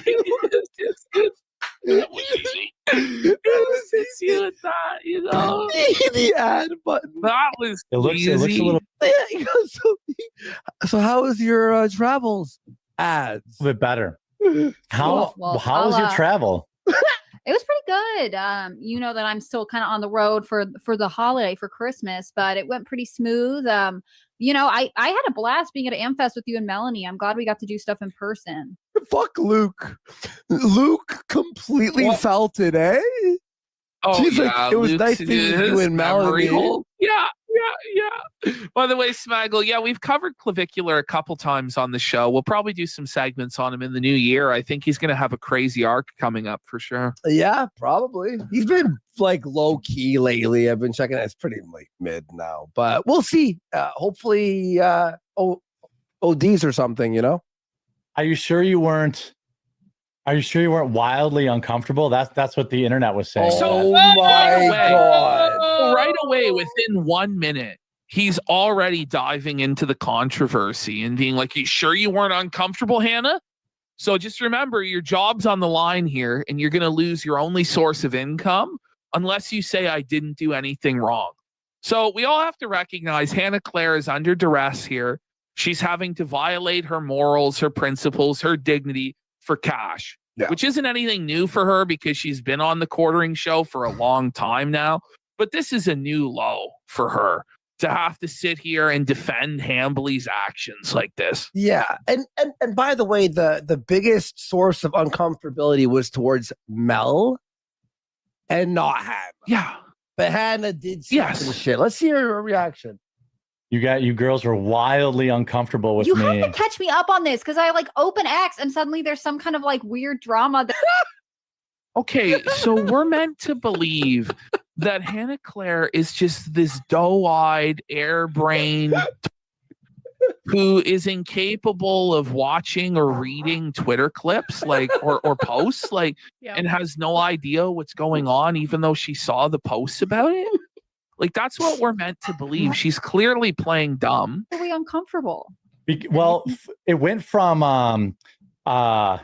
I guess because I watched the football game with Melanie, we were having an affair, obviously. Actually, yeah. Unironically, yeah. Like, look at how uncomfortable Hannah is in this moment. And Jer's eyes are just bugging out of his fucking head as he confesses to the dirty deed that he wishes he could have done. Okay. We all know this is what he desired. Okay. And anybody pretending to the contrary is clearly lying to save their job. Okay. We got him. You went to a sports bar with us and a bunch of other people and watched. Okay. No, So my this God, nar- this story's this narrative is such nonsense. They're really just relying on the ignorance of people watching, right? But then why even bring it up in the first place? Because chances are people watching the Quartercast have no idea what Kiwi Farms and Josh said or what we said, right? But they're just like so desperate to control the narrative that they're shooting themselves in the foot by bringing this up. Because anybody who sees the clip knows that it wasn't, he invited everybody to the sports bar. No, his plan was to bring Mel alone to the sports bar, and he didn't invite Hannah or Luke until he was pressed to do so. So this is a very disingenuous, bad faith narrative being pushed by Jer and Hannah, and they know it is. They know it is. A football game? That's It's right. crazy. Yeah, I was also there with a baby. Like there was whoa, because you're there with a baby. Yeah. But this is the defense now, is that because Hannah Claire came with her baby, it means that at no point Jer could have ever flirted with Melanie or acted inappropriately or pressured her to be in a situation where she felt uncomfortable or abused his authority as a boss to try and extort something out of her. No. Because there was a baby at the sports bar, Jer is therefore cleared of everything. Right. We saw what we saw, Jeremy. And the presence of a baby after you got called out and stopped from your creepy behavior does not mean it didn't happen, bro. Sorry. It was such a weird. I know it's the end of the year, and so like people are grasping for content. People are burnt out on politics. Not really. I did a lot of planning on my. We barely do politics. Content. No, like this is ridiculous. Like the idea that our show or Matt at the Internet, Josh's show is 100% politics. Like it's not. It's just not. But like I don't know what he's talking about. It's so simple, Jared. You're a lol cow. Talk about shitting yourself by your people. You spend all your money. You're broke, and your channel's dying. It's funny to us. The cope makes no sense. And Jared barely even does fucking politics to begin with. Barely. It's all drama and shit. And we're laughing and we think it's funny. We think you're a bad person and we're reveling in your failures. And then this Amfest thing came up and we said, this is a scam. This is bullshit. You're a liar. You fucking went on a rampage on Twitter and you were pissed off and shit. And then we were right. That's what happened. Yeah. Okay. Actually, yeah. My flight. By the home way, about I gotta how we're say, gonna politics is kind of hot right now. Like the big Candace Owens stuff, Yeah, you're right. Charlie's death, like Tucker versus Candace, or Candace versus Tim Pool, or Candace versus Ben Shapiro, and all of that stuff that's going on. Like, I don't know, it's pretty hot. Like, yeah, Nicki Minaj was at Amfest and it created a huge backlash. All these There's a lot guys of are crazy still stuff doing going on. well. All these guys are Yeah. still doing well. They're It's doing just well in not their him. views. Yeah. It's just not him doing well. Oh, people are sick of the politics. try to change up our content a little bit in 2026. Like I think we should still cover politics, but like I do think that Okay, he's panicking. We're in panic mode. Alert, Yeah. alert. This is panic He's mode. panicking and pivoting. Yeah, he knows that the grift is drying up. He knows that it's fucking over. So he's like, well, I guess we're gonna do drama and entertainment or something on celebrity gossip. I don't know. Like, obviously, it's all failing, right? Yeah. half of the show should be dedicated more to like other stuff. Just because I think people in general are pretty burnt on politics right now, and I try to not take it. I feel bad because I feel very protective of my staff. Jeremy, they're burnt out on your politics.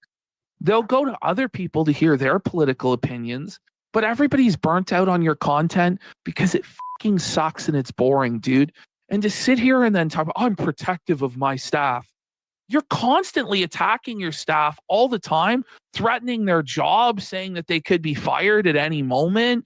Like, you are a piece of shit. You're a terrible boss. And like, I don't like it when, people start like rumors and stuff like this. And Well, it's for just, you too, I assume. Like, I don't know. I don't really People give a don't shit. know. It doesn't bother me. What a statement. You're tough. You're a hardened criminal. Like, he does it. He's not bothered by it. He's been at it such a long time, but he's immediately responding to it on Twitter, seething at Josh, then deleting his post when he gets called out, right? Now he's within minutes of starting his show, instantly bringing it up and crying about it. Like, come on, Jared. It obviously does bother you. Anytime says, I'm not bothered.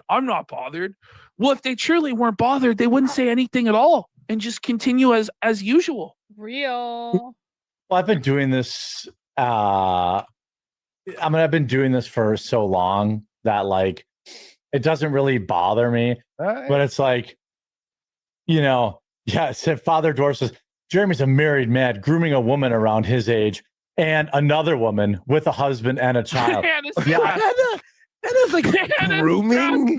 Whoa. She's like, wait, whoa, grooming. Wait, buddy. What's being fucking, what's the speculation? Instead of just like presenting it as it is, which is that Jeremy is a simp that clearly has a crush on Melanie Mack and is using his position as her boss to get one-on-one time with her, to creep on her. Like, that's what we're saying, right? Instead, it's, he's grooming them, having an affair. It's like, no one said that. Everybody's just saying that Jeremy is abusing his position of power as an employer and dangling money over these women's heads to get them to comply with his shit, is what we're saying. Look, and also, by the way, this is our theory with seeing how he's acting towards her, right? And sort of like the vibe. But then he's focusing on that. There's other things too, Jer. All the money you've spent, all the lies. Yes. All the like, hey, if you donate, I'll do this, and then not doing it. The ramshackled fucking appearance of your set, the terrible audio, the awkwardness, the unplanned everything.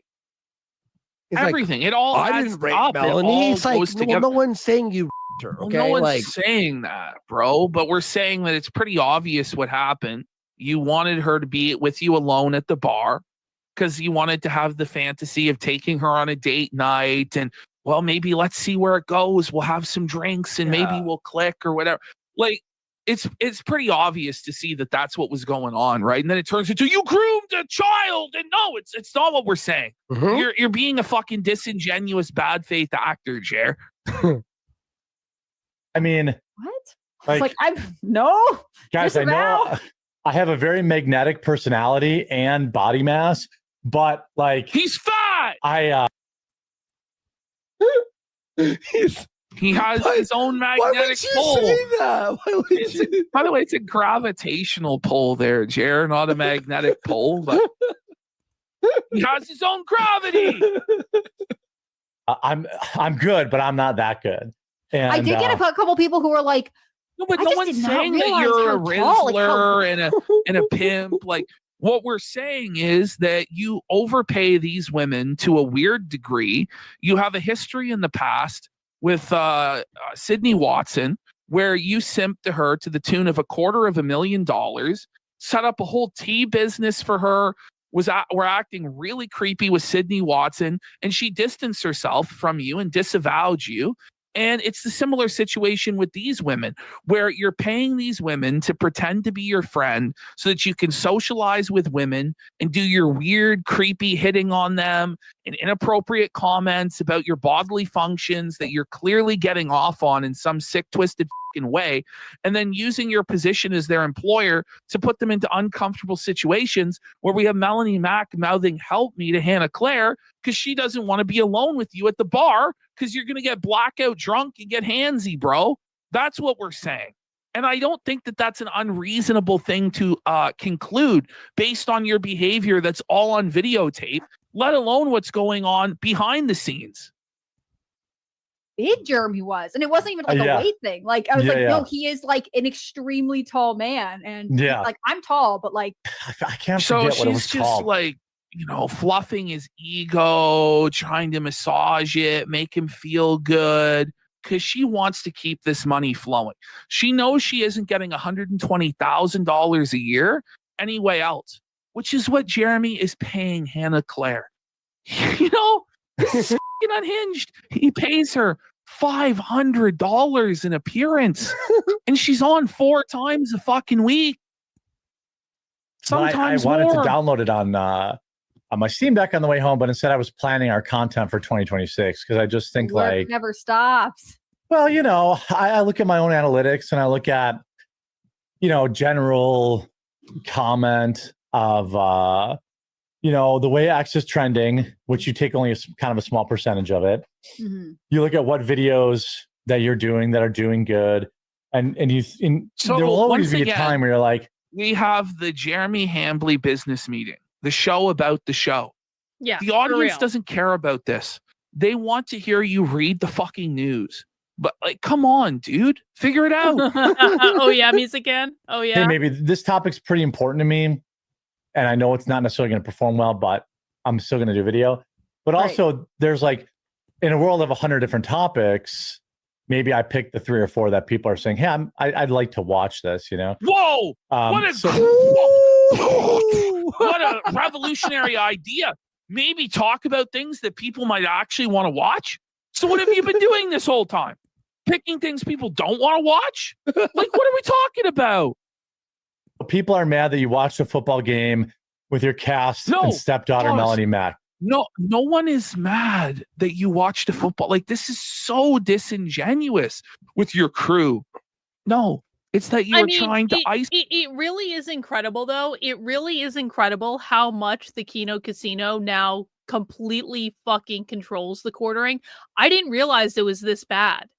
I can understand being annoyed at things that these guys do. Okay, fine. But to spend an entire show just literally complaining about the feedback that you got from these 2 retards doing a show about you. Listen, I enjoy obviously I enjoy watching the Kino Casino every once in a while, but it's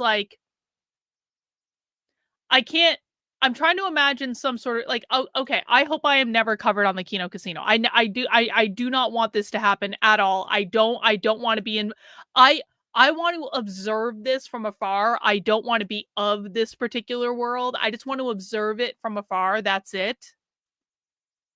But I'm telling you, if the Kino Casino ever did to me what they're doing to the quartering, I just wouldn't fucking acknowledge them. I may make a smart ass remark every once in a while, just to yeah, fuck you guys. But I would not do this whole fucking I'm gonna justify every single thing I'm doing for my show and blah blah blah blah blah blah blah blah blah. It's a bitch thing to do. Jeremy from the quartering is basically the Kino Casino's bitch, and it's bro, just make content that your audience likes. That's it. Just appeal to your lowbrow, low IQ audience that just wants trash gossip content on the internet. I mean, there's a market for that. Why not? There's actually a fucking huge market for that. Are you serious? There is a much bigger market for what Jeremy from the quartering does than what I do. So just don't complain about, ooh, these 2 retards on the internet are doing a show about me and they're saying things that are lies and da-da-da. It's it makes me actually think even more so that he is cheating on his wife with Melanie Mack. It makes me think even more so that something's going on because he feels the need to justify it. Whereas if there was really nothing going on, you don't actually need to justify it at all. Isolate Melanie Mack to go with you alone, and then she was clearly uncomfortable with it and sent out the rescue line to Hannah Claire to go and save her from the indignity of this solo meetup with you, Jer. That's what we're talking about. Whoa, they're so mad that you have friends and you're cool, dude. Oh, bro, you're just such a chad with your crew and your friends. And they're all just bitterly seething at your chadness, sire. Come on. They even put out clips and they were yeah, these people don't even know that you're married to Melanie's mom. I know. That's right. They'd be look at how uncomfortable the girls are around him. They are, though. I didn't fart. Did you drop a bomb? Did you? No, I didn't. I didn't hear that. Let me see if I shift in the seat. No, I swear to God, I laughed. Is it that sound? Is it that sound? I think it's that sound. It's not making the noise. No. Oh, I think because you were talking while moving. I swear to God, guys, it wasn't me. Is it this sound? Is it that sound? No, it went like a. It was funny as. I'm not gonna lie, that was hilarious. It's okay though. No one farted, guys. It was just sound effect.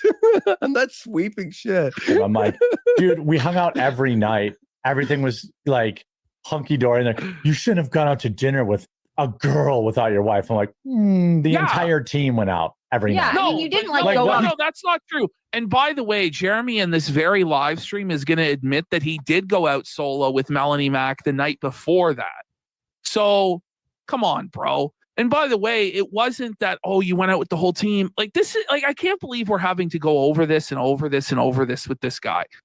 You didn't plan on inviting the whole team. You planned on it being you and Melanie.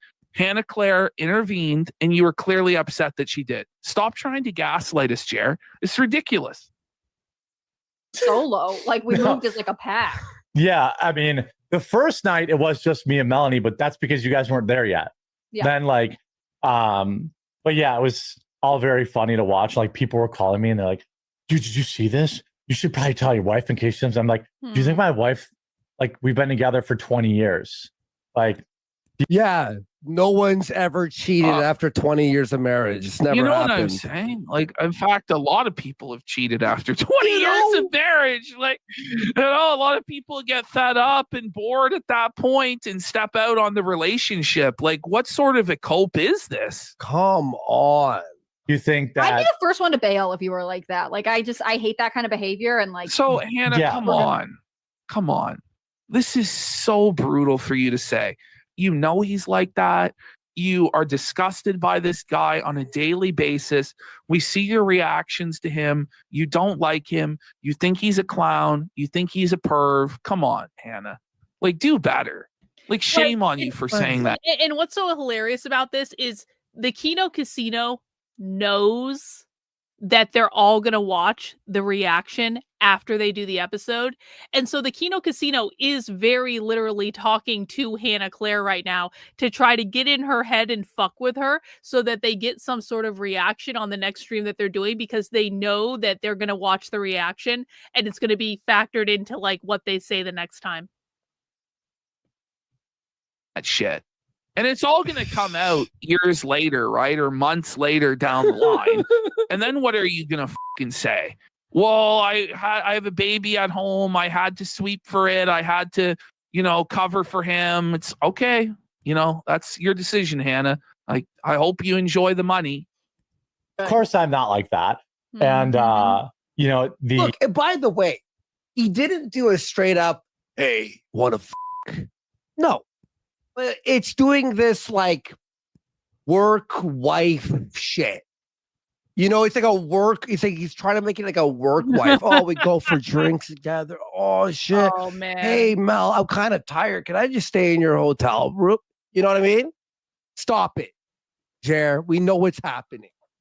Jeremy received CBC coffee this weekend. Loving it. Great. I'm not sweeping. I'm doing the opposite. I'm saying he was doing it. Yeah.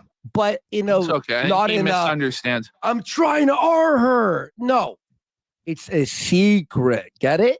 It's about the implication of what that clip is. Thank you. The implication. There, the sound just happened. Whatever it was. Yeah, just the tip, Mel. Ash? Come on, yeah. We heard it sound. Wait, bro. I don't know. I think it's your mask when it rubs on the mic. Really? I think so. There it is. There it is. See? Well, that is there what it is. There it is. You guys. Woo! All right. The whole thing was funny. I was like showing my wife, and she's like, "People are so dumb."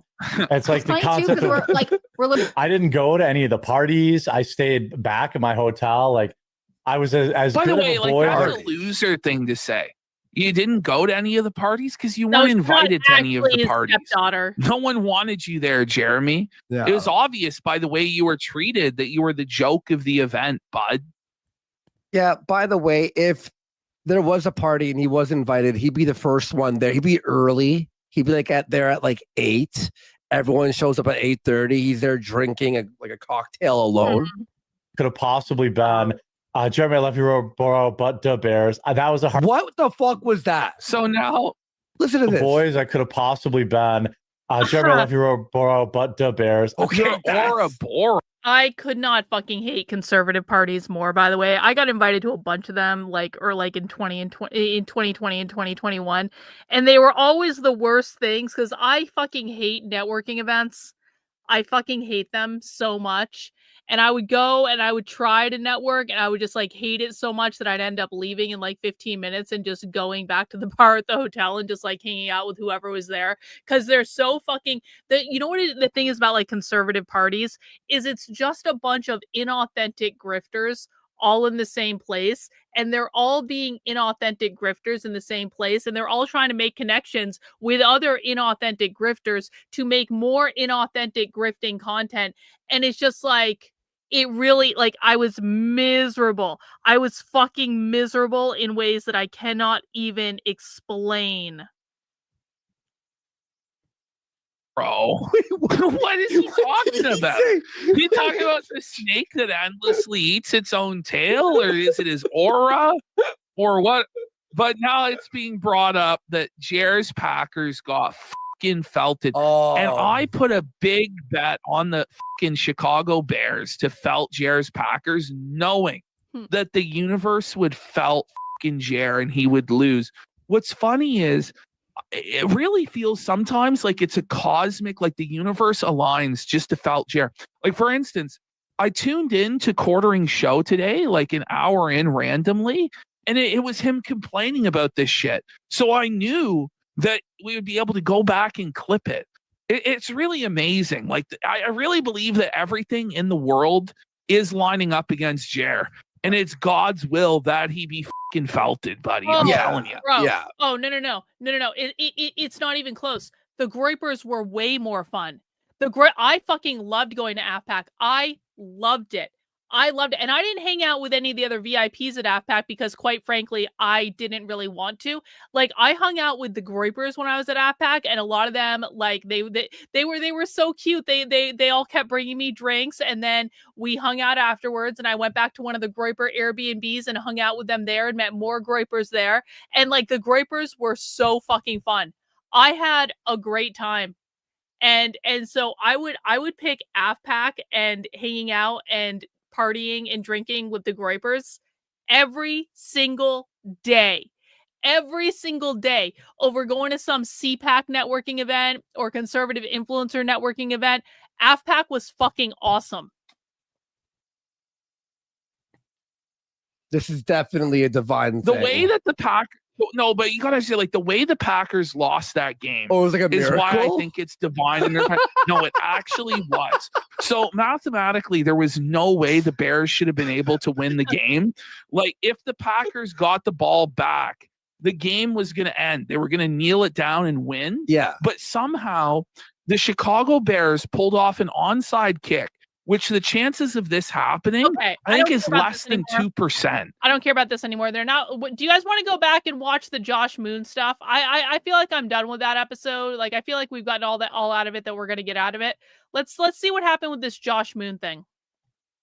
He goes, do quartering before you're too drunk? Pace yourself, buddy. It's only fucking 10:30 at night. What are you, already fucking blackout there, bud? Holy, but yeah, this quartering segment is going to be long, folks. Quartering is having a tough fucking time.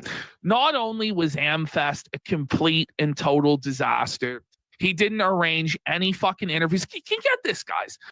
He spent $15,000 of his fans' money on this event, and he didn't arrange any interviews ahead of time. He had no guests booked, not one. He had no plan for this. It was all done last minute. He lied to his audience, claimed he was going to be on Media Row, right next to the Daily Wire, right next to Rumble's booth, Benny Johnson, all of the big names in conservative media. And instead, he wasn't even in the same room as them. He wasn't even on the same floor of the convention center as them. Let's get into our quartering segment here, guys. This is our big main event. We're going to start off with some miscellaneous quartering felts here because there were just too many disasters for quartering for us to fit it all in. So here we have, by the way, this is the roasty that quartering is risking it all to try and smash. Bro, Melanie Mack is aging out fast. She has crashed into the wall. She can still pass for young when she's in controlled lighting with filters, caked in makeup, right?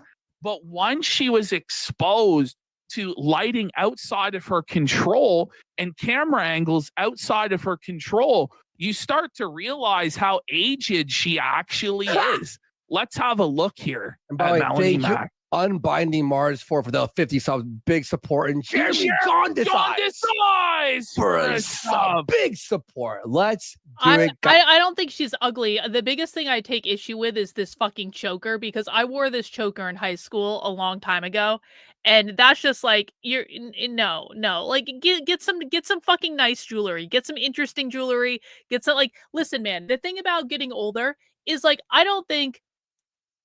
There's obviously nothing wrong with getting older, right? But it's just when you get older, your tastes should mature maybe a little bit. And I understand it's ironic that I'm saying this, but if you're don't wear a cheap fucking choker that you would get at a Claire's at a mall or so. Do Claire's even still exist? I have no idea. But don't wear a cheap fucking get some nice fucking jewelry. Get you can be a little bit more high end.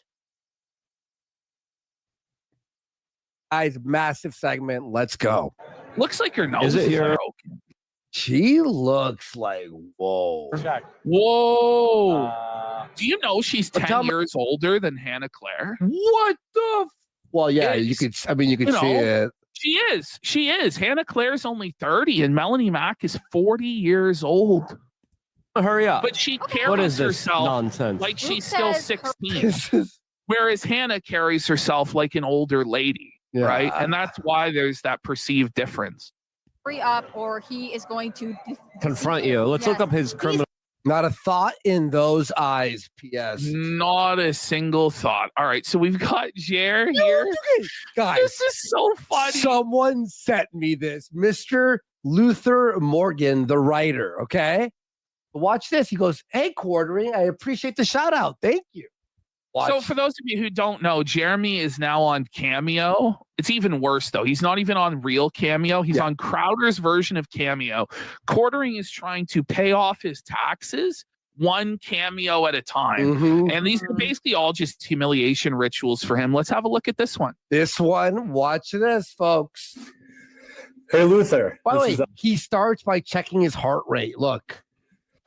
Bro, he keeps checking his pulse all the time. When security, look how gray his beard is. Wow. Pressed him, the first thing he did was check his pulse. I guess he's worried that his heart's going to give out at any moment and he's going to keel over and die, which I guess for him might be a genuine fear. I don't know. Hey, Luther. This is Jeremy from The Quartering. I heard that you recently self-published a book. That's actually By the really way, why does he wear a shirt in the color of diarrhea? A very light. He just loves it. He just loves literally our fucking AI song. He just rocks the brown, buddy. He likes it to match his underpants there, pal. awesome. Publishing a book is something that I've always wanted to do, but have failed miserably at, mostly because I can't write. What about the Trump cookbooks? He can't write. Well, he didn't actually write the Trump cookbook. It was obviously like a ChatGPT creation. or think well or organize my thoughts. But I know you worked really hard on it. And I'd love to know more about it if you guys email me Next time, at gmail.com. Maybe I can give it a shout out or something like that. But really, really happy for you. Your friend Leland got this for you. So shout out to you, Luther. Congrats on publishing your book. I hope you have a really good Christmas time and New Year's safe holiday and an awesome 2026. Now, I found the book. Quartering didn't look okay, so here's Luther. What the book was, yes. He goes, I want to thank the Quartering for providing us with some great material for his chapter. His Walmart story was consistently rated as the funniest part of the book with test audiences. Here it is, the book on lol cows. Lol cows? And now we go the here. Never-ending tragedy, and there's a whole chapter on the Quartering. They wrote Jeremy a whole book about Hambley, lol aka the Quartering. Why didn't he look at all into what book he was promoting, buddy? He worked really hard on that. Did a lot of research into Quartering's lol-cow activities for that chapter of the book. Oh man, Jared sees $60. He's like, "Oh, I gotta get that $60, man! I'll do anything.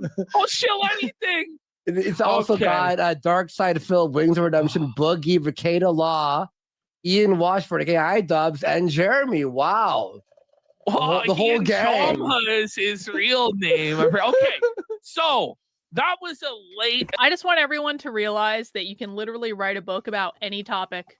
Self-publishing is a great thing. Self-publishing has opened us up to a world of possibilities. If you want to track every single episode the Kino Casino does and then just write a book about your thoughts about all the ridiculous shit that they cover, you can. If you want to write a book about things you saw in the world in the last year that make you happy, you can do that, and there will be people who buy it. I swear to you, this is the reality of the situation. If you can write books about anything, and we should be writing books about things, because if we don't write books about things, then leftists are going to dominate publishing because they own all the major publishing houses. And so, you know what? If you want to write a book about internet buffoonery, you should do it. Edition, that little miscellaneous part there that we did. This is where the segment proper truly begins. This clip was recently unearthed by the legendary Kiwi Farms poster, Return of the Mac and Cheese. And in this clip, we can truly understand Jeremy's simp cuckold mentality that led him to the moment with Melanie Mac that's leading to all of this controversy and downfall and spiraling from Jeremy. Let's have a look here. He's fantasizing about Gina Carano. Okay, that's Gina. You know, she was canceled from after being on Star Wars. There's a whole story about it. But anyway, here we go. Okay, how much does Gina love me out of 10? Either a 9. You're married. You know, you're married, bro. Even fielding stuff like this, buddy. Wouldn't your wife be like, "What the fuck are you doing online? Talking about fucking this?" By the way, she's kind of a beast, isn't she? What is like a fucking Midwest 6? Buddy? Come on. Even as a Midwest 6, she can do a lot better than Jeremy. And Jeremy knows this. He knows that he's a low value man. And so he knows that his only path is the friend zone and the cuck seat. And that's what he's going to say. Okay, some people are saying that they would smash. Okay, fair enough. But for him, come on. Or an 11. Which one is it? Just saying, like, I feel like Gina and I could do like a romantic 3.5 millimeter. Yes, you're correct. 3.5 millimeter. Gina and I could do an excellent on-screen romance where, like, I'm the best friend. What? I'm like the best friend. So he starts off not from a position where he's like a Chad. He picks her up off her feet. He picks her up at the bar, or he rizzes her up. He immediately is like, listen, I'm in the friend zone. I'm her best friend. So it's already just a total beta cuck mentality. But this is, as we're going to find, this is his mating strategy for Melanie Mac. This is his mating strategy with women. he weasels his way in as their friend, and then he tries simping to wear them down to hope that they give him a crumb. It's pathetic. Okay. But I pine after her, and then she just keeps banging all these other dudes. What the fuck? Yo, Jer. bro, Jer. Cuckold alert! Wait, hang Cuckold alert! on. Cuckold alert! Cuckold What a this great is romance. This is Jer's fantasy, buddy. This is Jer, buddy. This is Jer's own fantasy version of how it would go down. And in it, he's friend zoned and she's banging all sorts of other men. Shocking. But he stands by her side and holds her hand. All of these bad boys, I'm going to treat you right. One day you'll realize that you should be with me, a nice guy. Ooh, it's cringe. Oh, it's cringe. He's bro. the guy. Yeah, he's the guy who believes that the nerd gets the girl. I can be a nice guy. And then I'm like all sad. And then she like realizes that I was. Oh my god, she's covered in. And then she realizes that she should have been with the nice guy all along. Me all along, and that she comes to and then she comes to realize it, and then we live happily ever after. Is he brain Did he damaged? post this himself? Like this is bro. Is this a leak? Bro, like, what was up with what he Is this a leak? This feels like a Discord call, like a leak. Actually just said this shit in public. Oh man. my god! By the way, he said a happily ending. He didn't even say a happy ending. We're gonna have Like a comes to realizes ending. that I was me all along, and that she comes. I was me and all that she comes to along? realize I was the meat. Realizes that I was me all along. But I was me all along. What? Jared, she doesn't comes make to any sense. and then she comes to realize it, and then we live happily ever after. Happily ever after. Like I think we could do that. I mean, that's what I think. What? You're married? You're married. What is wrong with this guy? What the hell's wrong with you? I just mean, like, I think it's there. She could just keep hooking up with fit dudes. And oh my god! Whoa! Cuckold alert! Cuckold alert! Why did he have to say fit, dude? Why is he saying this? She gets filled up by some black men, and then he felches it out of her. No, but is in his fantasy after she gets with him, she's still hooking up with fit dudes because he can't satisfy her. Like, bring it back. I'm pretty sure that's what he was saying. I think we could do that. I mean, that's what I think. I just mean, like, I think it's there. She could just keep hooking What up is with this fit about? dudes, I want the MMA cartoon dudes. stuff. I don't care And, about like, this. they don't make her laugh, They don't. Oh my! They only make her come. He's No. This is real. This is twisted, This bro. is real. That's the back. No. How does he live this down? How does he every day show up in public and be like, yeah, it's me, Jeremy from the Quartering, author of this cock fantasy that I told the entire world. Like, in his fantasy, not only does she hook up with a bunch of guys while he's in the friend zone sad, but then after they get together, she still hooks up with a bunch of fit young dudes that are MMA fighters. Guys? That's really specific to say MMA fighters. Like, yeah. The Sky Bull vindicated. But then she comes home to him at the end of the night because he jester maxes and makes her laugh. Oh, that's what man, bro. Get The her. Sky Bull's And then there's real. me. The Sky Bull's fucking It's having true. a party right now. It's true, all of it. All of it. MMA pilots. I'm just like, oh, hey, Gina.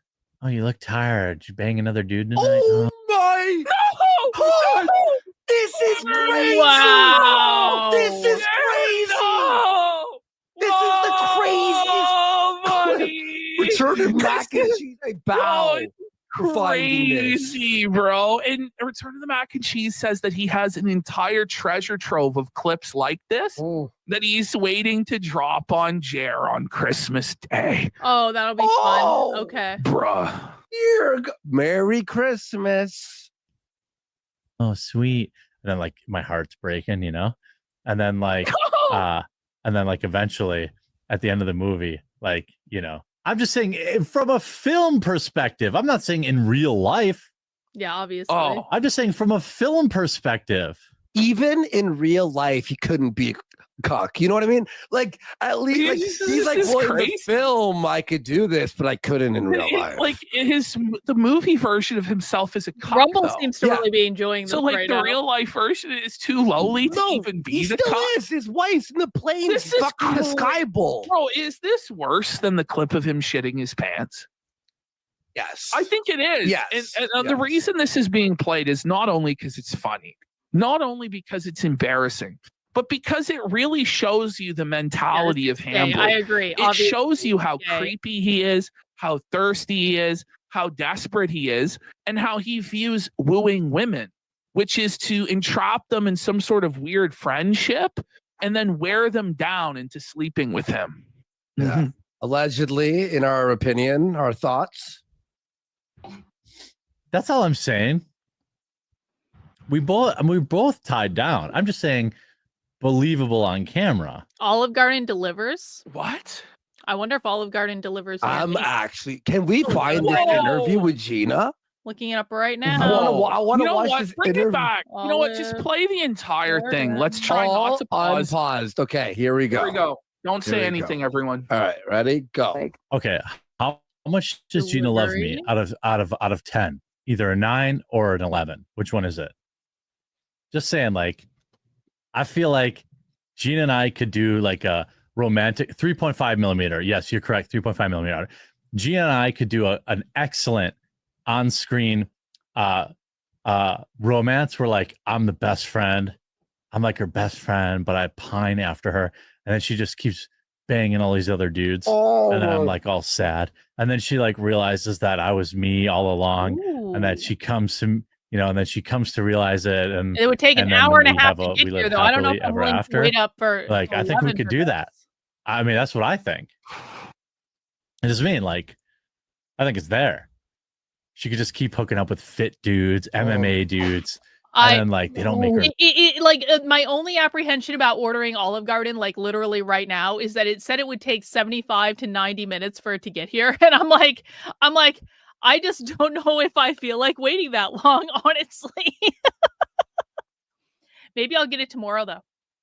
Laugh, you know, they don't get her, and then there's me. I'm just like, oh, hey Gina, oh, you look tired. Did you bang another dude tonight? Oh, sweet. And then like my heart's breaking, you know, and then like Jumbo salad, and then like eventually at the end of the movie, like, you know, I'm just saying from a film perspective. I'm not saying in real life. I'm just saying from a film perspective, bro. That's all I'm saying. The hardest thing. You know what's funny, by the way? You know what's not funny? Pause that clip. Is in his mind, he's like, look, they're fit and they're jacked and they have bigger, but I'm funnier. And you go, but you're not funny. So you don't even have that like angle He's where you're not like funny at all. He's not charismatic in any way. He's just like a low energy, boring, unfunny creep. And ultimately, what's going on with Melanie Mack and Hannah Claire is that he's buying friends. He's buying female attention so that he can then leverage that bought friendship into potentially something more, or at least the fantasy of something more. And so it was all put on display for everyone to see. The clip heard round the world as we go into the Twitter disaster folder. The Kiwi Farms Twitter account, the official Kiwi Farms Twitter account, put out this clip. Oh, here we go. Following Josh Moon seeing our segment on Jer's creepy football date. Let's have a look at this, everybody. And it's pretty obvious for everybody to see what's going on here. There's no way to really deny what's going on in this clip for Jeremy. So all he can do is try and gaslight us. But if we just do you guys know? Holy shit. Okay. Fun fact about ordering from Olive Garden. Do you guys know how they bring the Olive Garden cheese grater around, and when you get the amazing Olive Garden salad, they say, "Do you want cheese on the salad?" And you go, "Yes." And then they hold a cheese grater over the salad, and they grate as much cheese as you want, and you can have like as much as you want, and you can do it on the pasta too. When you get Olive Garden takeout, I'm looking through their menu right now. When you get Olive Garden takeout, they will send you an entire cheese grater with a block of cheese for $20. So you can literally order a fucking cheese-filled cheese grater with an entire block that you can then grate yourself onto your salad. And I'm I'm kind of like, yo, I don't know if that's worth $20, but like I swear to God, I'm looking at the menu right now. Does someone want to send me a $20 super chat so I can get the cheese? I'm kidding. That's rad though. That's awesome. That's like the best news of the day. Hold on to the rock solid truth of what's going on in this clip that we can all see. There's nothing that Jared can do to gaslight us and shake us from the truth. Let's watch. All right, here we go. And by the way, in chat, we'll read the super chats at one point. Don't worry, man. All right. Yeah. Melanie and I will be watching the football game tonight, and Hannah Claire will probably be going. Notice what he said. Melanie and I will be watching the football game tonight. Listen, Jeremy's. I understand I can get the cheese for free at the store. I understand it. But then I would have to put on pants and go outside in the cold and drive to Olive Garden. And Olive Garden's a good 20-minute drive away from me. I'm not like, that's like 40 minutes round trip. I'm wearing sweatpants right now. You understand? I would have to put on normal pants. It's fucking cold out. It's almost 10 o'clock at night. I would have to heat up the car. Like there's trade-offs to be made here. Entire defense hinges on that and then you get to keep the cheese grater afterwards. Like you basically get a new cheese grater, which it's never a bad thing to have a cheese grater around. Come on. Going out with the entire crew every time, the whole time. This is undisputably a lie based on the video evidence we have here, where he says, me and Melanie will be going to football tonight. Hannah Claire will probably be doing something family oriented. You see, sis sent me a $10 Rumble rant. Here's half. Do it tomorrow though. Don't forget the breadsticks. Aw, yeah. I'm not gonna order Olive Garden tonight. It would get here way too late. But I'm seriously considering ordering Olive Garden tomorrow, and I'm not even joking. Instantly, thank you, sis. Melanie looks to Hannah and is like, "Please help me. Like, get me out of this situation." Somewhere family orientated. I can't watch football with you guys. You can. I would love that. Oh yeah, that would be. Wow, thanks, Melanie. I'm not joking. We just when Hannah agrees to go, he immediately recoils his head back. He's clearly disappointed. He brings his head off screen to hide his eye roll. Like it's so obvious. It's so transparent what's going on. But he's going to tell us not to believe our own lying eyes, not to believe our own understanding of interpersonal dynamics, to pretend as though we've never seen this situation happen in the real world where a girl asks her friend to go along in a creepy situation because she's creeped out by a guy. That's what he's asking us to believe. Okay. And like we said last time too, you shouldn't be like going on a quote unquote hangout date with an employee who's a female. No. Even if there is nothing wrong here, right? Even if he's not actually creeping on Melanie, even he doesn't want to bang her or anything like that, the appearance of this impropriety is an embarrassment to his wife. Yeah. And it's an embarrassment to him, and it opens the door to him potentially getting sued by one of these girls, or there being a Me Too or a cancellation. It's just not smart. Even if everything was on the up and up, which it really doesn't look like it is. And just remember that clip that we just saw. That's Jeremy's fantasy. Being the friend-zoned guy, the nice guy who, because he simps and it takes her, then she'll get worn down and she'll realize she was in love with me. That's what I think's going on here with him and Melanie Mack. 100%. That's your it. Yeah. We just didn't know if you wanted to, but I'm great at watching sports, and by that I mean I'm solidly okay. Well, yeah. Well, we got to figure out where we're gonna go. I have a dinner place I want to go, but I got to call. Okay. You change the reservation now. That's the thing. It was a reservation for 2. So, contrary to what he's going to say later, there was no plan to bring Hannah. There was no plan to bring Luke. And by the way, later on, he'll admit that him and Melanie didn't go alone to the football game, but the night before this, they were alone together. So this entire narrative that he tries to construct to defend himself, that the whole crew was with him the whole time, is completely fraudulent on the face of it, and his own words and video evidence disprove it. It's such a strange cope that he goes with. Yeah. Football game tonight, and Hannah Claire will probably be going. Yeah, see, there it is. That's the I found that. Like, I remember help me. Okay. Football game tonight, and Hannah Claire will probably be going. She does, bro. Come on. Not crazy. We did say we're it. not stupid. We're not stupid. We're not dumb. Said it. We know what this is. Wow. We've all seen this happen in the real world before. Come on. Somewhere Claire will probably be going. That's helped me. Somewhere. Bro. And then she went, I'll go. Yeah. Oh, I got Yeah. So Quartering decides to weigh in on this. By the way, Quartering throughout all of this tries to keep saying over and over again, I'm not bothered. This doesn't bother me. I don't care about this. It's ridiculous on the face of it. If that's true, and nobody would believe what we all just saw with our own eyes, then why do you feel the need to address it at all? I can't even. Why do you feel the need to seethe about it? So here comes Jer. We're both huge fans of football and watch the game. Why are you losers this desperate for content? Oh, by the way, Hannah Claire's baby watched the Packers game with us too.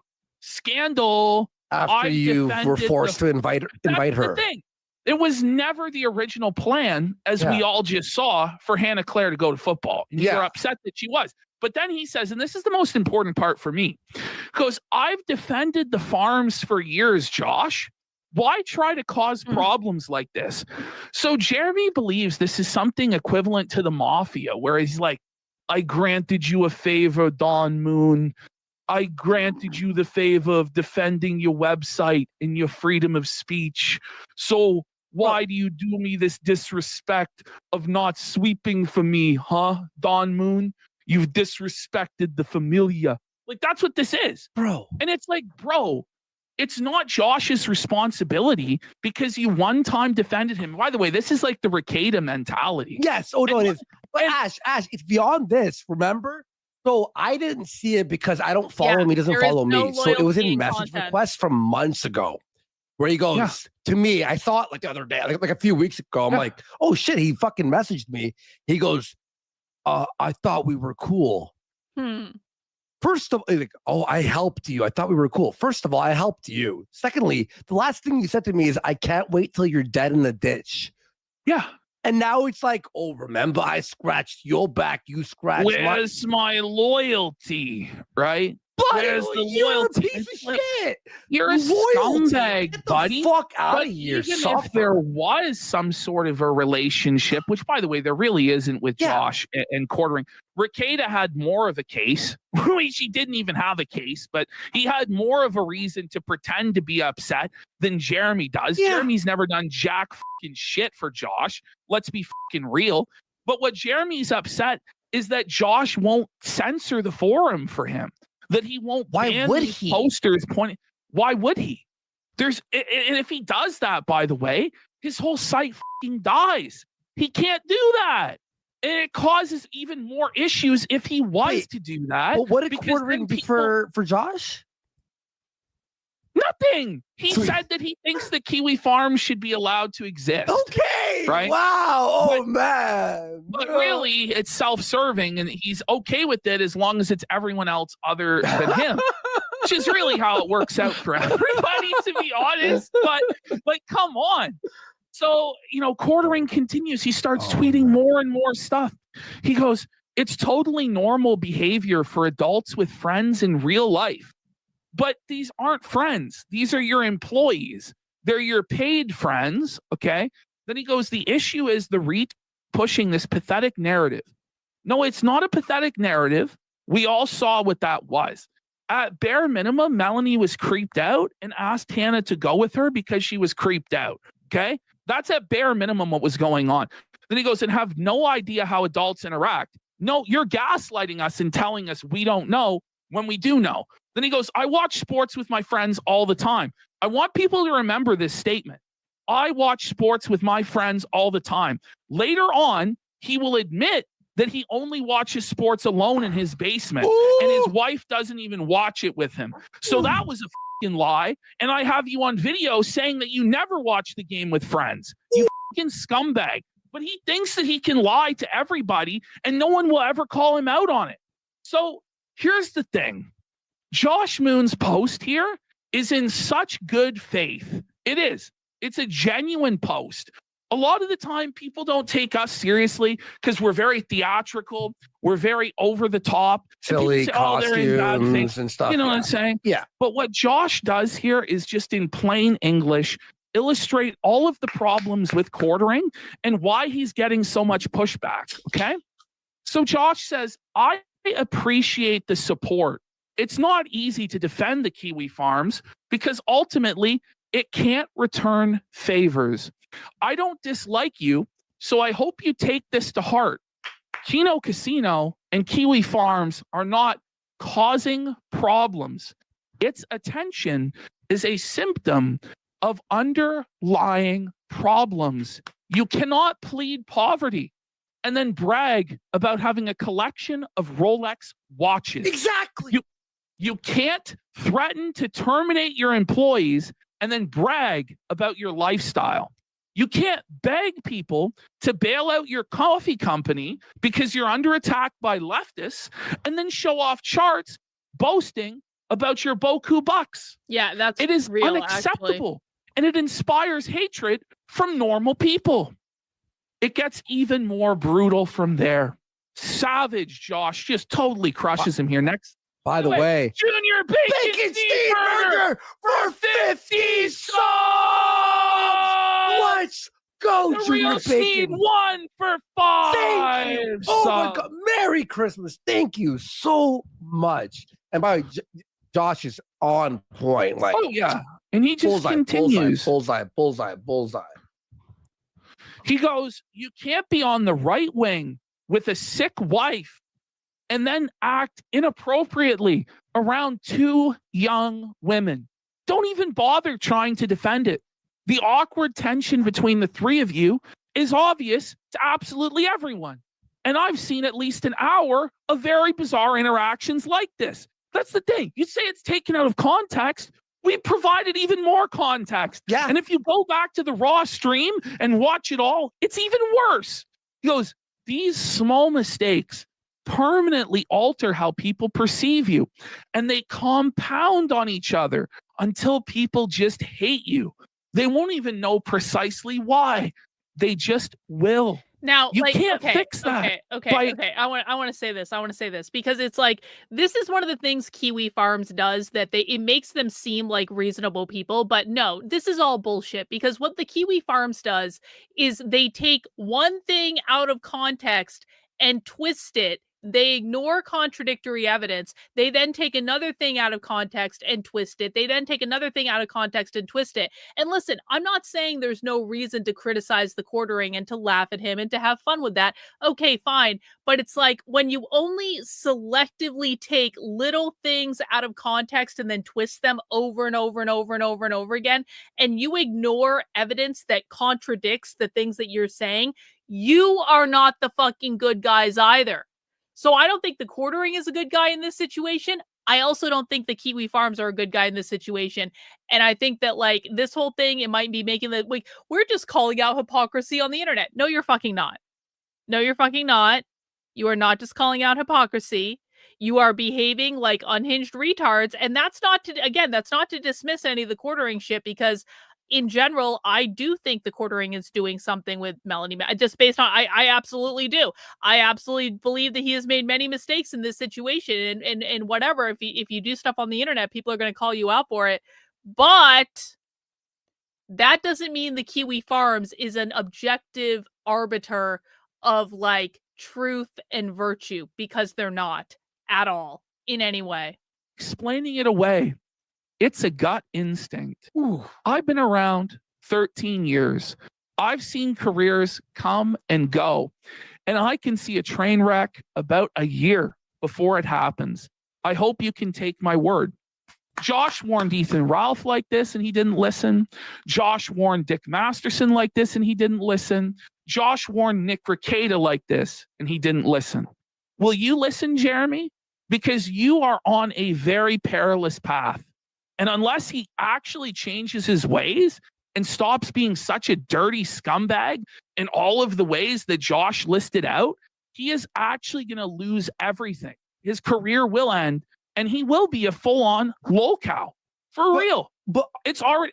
Are we supposed to believe that there isn't a issue here when there's feet pick discussions, sexual tension conversations, and awkward? It'd be one thing if it was once or twice. He made like, a joke like that. It's but daily. It's constant. It's every stream I hear him make comments like this.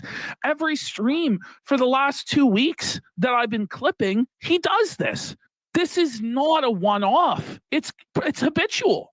Yeah, and it's like really like that whole thing we just saw with Melanie Mack and the help me thing. It could be, oh, you guys are just coping this bullshit. We're not stupid. This isn't like casino's wrong until proven that we're right. This is right, 100%. I don't even fucking. We're 100% right. Yes. Yeah, it's 100%. So, like in my opinion, we have more. This person says, Jeremy, that video of you circulating on Reddit trying to take Melanie out alone for dinner gave me secondhand embarrassment and major perv vibes. You're married. Kino is going to have a field day with that clip. Quartering goes, I know this isn't good faith, but it's a free dunk for me. Me and the entire team went out to dinner literally every single night. That's a lie. That is a straight up lie. Jeremy, later on, you will see a clip of him saying that the first night, because no one else was there, he took Melanie out alone. And it's also a lie and insulting to our intelligence, because in the clip that we're all discussing, the plan was to go with Melanie alone to football and not bring Hannah and Luke. And that's obvious to anyone with eyes. Yeah. He goes, this is normal behavior on a work trip. The only people who think it's weird are pathetic, bad faith losers. Oh, Jeremy, yeah, it's you. No, but it's him that's acting in bad faith on this. It's him that's insulting everybody's intelligence. This is not a good faith rebuttal. By the way, if we go to the next slide, when Josh posted his response to Jer, and also, by the way, forget this video with Melanie Mack. Your wife is sick in the hospital, and you went on a unneeded trip with other girls. And by the way, Jeremy has admitted that he already called his wife to damage control. No. Why would he feel the need to call his wife in damage control if he truly feels like it's ridiculous on the face of it? That's actually true. Here he has him responding again, like it was tweet after tweet after tweet. Yeah. So we're both fans of football. I completely agree with that. Why would he have to call his wife and do damage control if everything was fine? Listen, okay, people might disagree with me on this, but I have no problem with two adults of the opposite sex hanging out with each other. I hang out with, especially when I travel, I hang out with men. I'll go to the bars with them. I'll hang out. We'll go out to dinner, like whatever. I've gone on a road trip I went on a road trip with a fucking groiper last year. I was hanging out with him for like several days. I literally have no problem with this. But you know what? My husband knows that nothing is fucking going on. And I'm just like, I get along with men better than I get along with women. And so that is who I tend to hang out with. And I don't feel the need to justify it to him, and I don't feel the need to explain it to him. Like, there's no conversation where I need to be like, Victor, I didn't like no, like, because there's nothing going on. And it's like, and if you have to call your wife and do damage control because you went out to dinner with another person, that is a reflection on your relationship. Okay, seriously. Ball, big fucking deal. This is the gayest controversy ever. Oh, by the way, we watched it with the entire team. Jer, the clip is right there. After we know the reason. After Hannah said, the clip is I'll right go. there, buddy. The clip is right there. The original plan was for you to go with Melanie alone.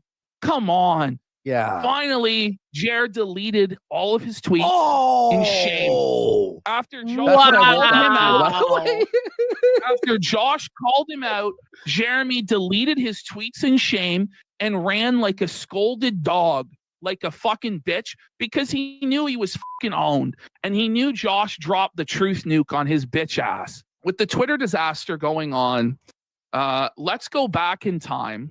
We're going to go back. No, hold on. You go back out of this folder. Oh, I see. Okay, cool. In here, right? And then we start off here. Yeah. So we're talking about Amfest, okay? This is the whole disaster of Amfest. In order to truly comprehend how bad it really was, we have to go back to the beginning and have a look at what Jeremy promised us it would be. We have to look at his promises as to what would happen and compare it to the reality, the results that actually did happen. Yes. So here we have the first time that Jeremy mentions the possibility of going to Amfest. Let's have a look. Yes. And we'll be doing a tally, by the way. We'll be tallying up all the lies of Amfest. Oh, good. By the way. Lower that a little bit. Yeah, Hamfest. Am I right? Hamfest. By the way, I do want to shout out. I have like 75. Ash, you and I, day one, when we watched this clip a few months ago, we were like, this is the worst idea. Yes. Like last month. We were like, do not do this. Anyone with common sense would tell you it's a really, really bad idea. We were like, please don't do this. Jeremy did this last minute. He had nothing prepared. He went into it completely blind with no prep, and he did not have the financial or organizational.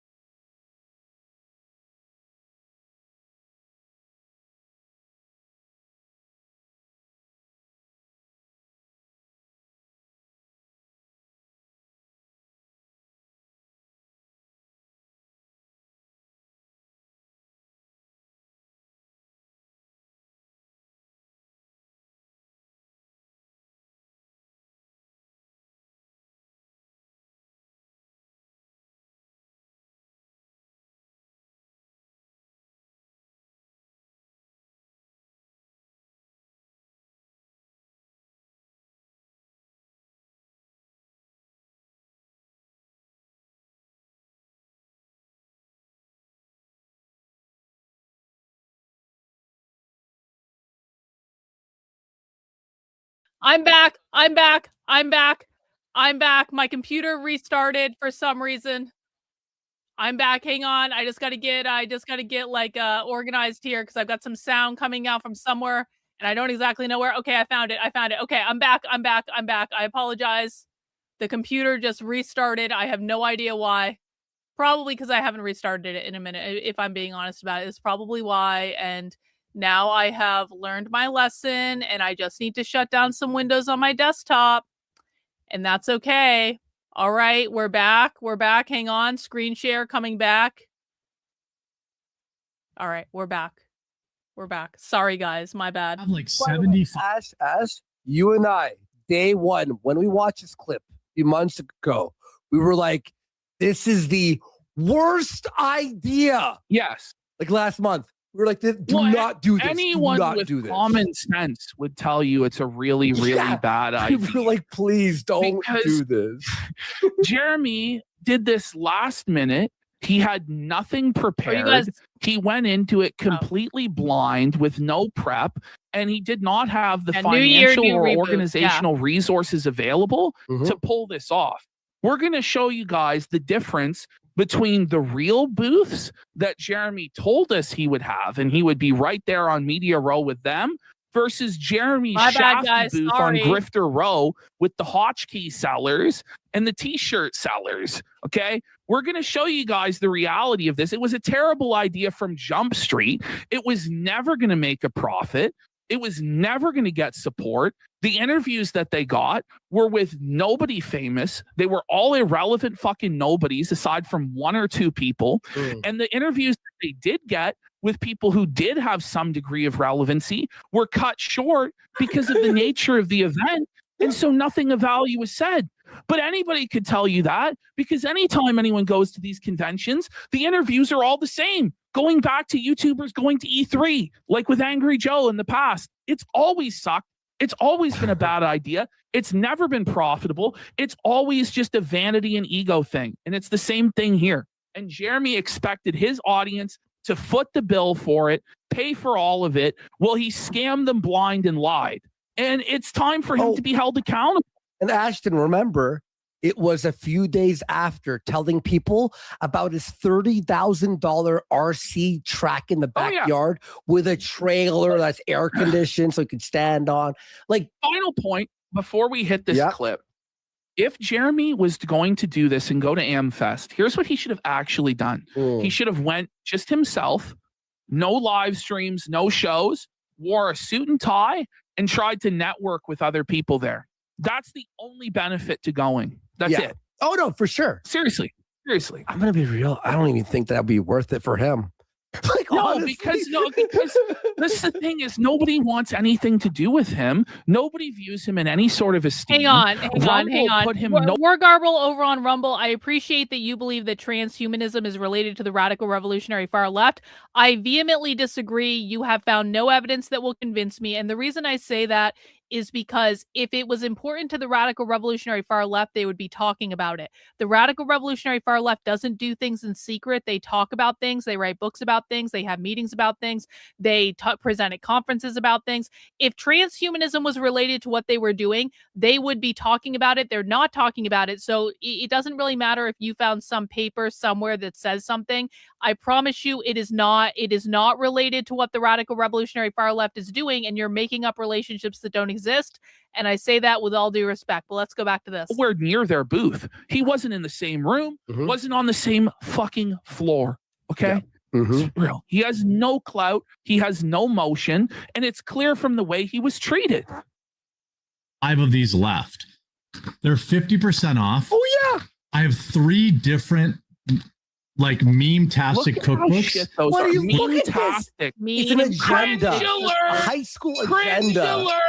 What's it called? The curled spine? Whatever. I don't know what it's called. By the way, can you be sued for this? Like, this is like a straight up stolen meme. Apparently, when it comes to the president, you can use his likeness on anything. What about AOC? She's a turkey. Like, I don't know. Which are perfect for Christmas. And by the way, wasn't he shitting on Trump also? And then he's trying to sell the books? He said Trump was ruining the economy and making everything more expensive. As he's killing the Trump cookbooks. Like, by the way, Jeremy's pivoting now away from politics. I hate to spoil it, but his plan is to make the live show focused entirely on like celebrity gossip and entertainment, which honestly is the correct move for him. Yeah. Because he's basically believes the MAGA train is over, the gravy train is done, and he needs to pivot his grift. Come on. Well, it is. Well, it's done for him, not for other people. Like, other people are handling it. The recipes they're all full color. The recipes are delicious. It's in full color. I hope. Wow, guys, it's in color. Okay. Okay. By the way, we can see that it's in color, unless we're color blind or blind or some shit. In which case, it wouldn't really matter now, would it? It's in full color. And they're full of memes. Oh my God. Oh, wow. Memes in a cookbook. Your stale 10-year-old Pepe meme, sir. It's got. Look at the memes, Look guys. at the meme. Like, come on, dude. The memes. If you're looking for a Christmas gift, I have like 70 of each one left. My wife and I are going to ship them all before. How much AI do you think was used for those books? 100%. There was no effort put into any of that. It's all slop.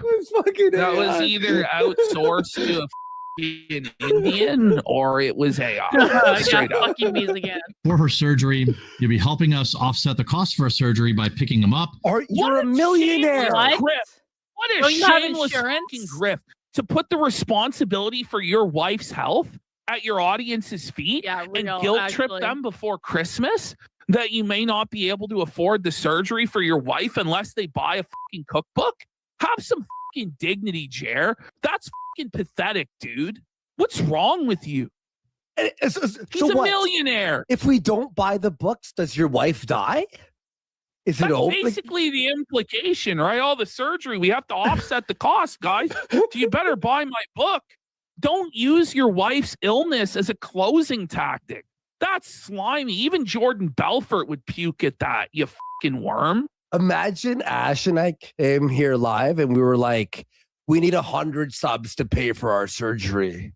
We're going in and like it'd be like, whoa, By the way, buddy, chill. None of us should even know that his wife's having surgery or his wife's having health issues. What the even know that? Helping clear them out of my house. Thequartering.com/shop. Go there right now. Once they're gone, they're gone. I'll never order more. But I hope wow, that it's a great product. What a great You'll product. never order it again. He's like, these are trash that are cluttering clear my my spare house. room. I gotta clear my house please out. buy them. We're not going to make any more of them because no one wants them. But my wife's dying, so buy them. Like, holy shit! Oh dude. man, you will pick yours up. If you just go here, thequartering.com, pick up your. Look at this. Oh my God. Do you remember this? Hang on, let me rewind it. send a quartering to Amfest. This. What is this image? So remember, It's like guys, he said that if you gave him $100, you would get a year membership to thequartering.com, which really has no benefit or value. Straight up, there's like no bonus content really at all. And then you would also get a signed Christmas card that him, Melanie, Luke, and Hannah would take a photo at Amfest and sign it. The Christmas cards are not being delivered. To the 11 people who bought them, there was no update whatsoever. You're kidding during me. Amfest or after. You're not getting your Christmas cards that you paid for. You're just shit out of fucking luck because they couldn't even be bothered to put together 11 cards. By the way, That's he then actually pivoted and said, insane. okay, well, we're going to donate that $1,100 to Toys for Tots or whatever we raised. There has been no proof provided on any live stream that I've watched all of them, that Jeremy has donated to Toys for Tots or made the donation to Wounded Warrior Project that he promised. I would like to see proof of that, Jer. If you're going to claim that you did that, okay, you need to actually prove that you did that. And that's in 100% good faith. I've watched every live stream. Now, maybe he proved it in a random video on the Quartering channel. I don't watch 10 slop videos a day, so I don't know. You don't watch the 10 videos a day, Ash? But it's fucking disgusting. Like, it really is. Like, the level of lying and scamming that this guy does, and this isn't even getting into, like, he promised a meetup and a party. None of this ever took place. And apparently he got $15,000 from two backers, two Jewish Canadian guys for this thing, by the way, that funded it. Just go here, thequartering.com, pick up your mega cookbook. Don't print as many next time, Jeremy. Well, I mean, I only had 300 left. That's not. Oh my God. 300 His left. own chat's like, don't print. Like, by the way, why are you printing these? Don't you like print to order? That's kind of like that's actually a ramshack- really good question. shackle Yeah, why business are is you this? printing Too many. anything like? I think we'll ahead of sell all time? 300 by December 1st. Proof. I want to see proof. Folks, How many do you think he sold? I think he sold one. I think he sold don't one. know. Remember he put them on like a deep discount. Maybe he eventually cleared them out. No, I don't know. I bet no one bought it. Another ad read, once for my own product. On that page too, I don't know if you guys. This came out. So he comes out of an ad read for Morgan and Morgan. By the way, that's the context of that complaint. He does an ad read for Morgan and Morgan, and then goes straight into showing this product right afterwards. No, With and zero also, respect for the audience at all. Didn't he do like a thing in November that he promised in December he wouldn't do any ads or something? Oh yeah, he was talking a big game. I mean, it's just the amount of lies that come out of this guy's mouth. And the thing is nobody has been able to hold him accountable up until this point because number one, most people, he's just too boring to actually sort through and watch and hold him accountable. Number two, the people attacking him were all leftists. Yeah. So it was easy for Jeremy to dismiss it. Oh, that's a woke leftist with Trump derangement syndrome. Well, Jer, let's be real, buddy. Like, we're to your right, bud. So you can't dismiss us in that same way. Yeah. You are getting felted, buddy, as you should have been a long, long time ago, bud. Call us the woke right, the sleepy right. I'm sure that's what it'll be. Yeah. I made a kind of a big soft announcement yesterday. The entire team is trying to go to Amfest so we can. So he, by the way, planned this without even asking them. Like he Wait, thought he of says it. the entire team is trying to go to Amfest. No, they're not. Like they didn't want to go. And we know that. We saw the clip of Mel and Hannah. They didn't want to go. They were trying to get out of it. Hannah just had a Mel baby. was talking. Yes.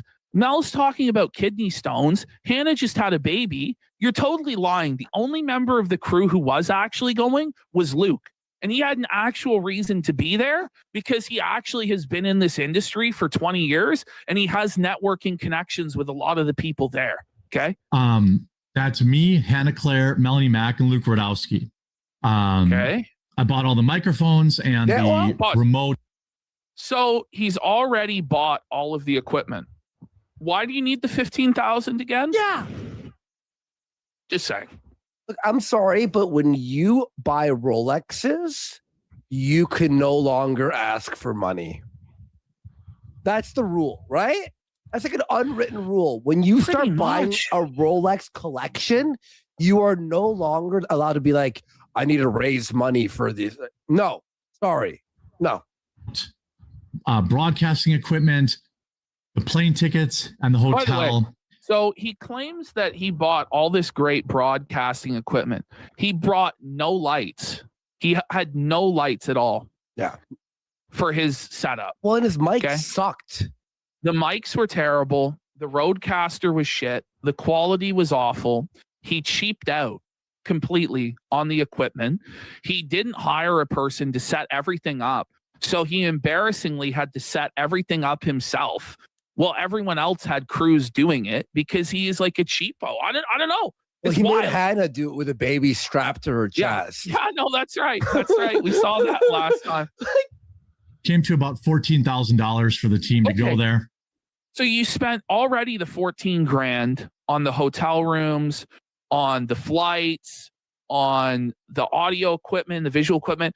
Now, mind you, who knows what's true and what's not? Because all of this got contradicted at various points where he was like, oh, well, Hannah hasn't booked her ticket yet. Oh, well, Luke doesn't have his flight yet. Oh, well, I don't know. I haven't done the banners yet. And it was like constant weird, like flip-flops on, does he have the security or does he not for the meetup and all this? But he's already, according to him, spent the money. So why does he need your money to do it? It's apparently all paid for.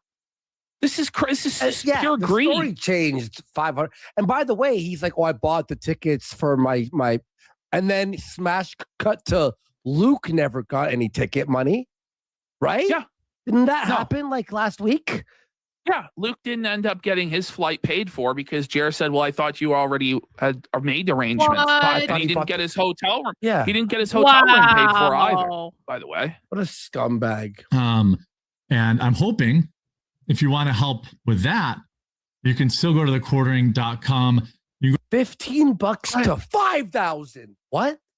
He was asking $5,000 in that somebody could co-host the show if they gave him $5,000. Wow. Oh, man. Meanwhile, he has gays for groomers on for free. Crazy. Go to thecording.com/Amfest or shop, and you can get either a custom shout out. By the way, shout out. So the viewers aren't doing enough. They already have Rumble Premium through your code. They have a quartering.com membership. They had a YouTube membership. They super chat to the show. They buy memberships. They what else do they have to do?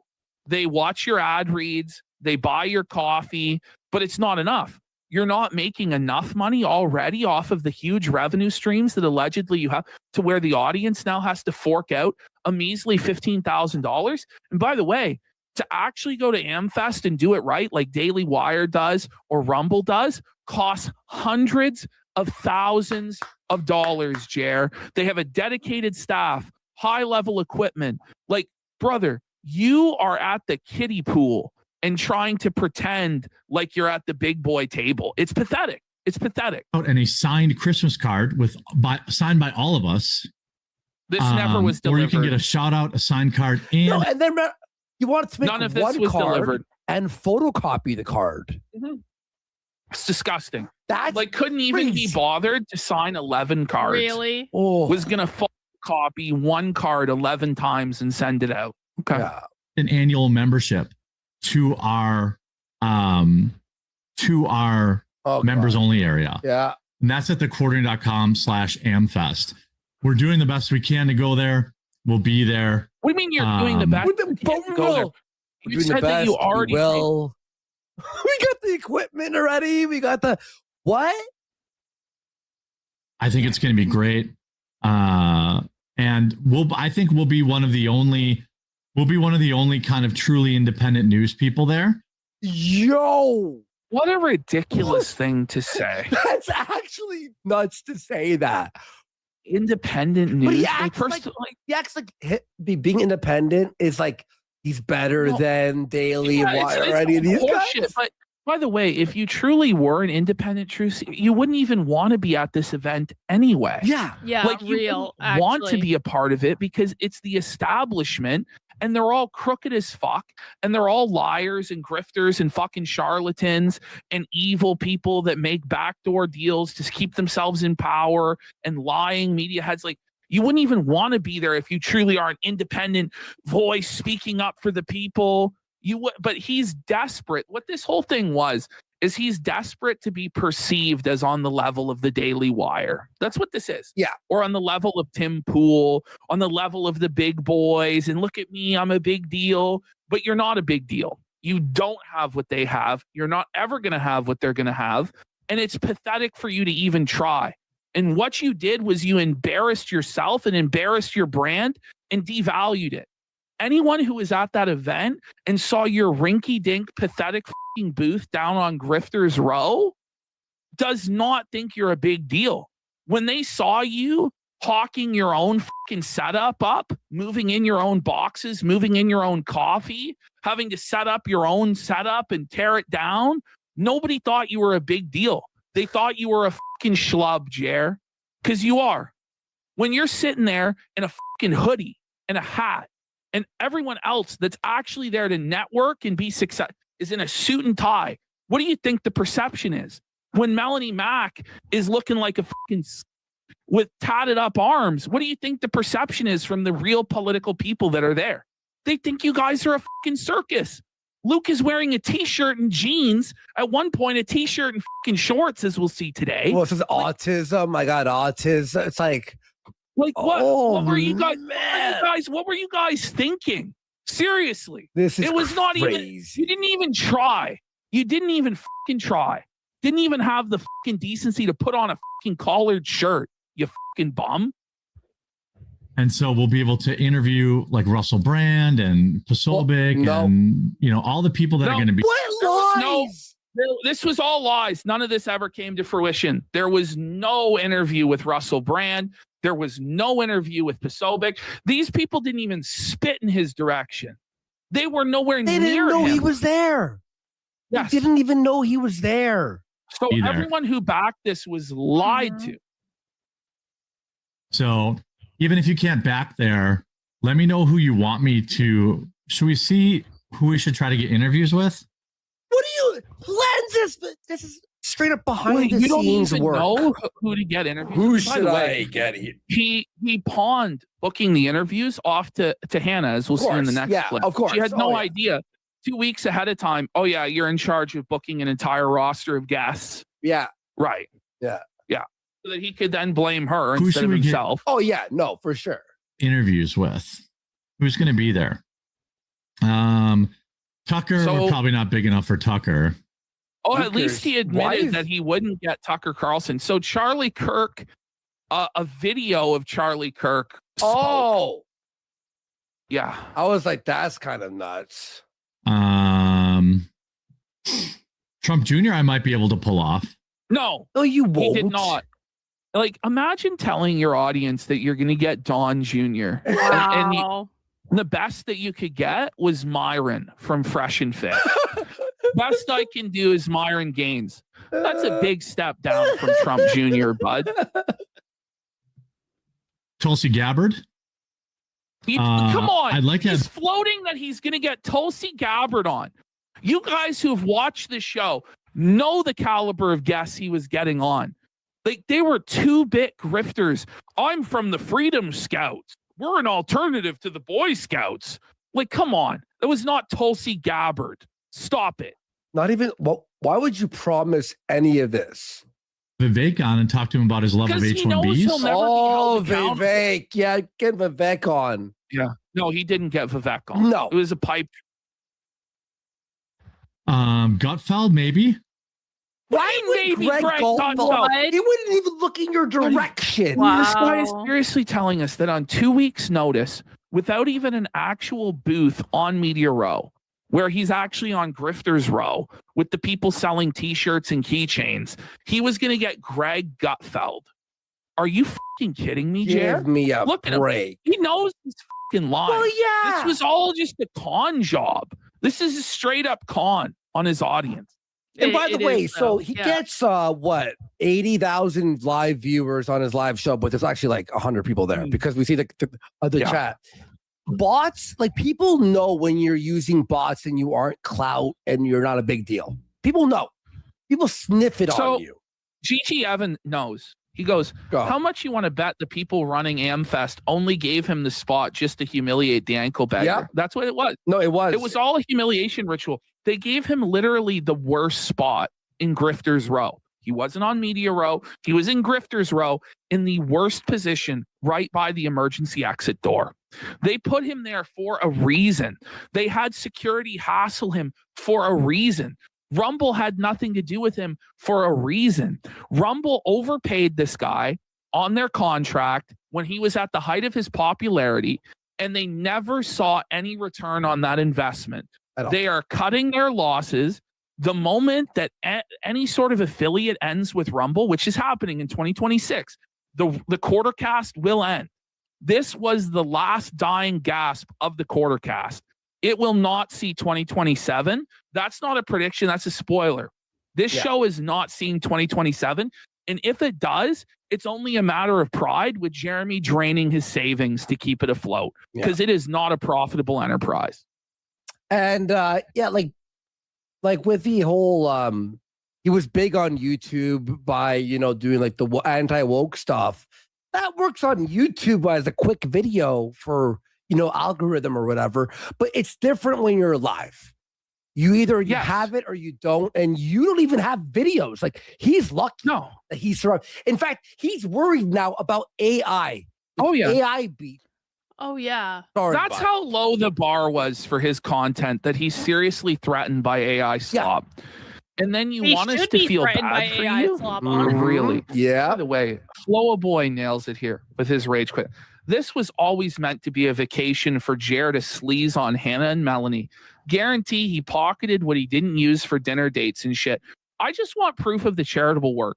I'm not saying that the whole charity promise he made to Toys for Tots and Wounded Warriors is a scam and he stole it. but I'd like to see proof that he actually did donate it. If you're going to make these claims, you have to prove it. By the way, we got Conspiracy of Everything for 25 subs. Let's go. Big support. Thank you so much. Ash, here's what he's doing here. He in his mind thinks he's a big deal, right? So in his mind, these promises are actually true in his mind. But then I think he really did find out he had no connections. Yeah. He had no motion. He had no clout. He's done. Yeah. Nobody ever liked him, by the way. No. People may have tolerated him because he had money and they thought there was a potential to fleece this mark of his money by having some sort of a relationship with him because he pays people for friendship. The moment that you don't have the money and you don't have the clout, you find out who your friends are. And Jeremy's at the point where everyone knows he's going to drown and no one feels any obligation to save him because nobody likes him, because everyone always disliked him from the beginning. That's just the truth. No, it is true. So we're going to be on. By the way, back in the day, 2017 era, when I was still doing Warski Live and stuff, anytime he came into like a live show, a panel, the energy just sucked right out. This guy knew how to fucking hit the handbrake on a fucking live show. For real. Media Row. Did you hear that? Did you hear that?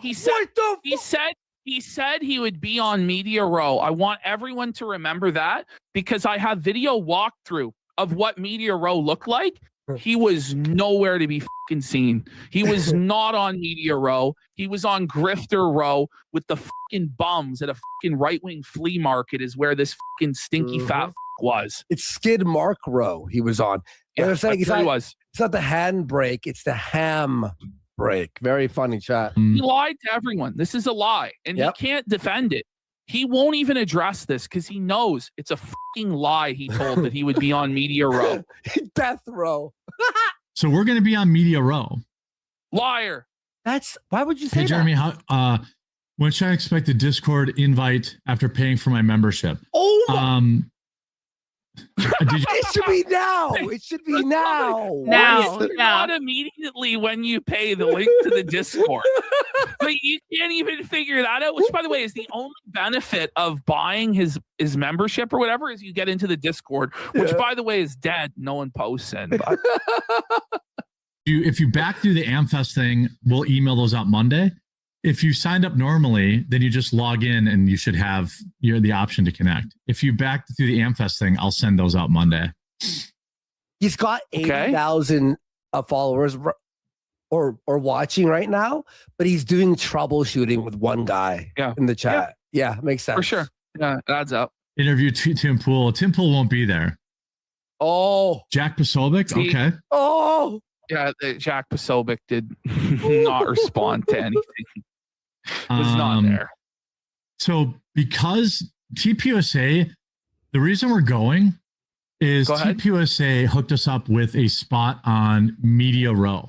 They didn't. They did not hook you up with a spot on Media Row. They did not. What they gave you was a booth as a humiliation. Like honestly, like I'm sitting here. So Prentice, as crazy as these guys are, this show is an excellent example to conservatives how much lying goes on, let alone grifting.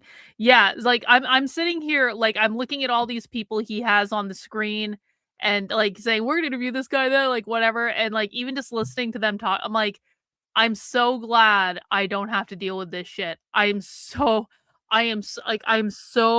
thankful that I just have my own little thing and I've sliced out my own little thing and I don't have to deal with any of this networking shit and I don't have to try to interview people that I really don't want to interview. I literally don't want to interview like anyone that I even see on. Maybe, I mean, like I think talking to Tucker Carlson might be interesting, but like I don't feel a need to like tell you guys we're going to interview all these famous people and blah, blah, blah, blah, blah. Like, I don't care about talking to any of these people. I just want to watch socialism on the internet. You know, that's all I want to do. Ritual so that you would embarrass yourself on Grifter's Row. You are not on Media's Row. You were not. We'll show you guys. He was not. Are you kidding me? And Media Now Row. maybe they lied to him as a humiliation I hope ritual. they did. I hope they did. You know, Imagine them lying. I honestly think he is lying here. They never promised him that. He has no idea of anything.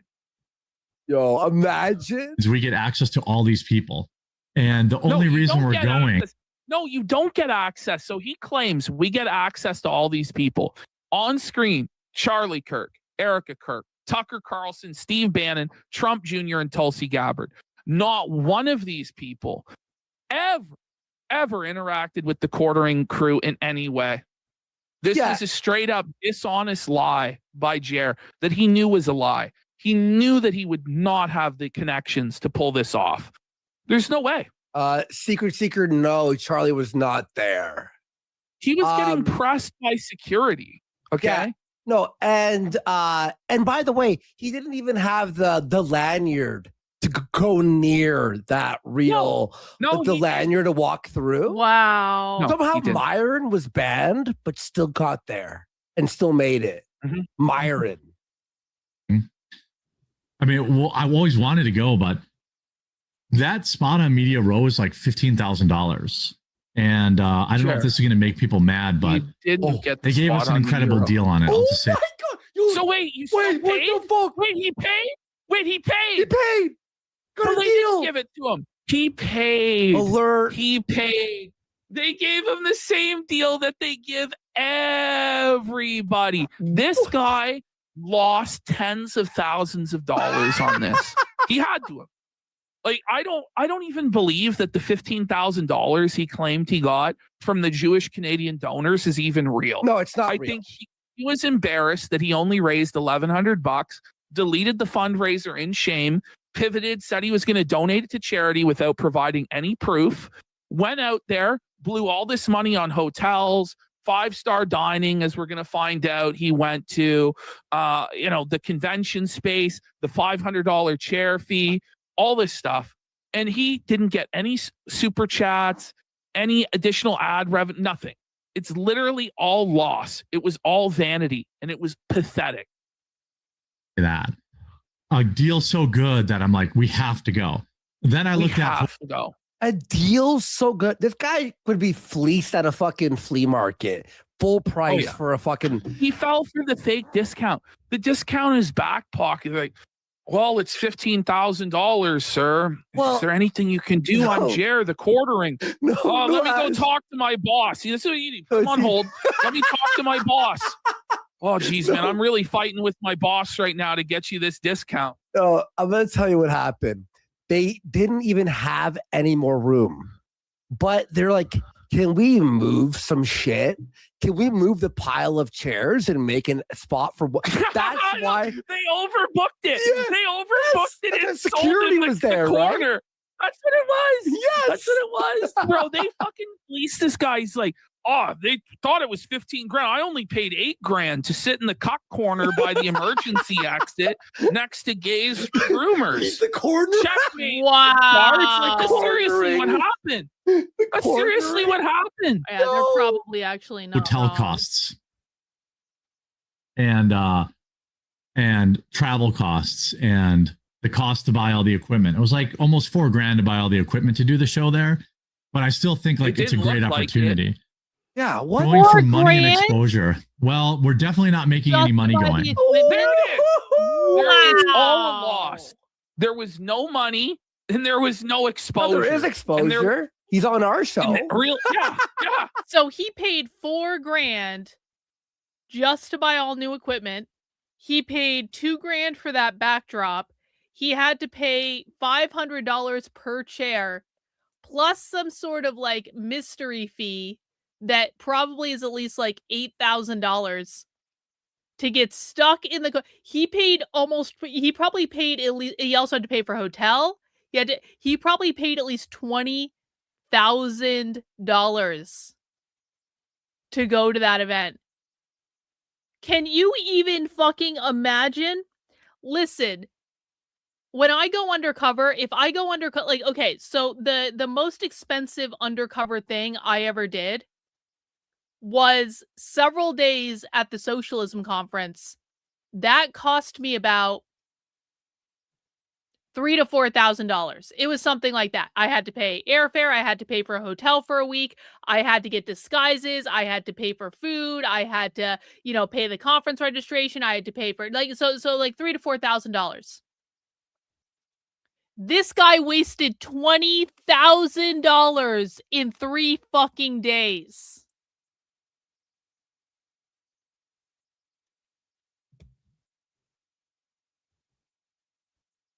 Damn. And this is why everyone should donate to me and my work, because listen, sometimes I might pay several $1,000s to go to a thing, but I'm not wasting $20,000, and I always come back with receipts and recording and propaganda and all that stuff, and at least I'm doing something productive. It's not the exposure you want. He is, in fact, exposed. I'll tell you that. Exposed for being a lying charlatan that scammed his audience. We're losing money. A lot of it. What an idiot. What the fuck? Wow. That's okay. So this is when he first breaks the news to Hannah Claire. Okay. Okay. And then we're going to be done our flashback segment, and then we're going to continue with what actually happened at the Amfest conference, because the disaster continued. It was a train wreck that I just couldn't even believe, to be honest. Worse than I ever thought it would go. Be there. Now, hopefully, you guys can help us out with something, because it cost about $14,000 for me to pay for the crew and to buy the equipment. Hannah Claire, by the way, here knows that this is a disaster. Like, she looks so sad here. She knows that this is ending in disaster, and there's nothing she can do to stop it. All the equipment's here and paid for, and I'm hoping. Hey, look. No, Hannah just gave. All the equipment's here and paid for, and whoa, right there. That eye roll, because she's like, why would we need money if everything is already paid for? That's a really bad idea to say that, Jer. That's crazy. I'm hoping you guys will consider going to thequartering.com/Amfest. I don't have Tim Pool money. That's apparent. Day. So paying for hotels. His entire life, by the way, is comparing himself to Tim Pool. Yeah. And by the way, bro, you may not have Tim Pool money, but you're still allegedly a multimillionaire. If you don't have money for hotel rooms, what did you spend all the money on exactly? You're seriously trying to tell us you don't have money for hotel rooms unless your audience gives you this money. Okay. Even though you've already paid for them. Okay. Short notice in Phoenix. I'll just be honest, the hotels were $6,000. Wait, that's a lie. Hannah shook her head. Well, by the way, like, the rooms I don't even think it had been booked yet. Wait, no, I thought he did book. Oh, he did. Are you sure? Because the room for Luke was never booked. Luke never got a room. That's true. That's true. Yeah, for sure. We know that. So we're meant to believe that between Jer, Hannah, and Melanie Mack, each of them was over $2,000 in hotels. Now, Jer later said on the day he was first there that it was $700 a night for their hotel room. That's what they were paying.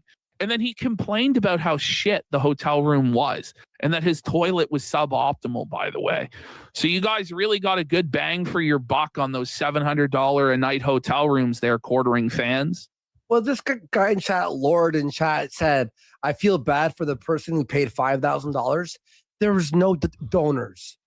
There was no donations. Well, no, it was apparently even more than that. It was two guys who came up with 15 grand between them. I don't think it happened. No. I'm pretty sure he was like we're rent free in his head. He said 2 Canadians and then says Jewish to be funny about it or something. Yes. That's what I think. I think it was like a shot at show me the Jews. Well, and somebody asked, why didn't they co-host? Well, it's convenient. Jared said they didn't want to. Oh, sure. So, sure. It was a lot of money. The equipment was like $4,000, and the flights are about the other $4,000. We have 3 ways that you can help us out. One, you can get a custom shout out at thequartering.com/Amfest. I know we won't raise all $14K, but I'm hoping that we can raise a chunk of it. when we're there, I had this idea. Hannah Claire doesn't know it yet. Oh, look at her face. Like a deer in headlights. You know? Are you sure you want to say something that you haven't talked to me about yet? Oh no. At the $30 level, we're gonna do a quarter cast Christmas card. The Christmas We're card. gonna take our The picture. Christmas when card we're at never Amfest, materialized. and I'm gonna It have was a everyone scam. sign it, and then we're gonna mail you a Christmas card, all signed by us. I love that. That's so cute. We're such a Never family. happened. And it's so you get Oh my God, the they'll be cringe. signed and numbered, and Never that would be like happened. the incredible way to support us. Or $100, you get the card, the shout out, and you get a full year to our members So area. 11 people Wow. signed up for that and got no card. Apparently, the money is going to Toys for Tots, of which no proof has been provided as of this point. You don't believe he donated to Toys for Tots? I don't know. I'm sure he did. For sure. He definitely did, guys. This fucking bomb, dude. Well, a year in our members area is like $70 or $80 alone. Oh, wow.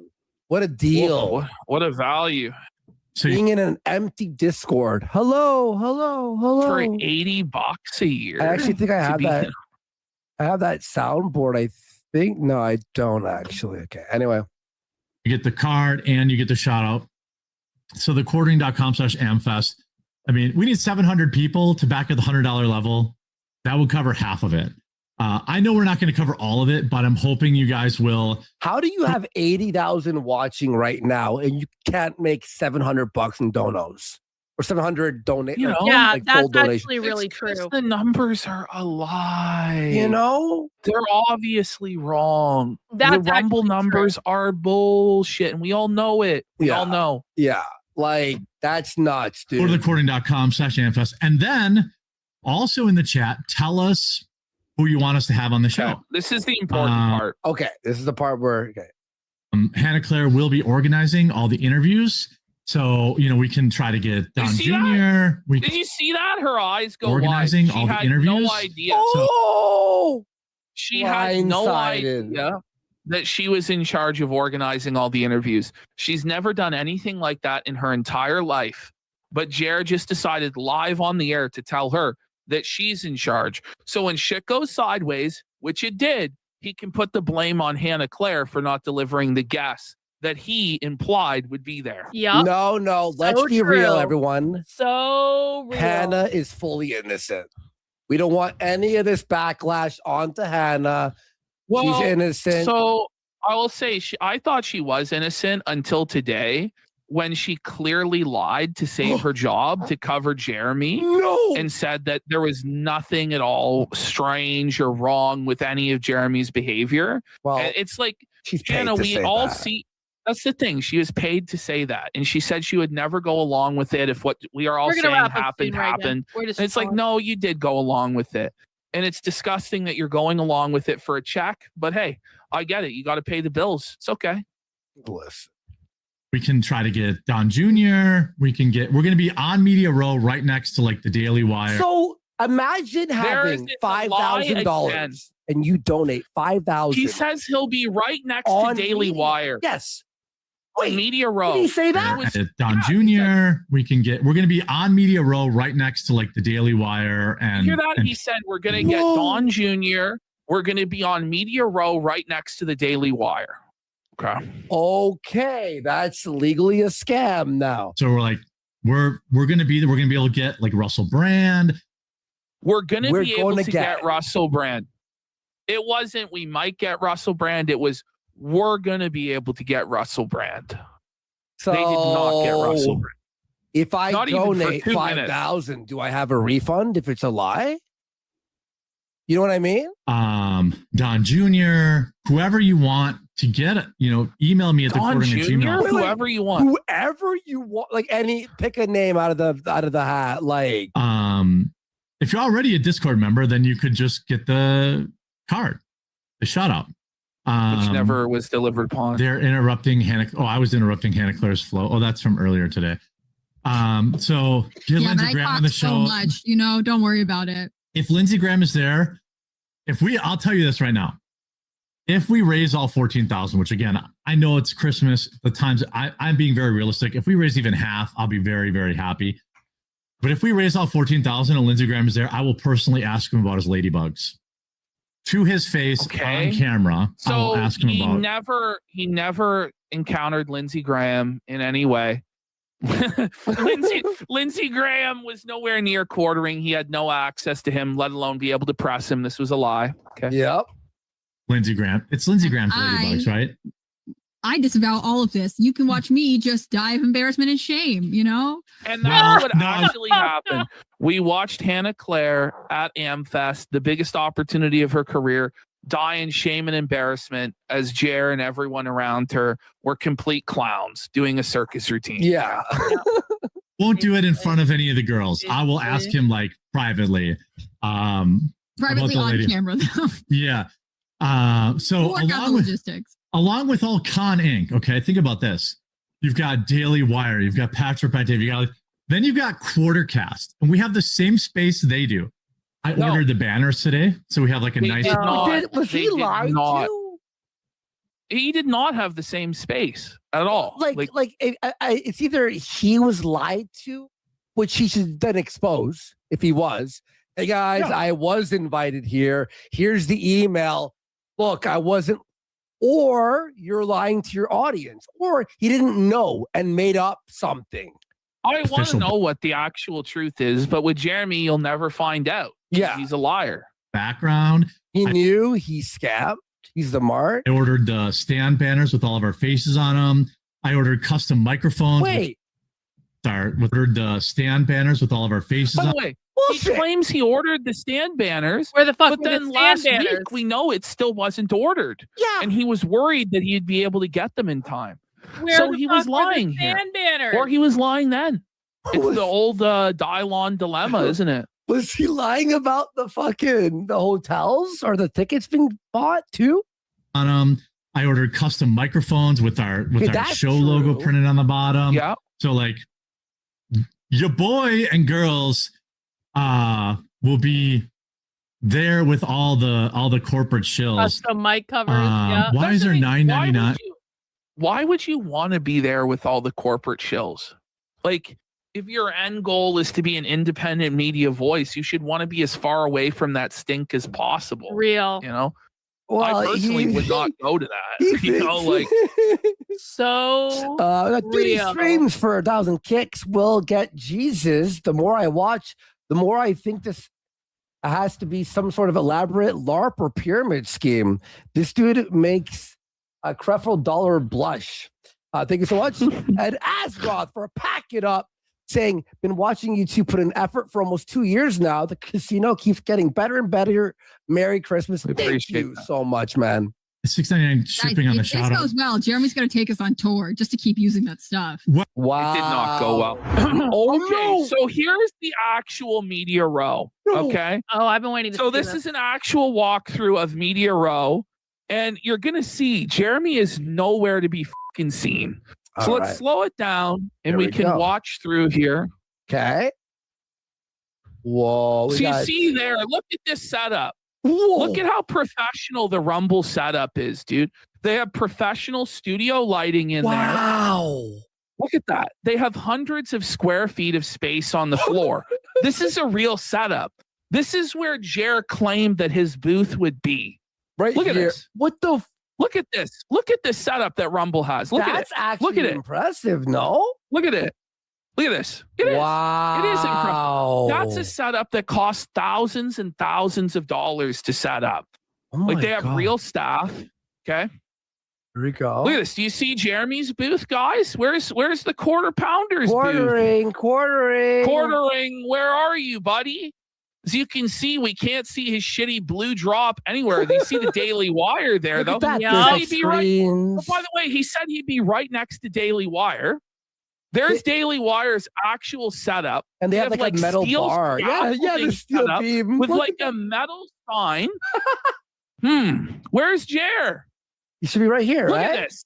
Look at this giant screen they have. Look at this huge setup they have. Like, if you're actually going to go to this event and be with the big boys, you have to be a big boy. You have to have hundreds of thousands of dollars at your disposal, which he does not have. Okay. He should. He should have that money. That's the reality of what Media's role was. Here's the reality of Jer's setup. That's Jer's setup. Backed into a shitty corner with this poverty laptop and roadcaster setup, buddy. Like, seriously, you're telling me that shitty backdrop that you got for a couple $100, you really thought you were going to be next to the Daily Wire or Rumble's booth? You knew you were fucking lying, Jer. That's sad. You knew you were lying, bro. He bought this. He's the whole corner. thing. He bought this for one event that failed. Yeah. What a waste of money. At least rent it. Like, don't buy it. Rent it if it's one night. Rent it for $20 or $50. You have to buy that? You know, a lot of people don't understand how these convention centers are. By the way, here is the coffee table. Wow. This is how Jer was promoting coffee brand coffee.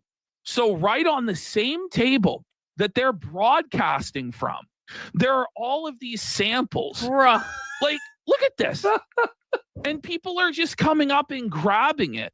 Which, by the way, what these is Jeremy's coffee that he couldn't sell through, that's literally rotting on the shelf, that he's giving away to people to clear inventory, is what this is.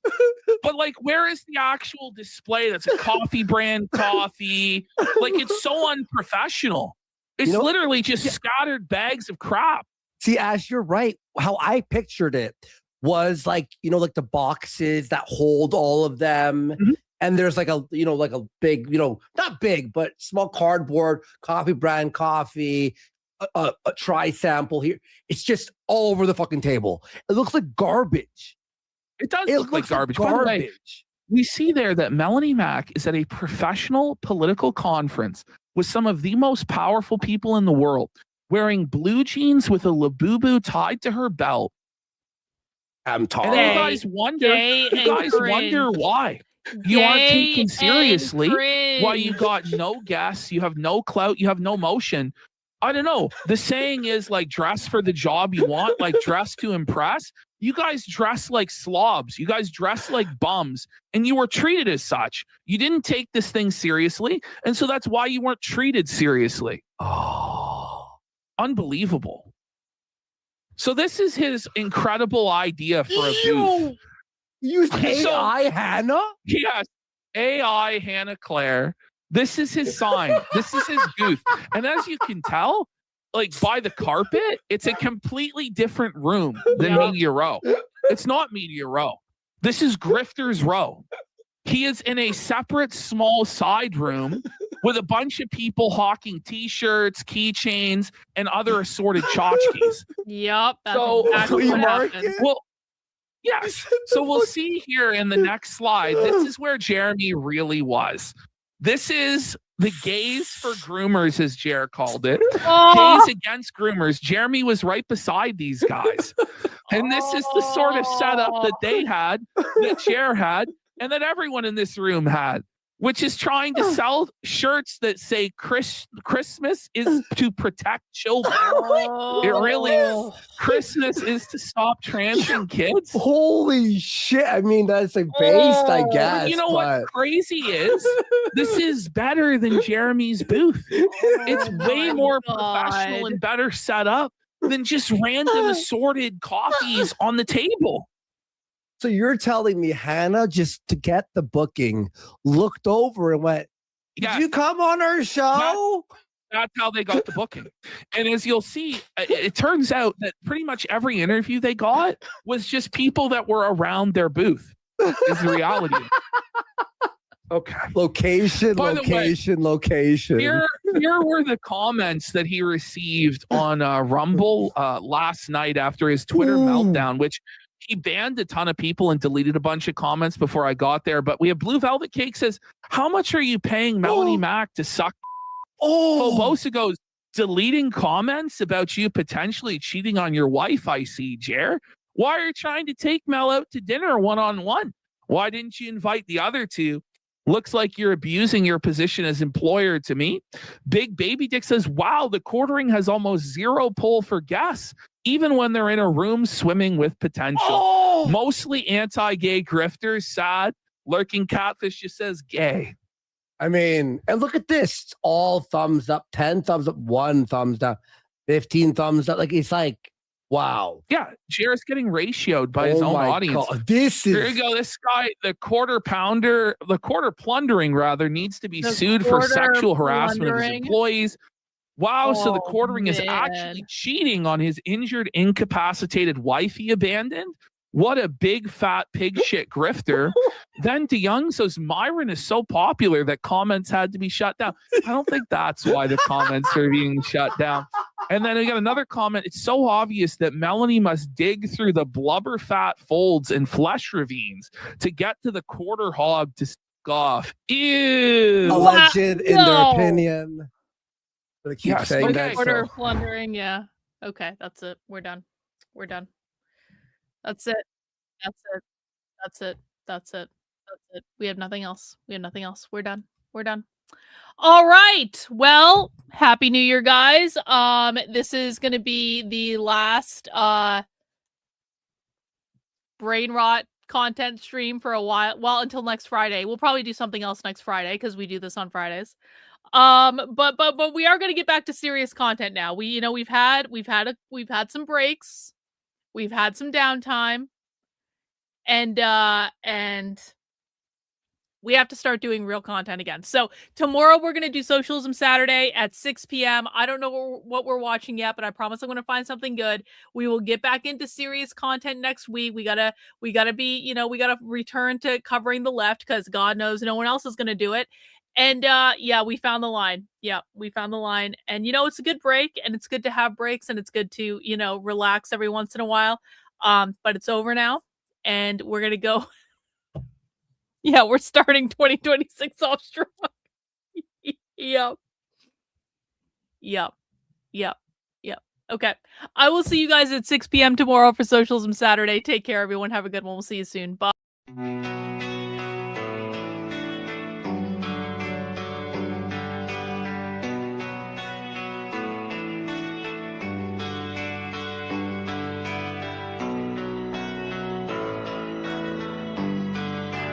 How are you feeling? How long have you been here? 3 months, May 17th. And what brought you here? That's just coincidence.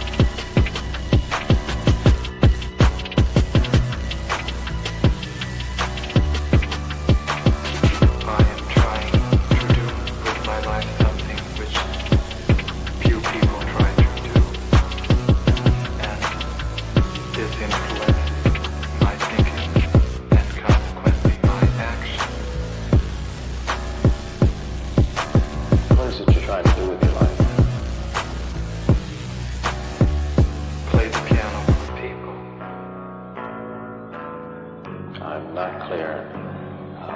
How is it that playing the piano for people has eventually resulted in your being here in the hospital?